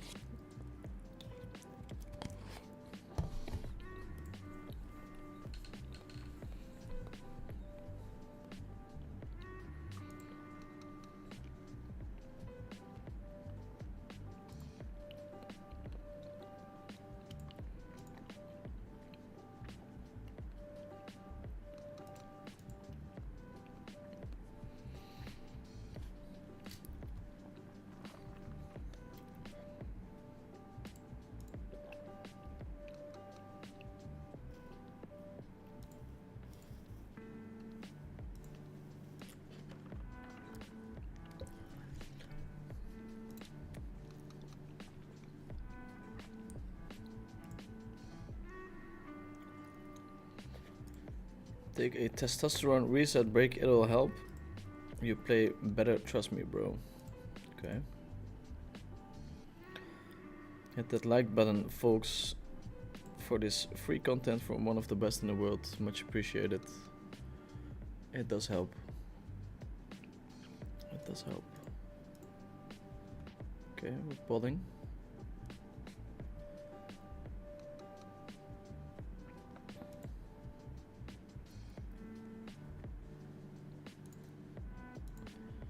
People really love to guess my location, but it's undisclosed.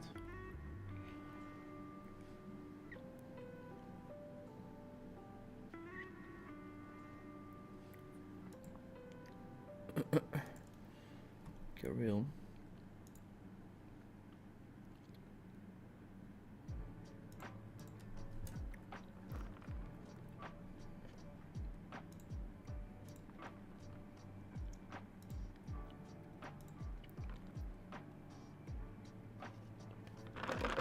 Time to turn on the stream around it.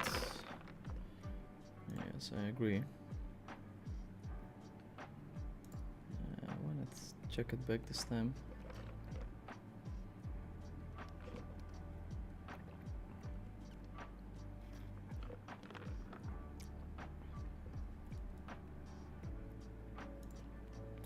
But from Kirill, easy call. Let's find the bluff. That's why it is nice to check back every now and then.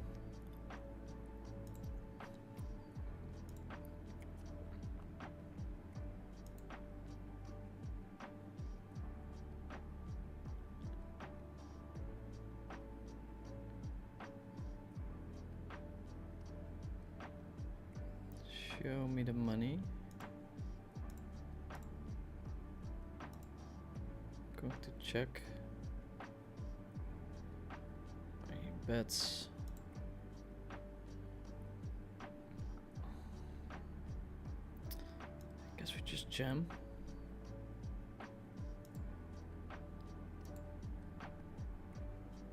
Wow, quick call. What is it? Also a 7. Oof. We have to fade a deuce. Or that's it, I guess. We have to fade a deuce.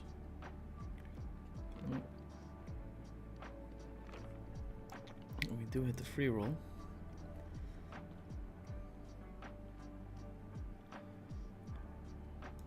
Perfectly played, if I may say so myself. Going to check back the third nuts.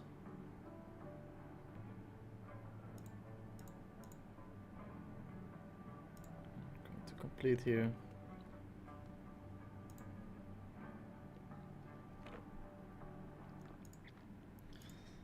Bet for value on the river.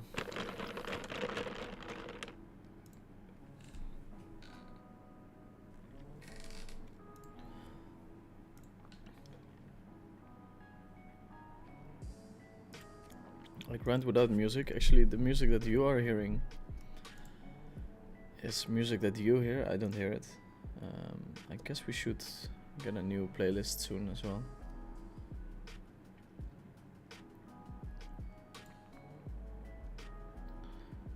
Yeah, I'm going to check.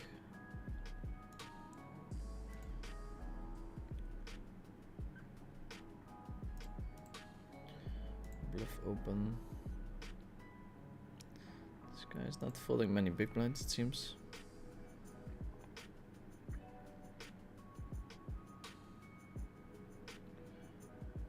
Ace, queen, queen, 10. Gregorio with the open, and it's weird. He's kind of tight, but he's opened a lot of hands now, so we are going to see what's up with Gregorio. Very nice flop. Only the hand that really beats us is kings. And it's possible that he has it, but this flop is kind of as good as it gets.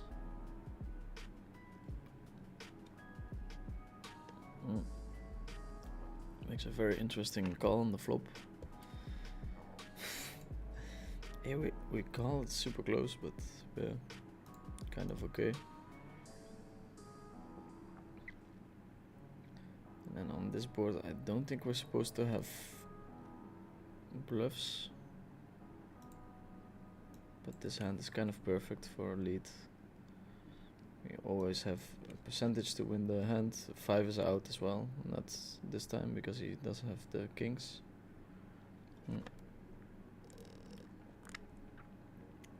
Okay.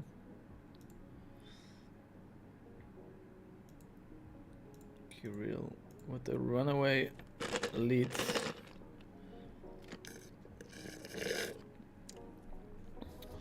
Also iced coffee, empty. Running very bad. Running very bad now. It's kind of a crazy turn. Going to bet again.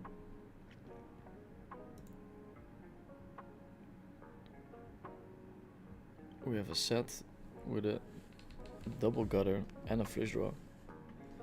Doesn't get much better than this. I'm going to raise here on the river.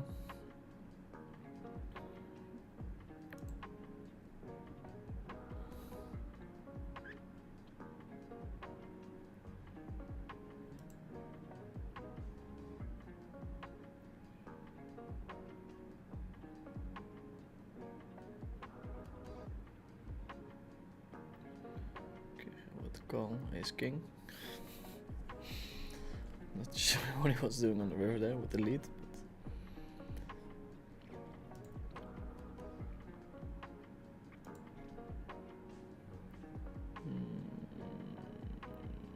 I guess as a chip leader I get to defend here now.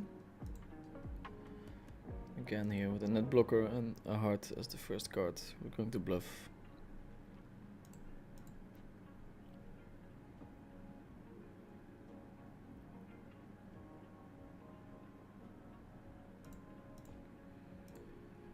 Checking.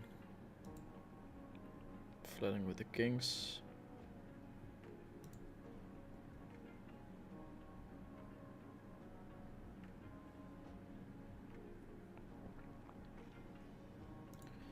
Yeah, free roll is nice.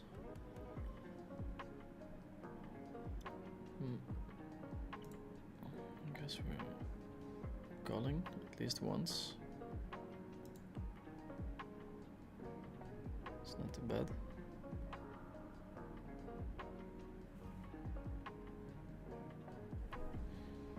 Should be very good for us.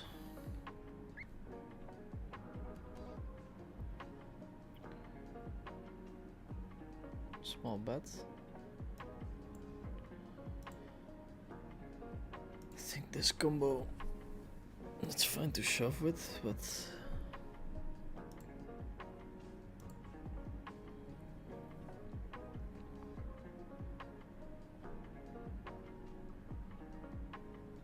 not entirely sure.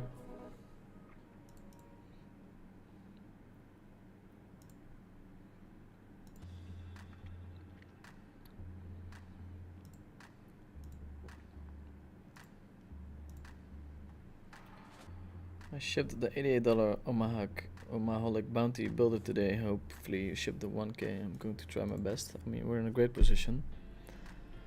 We're in the chip lead and the table seems to be extremely passive.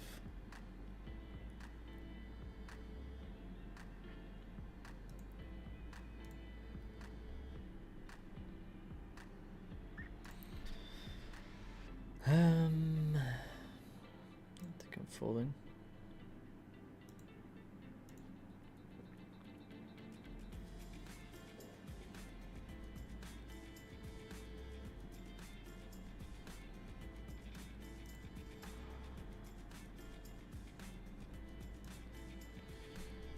Fanny, the stream is amazing, infinite value and cool vibes. We used to play some heads of Pilo 600 on PKR, I guess like 12 years ago. Always nice to hear from the boys back on PKR. I mainly play MTTs these days, but you got my Pilo fire burning again. That's very good to hear. I'm here to grow the great game of pot limit Omaha.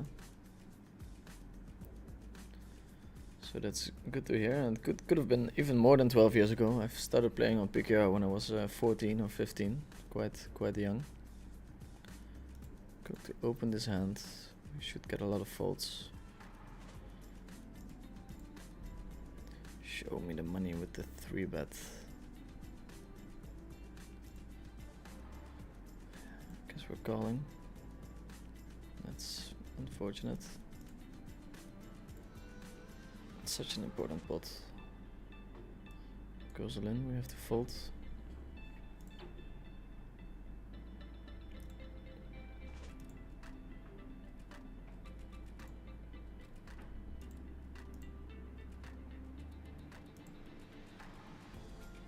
See bet.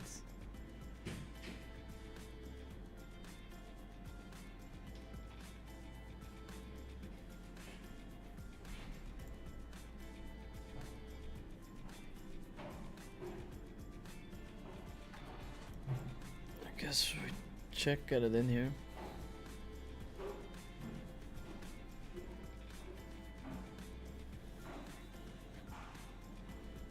It's not perfect, but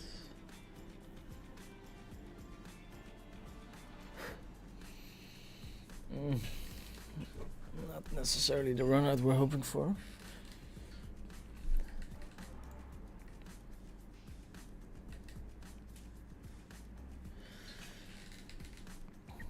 River's not to pair.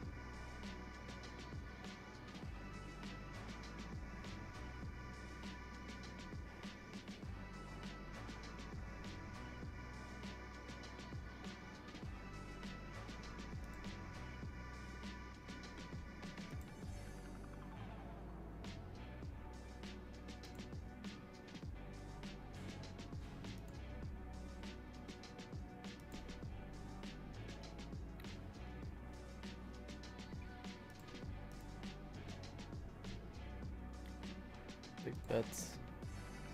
Show me the money. I'll take it down.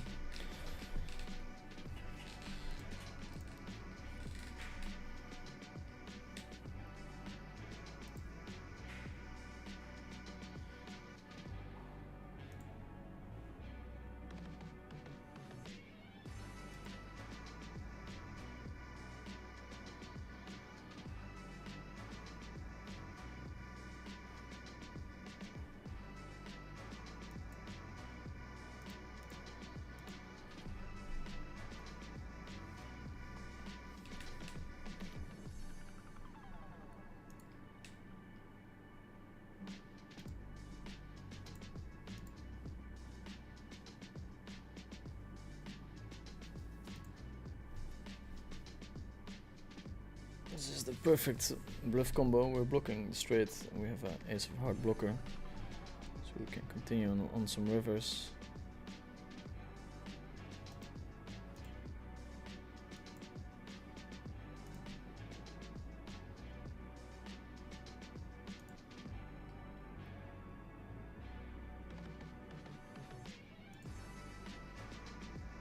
In position, it's super whatever call on the flop.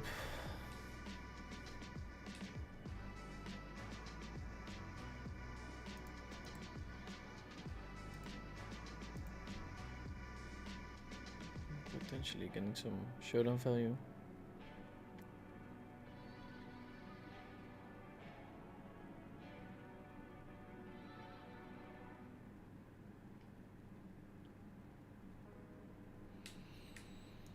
Yeah, we're getting value owned here again by Mr. Kirill.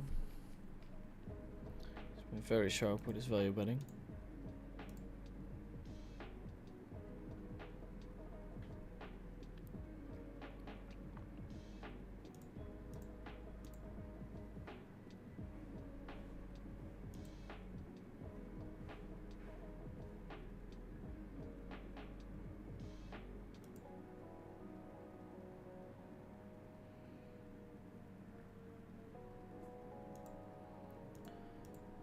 Small here for value.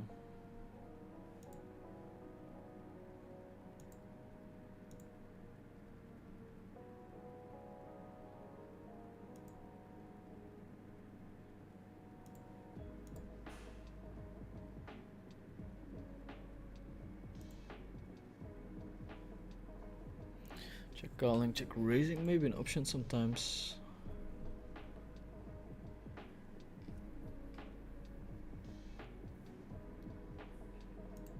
It's kinda cool to have a deep structure like the Omaha.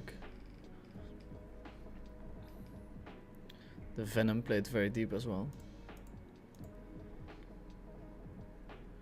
Usually these tournaments are played quite shallow, not that interesting. How does Coin Poker make money from the games if there's no rake? Well, there's rake, so that's how they make money.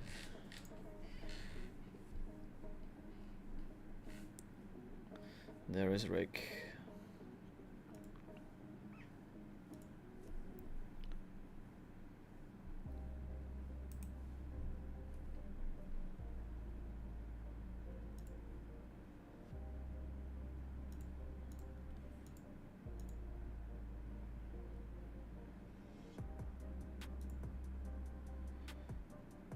Medium pair, back to net flush draw, back to wrap. Easy call on the flop. Easy fold on the turn. Just check. Take it down with the 8.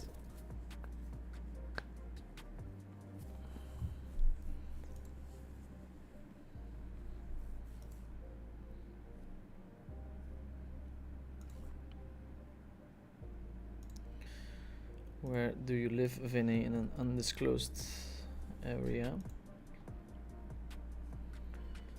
We're on break, but we're resuming soon. 20k up top. 5 left. Put chips, I guess. Yeah, we're betting, but also check raising sometimes.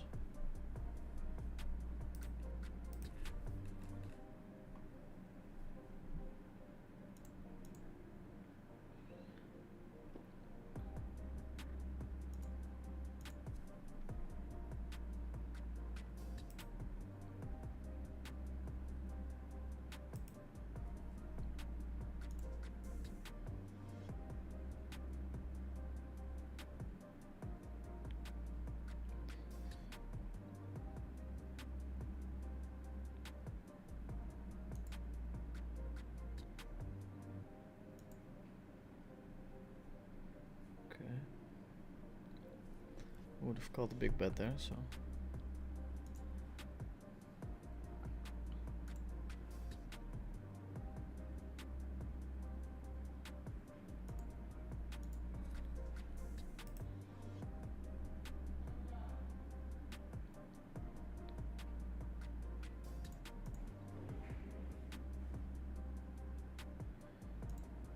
Flop the nut straight with a double backdoor and a backdoor full house draw.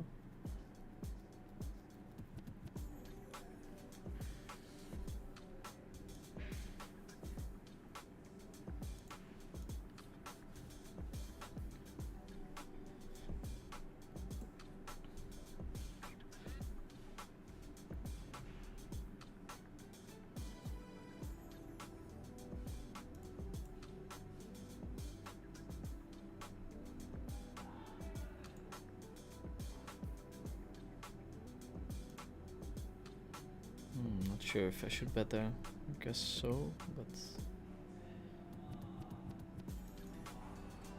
no. We try to take the showdown.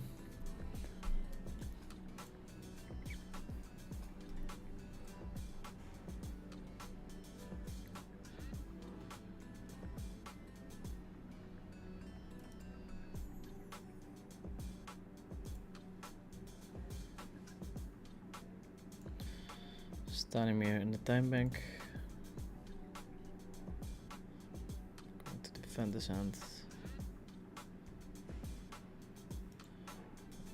Of course, there's ICM implications, but maybe more scary for him than for me. Both of us don't want to play a big pot, to be honest.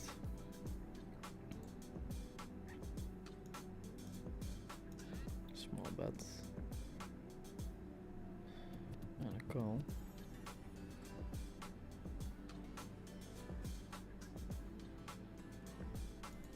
It's not the best of rivers, but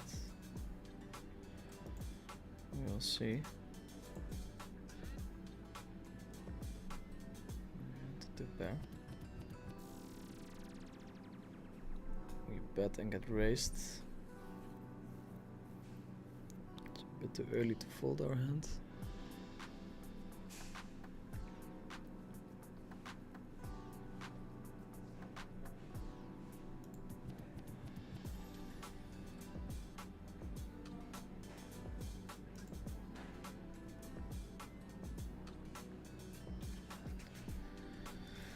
Folding on a turn.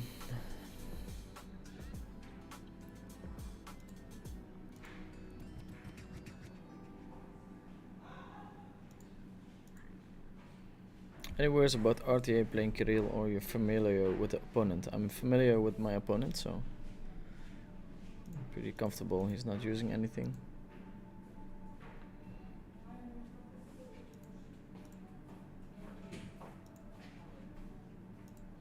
How much of his net worth did Phil Gelfand lose with Run It Once Poker? Do you think he is dumb? Run It Once Poker was for sure very expensive. He's poured millions into it, so very hard to tell how much money poker players have, so wouldn't be able to tell you.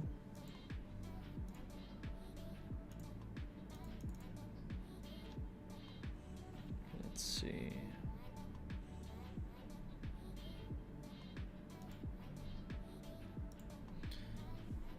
Going to try to play this hand.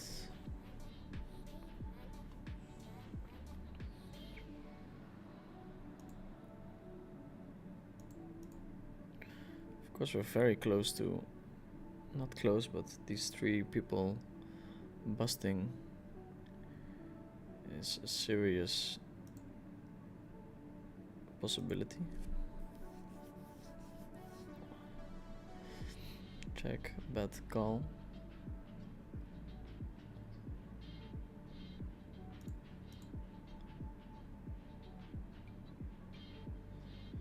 I think just calling is enough for drawing to the nuts.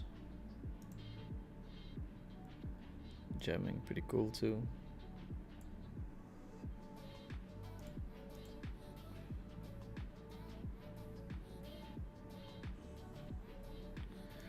No, I think we have an easy fold.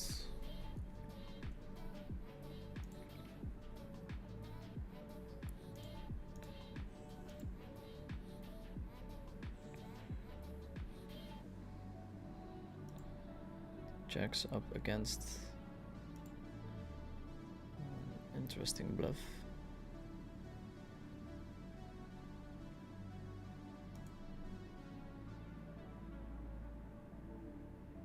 Guess this is a good hand to bluff with pre-flop. Blocking both the aces and the kings. It's kind of whatever, but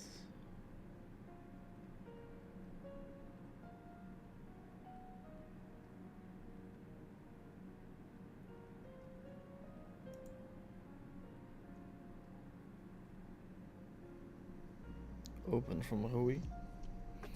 Hand in the big blind that we can play.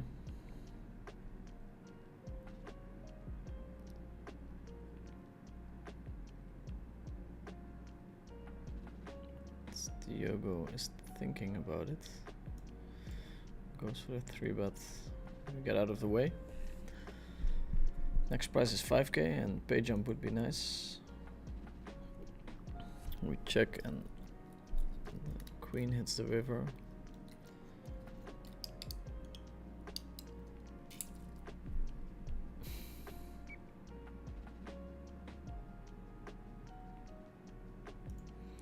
Just a check is fine.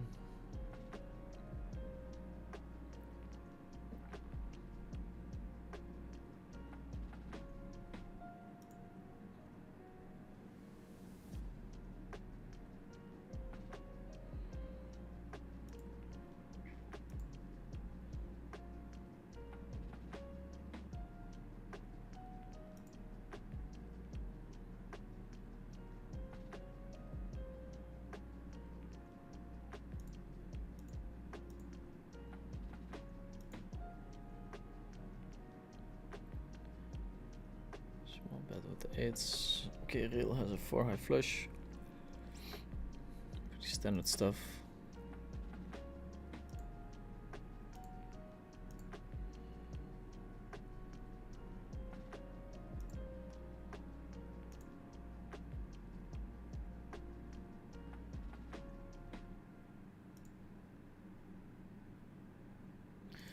We have an all-in. Right hand table aces against kings, which is kind of good for us because we want people to bust. King on the turn, which is not great, but also we regain our status as a chip leader again, so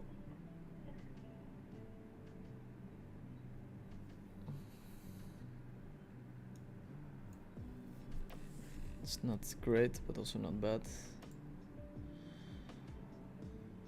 Sure if you can 3-bet here, but whenever in doubt,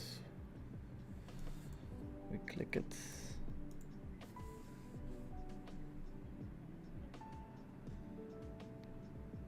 C-bet on a 10-4-4. Small raise. It's kind of close, but I think we have to fold.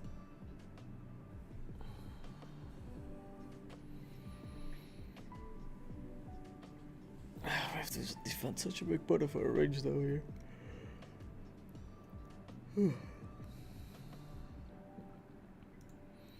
Going to float out of position.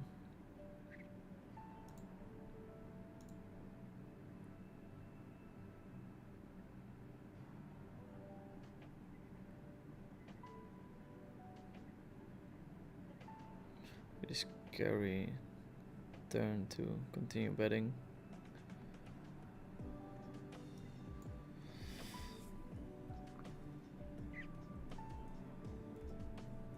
Going to bet 1/10. Get a hero call from ace king, ace queen.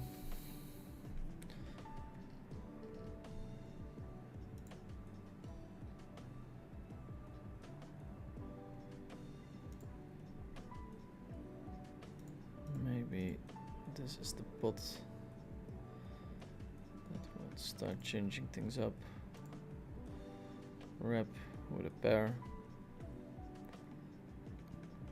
Show me the money. It seems very active. Maybe a little bit too active. Can't do anything about it. We have the net straight on the left hand table. Quick fold from Kirill.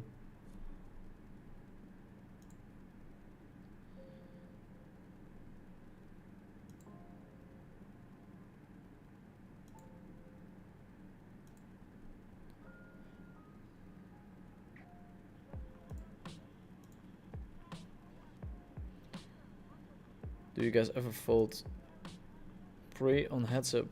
Yeah, it's a good question. You do fold, but it doesn't happen often. So on the small blind, especially with this structure in place, you're not supposed to fold much. In the big blind you are. I think my opponent is playing a little bit looser in the big blind than he's supposed to, but maybe he just thinks he has some kind of edge on me. Yeah, we're calling, but doubtful. 5-7-7.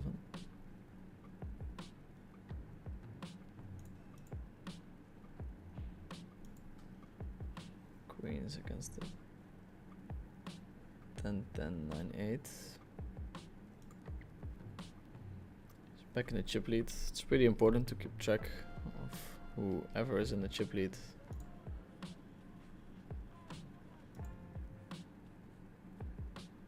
Changes things a little bit.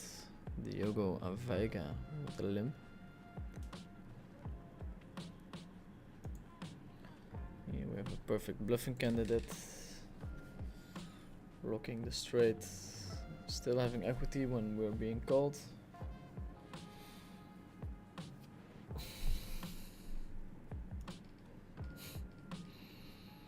Guess I'm bluffing. Checking, I can't win. 10-10. Slow play by my opponent. Guess we check it back sometimes, but most of the time we're betting.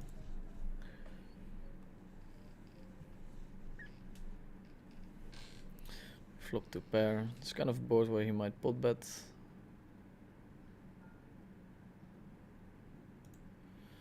Goes for another sizing. Going to raise this hand.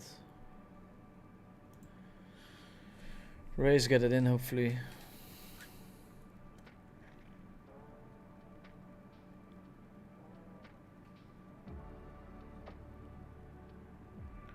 You go with the limp, so you fold. Kirill stacks it off. 7-7 deuce deuce. It's been all Kirill today. I think you're supposed to flat call there, but might be wrong.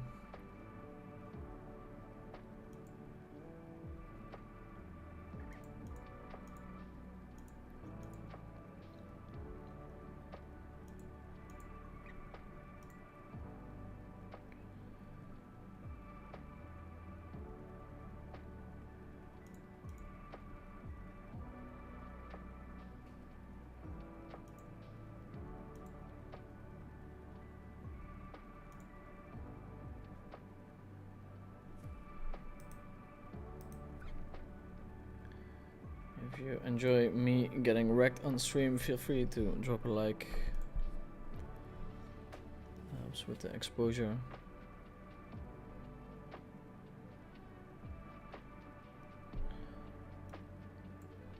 These hands are all relatively standard, I guess.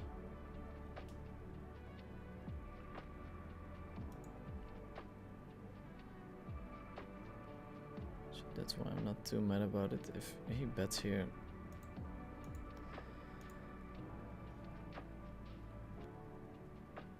kind of forced to jam. It's the perfect bluff combo. And we're having the heart, so I wouldn't be able to look myself into the mirror. If I do not jam here, we'll see. It's been Kirill today. 3 minutes. A lot of nest. Not sure what he's saying.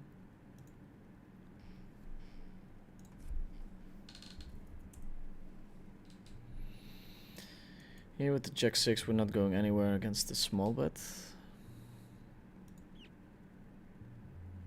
Diogo tight and has moves.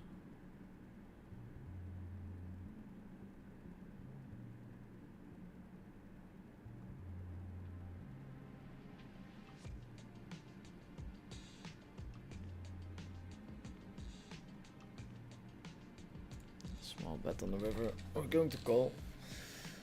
Holding the Jack and the 6 is very important here, but people in general don't find enough bluffs. We're gonna see if that goes for Diogo as well. Yeah. Very good and cool line. Nice bet on the river.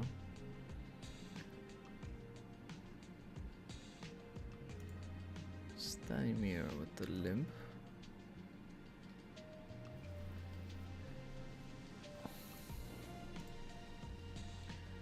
Diogo as well. There's a lot of money in the middle already. Queen's quite strong at the stack depth. So it was kind of a snap limp, if I saw it correctly. So going to go ahead and remove very strong holdings. We shove here. And we do get the fold, so I think played it quite well there. Not sure about the timing thing, if it was actually true, but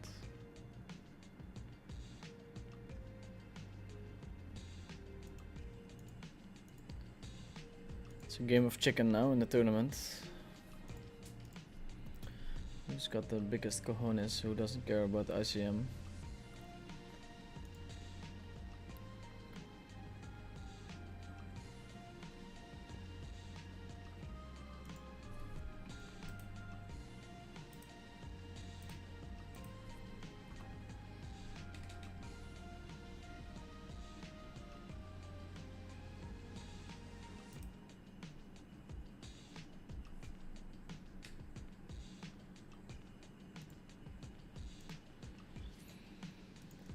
Getting out of the way, ICM value 12k.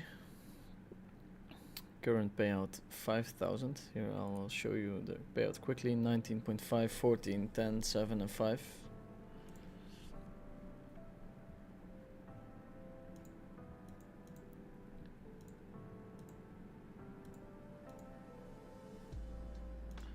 I guess Kirill has been punishing us quite hard. So even if we get first, we're still not winning, I think.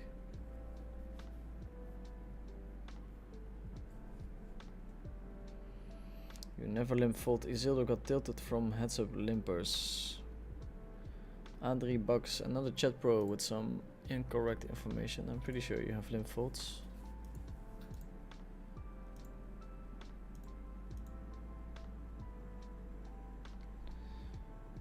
Never afraid to share incorrect information, the chat pros. And Diogo is starting to put the pressure on.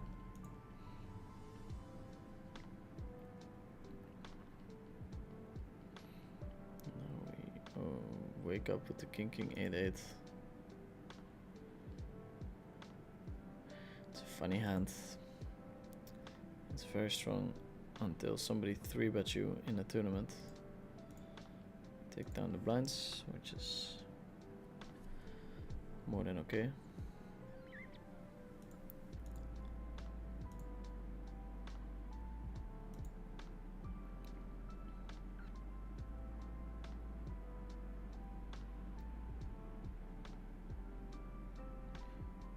Nice D.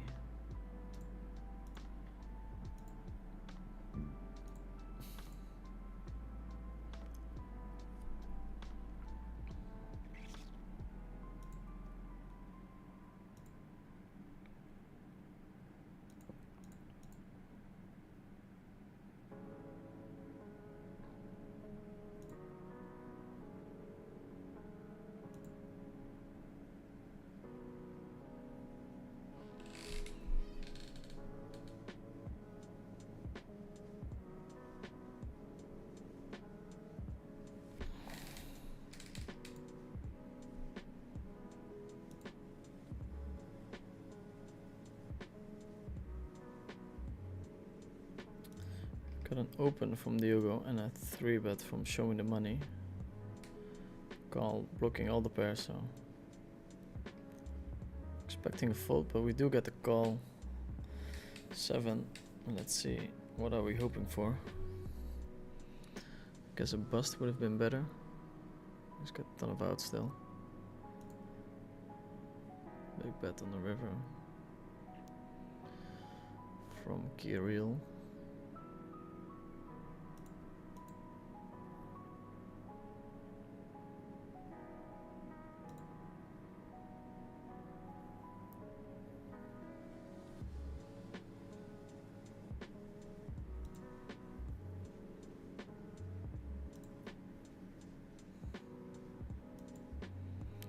To open this hand. Calling here to pair is usually what you should do, but Kirill has been taking me to value town more than once.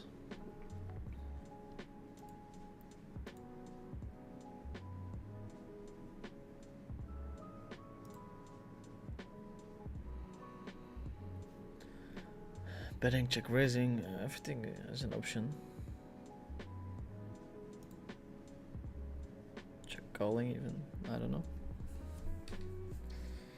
Seems to be a mix to me.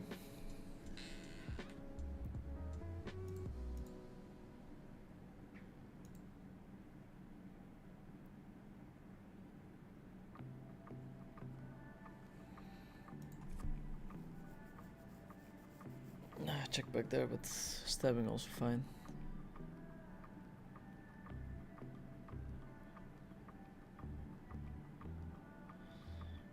Going to limp my kings.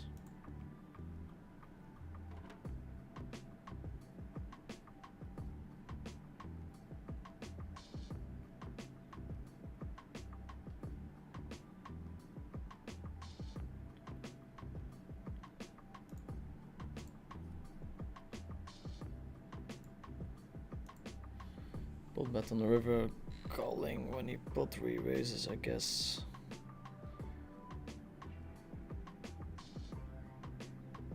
Especially holding the heart, we're not going to consider folding.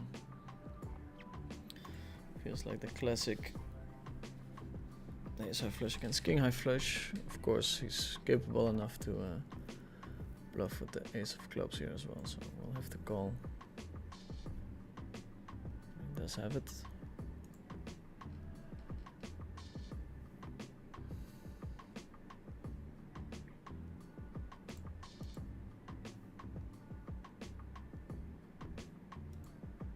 Fold here.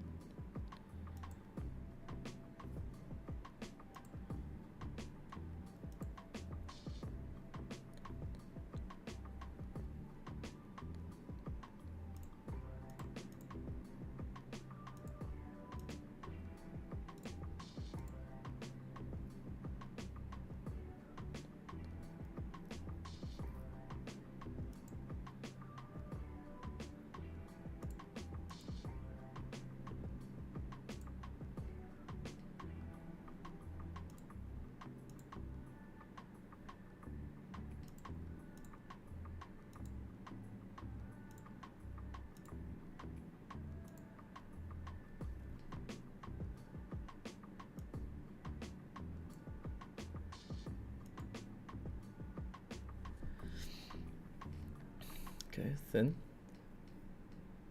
Pretty cool race.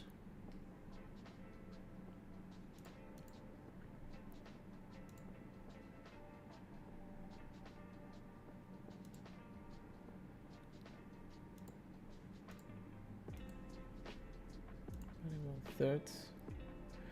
Have you tried short deck? No, but it's seems to have a lot of similarities to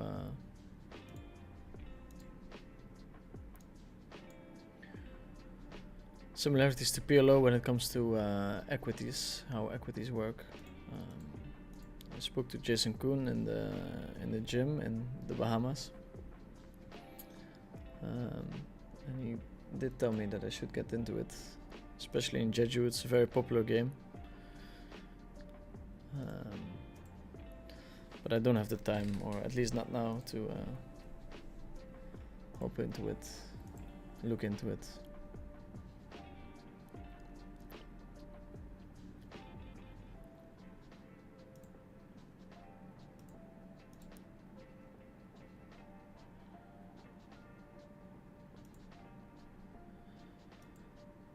Potting, not sure about that size.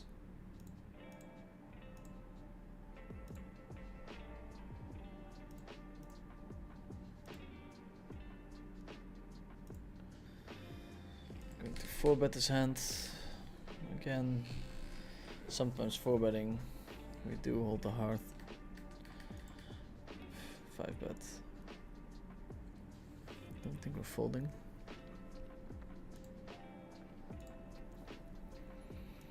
But we roughly know what our opponent has. And on this flop we have to stack off, overpair, double backdoor flush draw, backdoor rep, up against aces, check on the turn.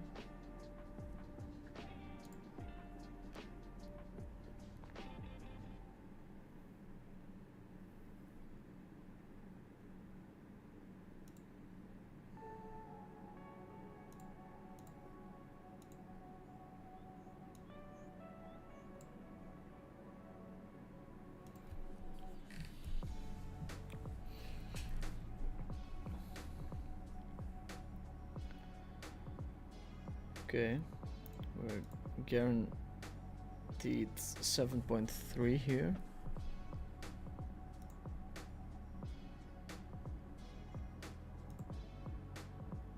And I think we're going to open this hand. Actually.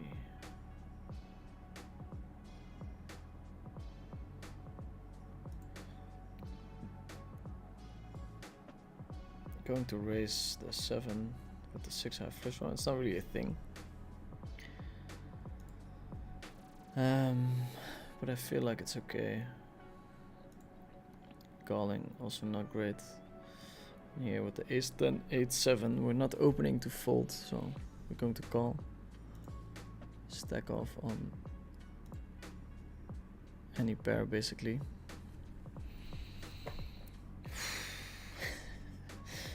I mean, we're calling, we have the 7, 8, 10 too, so don't think folding is an option, but of course could have been better. His range really strong here, so wow. It's basically the only hand we have a lot of equity against. Queens or deuces if we manage to fade that. It's a 3, so we fade it.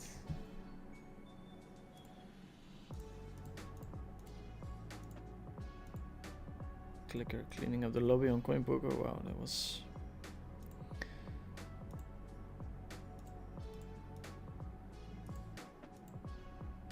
very crazy.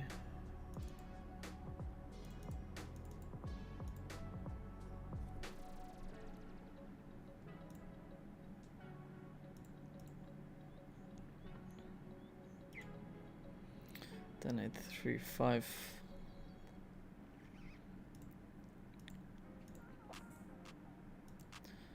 Fine to check back here, but Souza is at risk.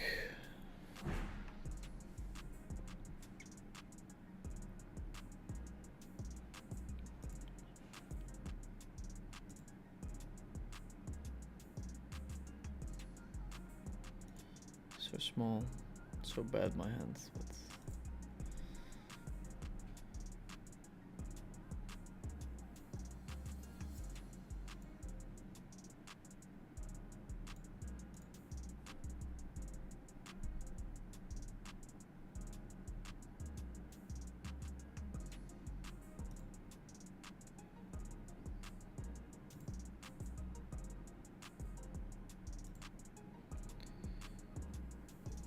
let's see.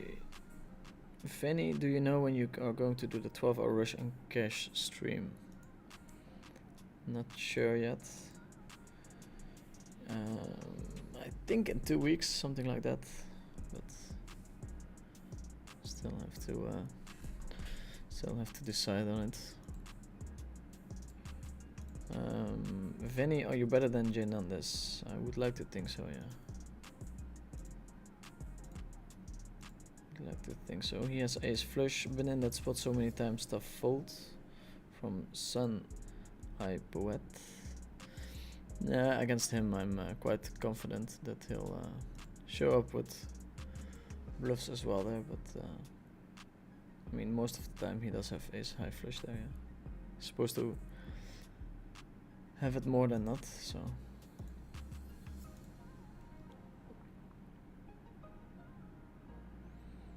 Let's see, I guess we're rooting for this guy to win. Get a pay jump. It's three left now. I'll hover over the payments.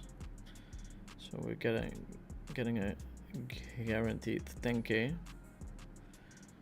14 for second, 20 for first.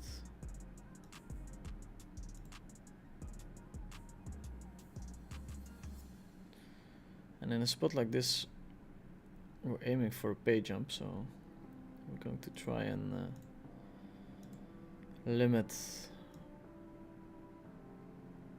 the amount of swings that we can have.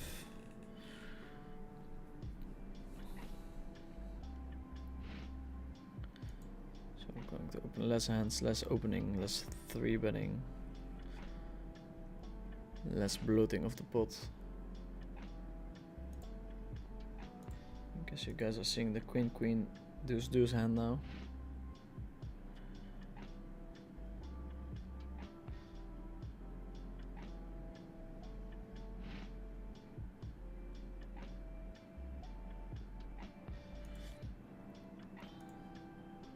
This will be a check raise.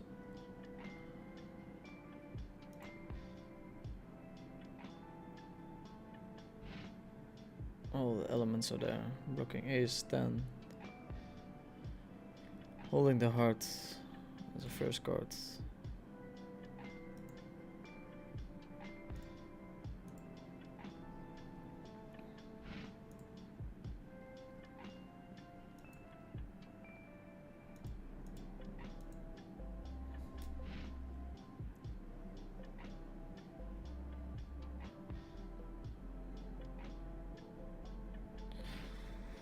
Also here I feel very comfortable with my move, and then whether he calls or fold doesn't really matter. So I think that helps as well in trying to avoid tilt and stuff. Here there's a very interesting hand developing. He ends up calling, by the way.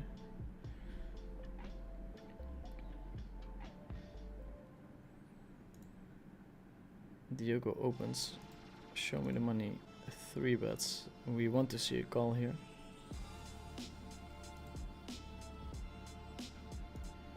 Does end up folding. Probably had a decent hand.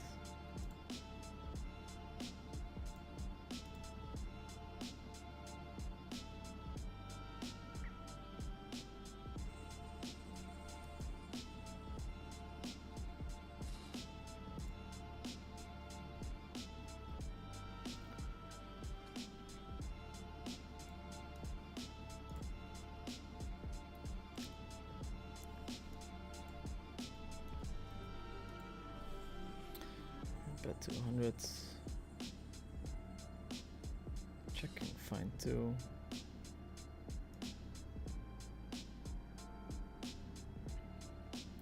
Here on the turn I'll check.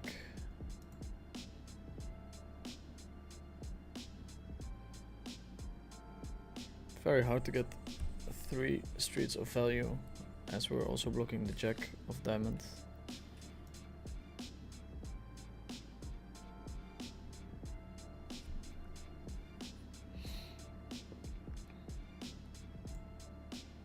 No, I guess we're just gonna put bet. If we were not blocking the straight, checking would be more interesting, but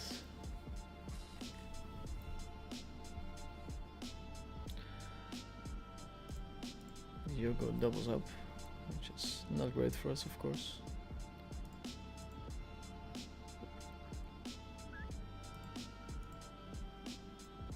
Wake up with King 6-5 double suited.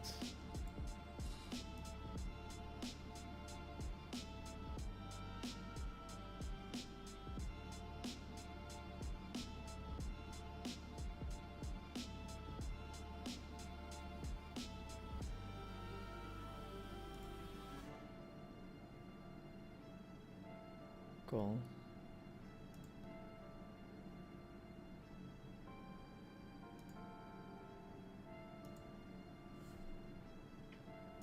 Not too sure how to size here. I want to size slightly bigger.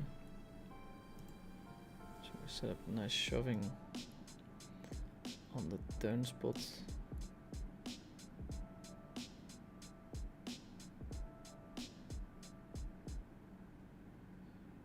Very unlikely that Diogo is limping with a 3.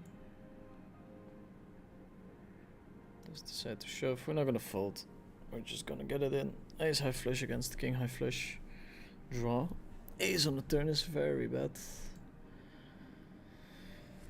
10% boys and girls. Let's see if we can do it. 8 of diamonds on the river. Okay, the dream is over.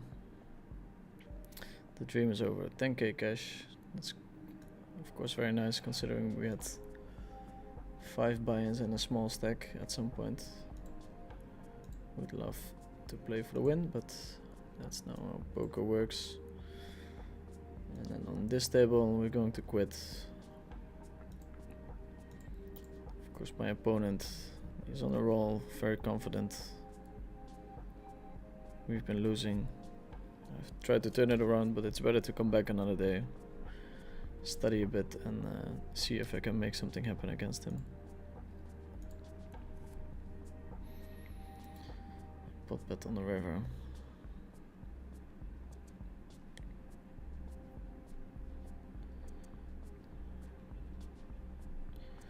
Do have the queen of hearts. We do block 2 queens. Sometimes we want to call here, so this might be an okay combination to do it with. There's the king high flush, so that's that. A good game in the chat.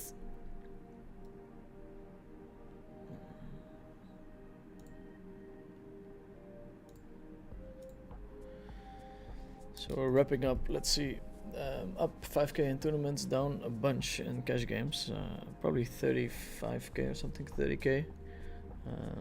Overall super happy with how I played, to be honest.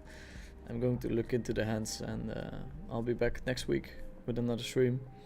Hopefully more tournaments, but I have to wake up very early, so I'm not sure if I'll be able to do it. Thanks everyone for tuning in. The viewership was quite nice and high, so it keeps me motivated to coming back every Sunday evening. So thanks for watching, and I'll see you next week. Ciao, ciao.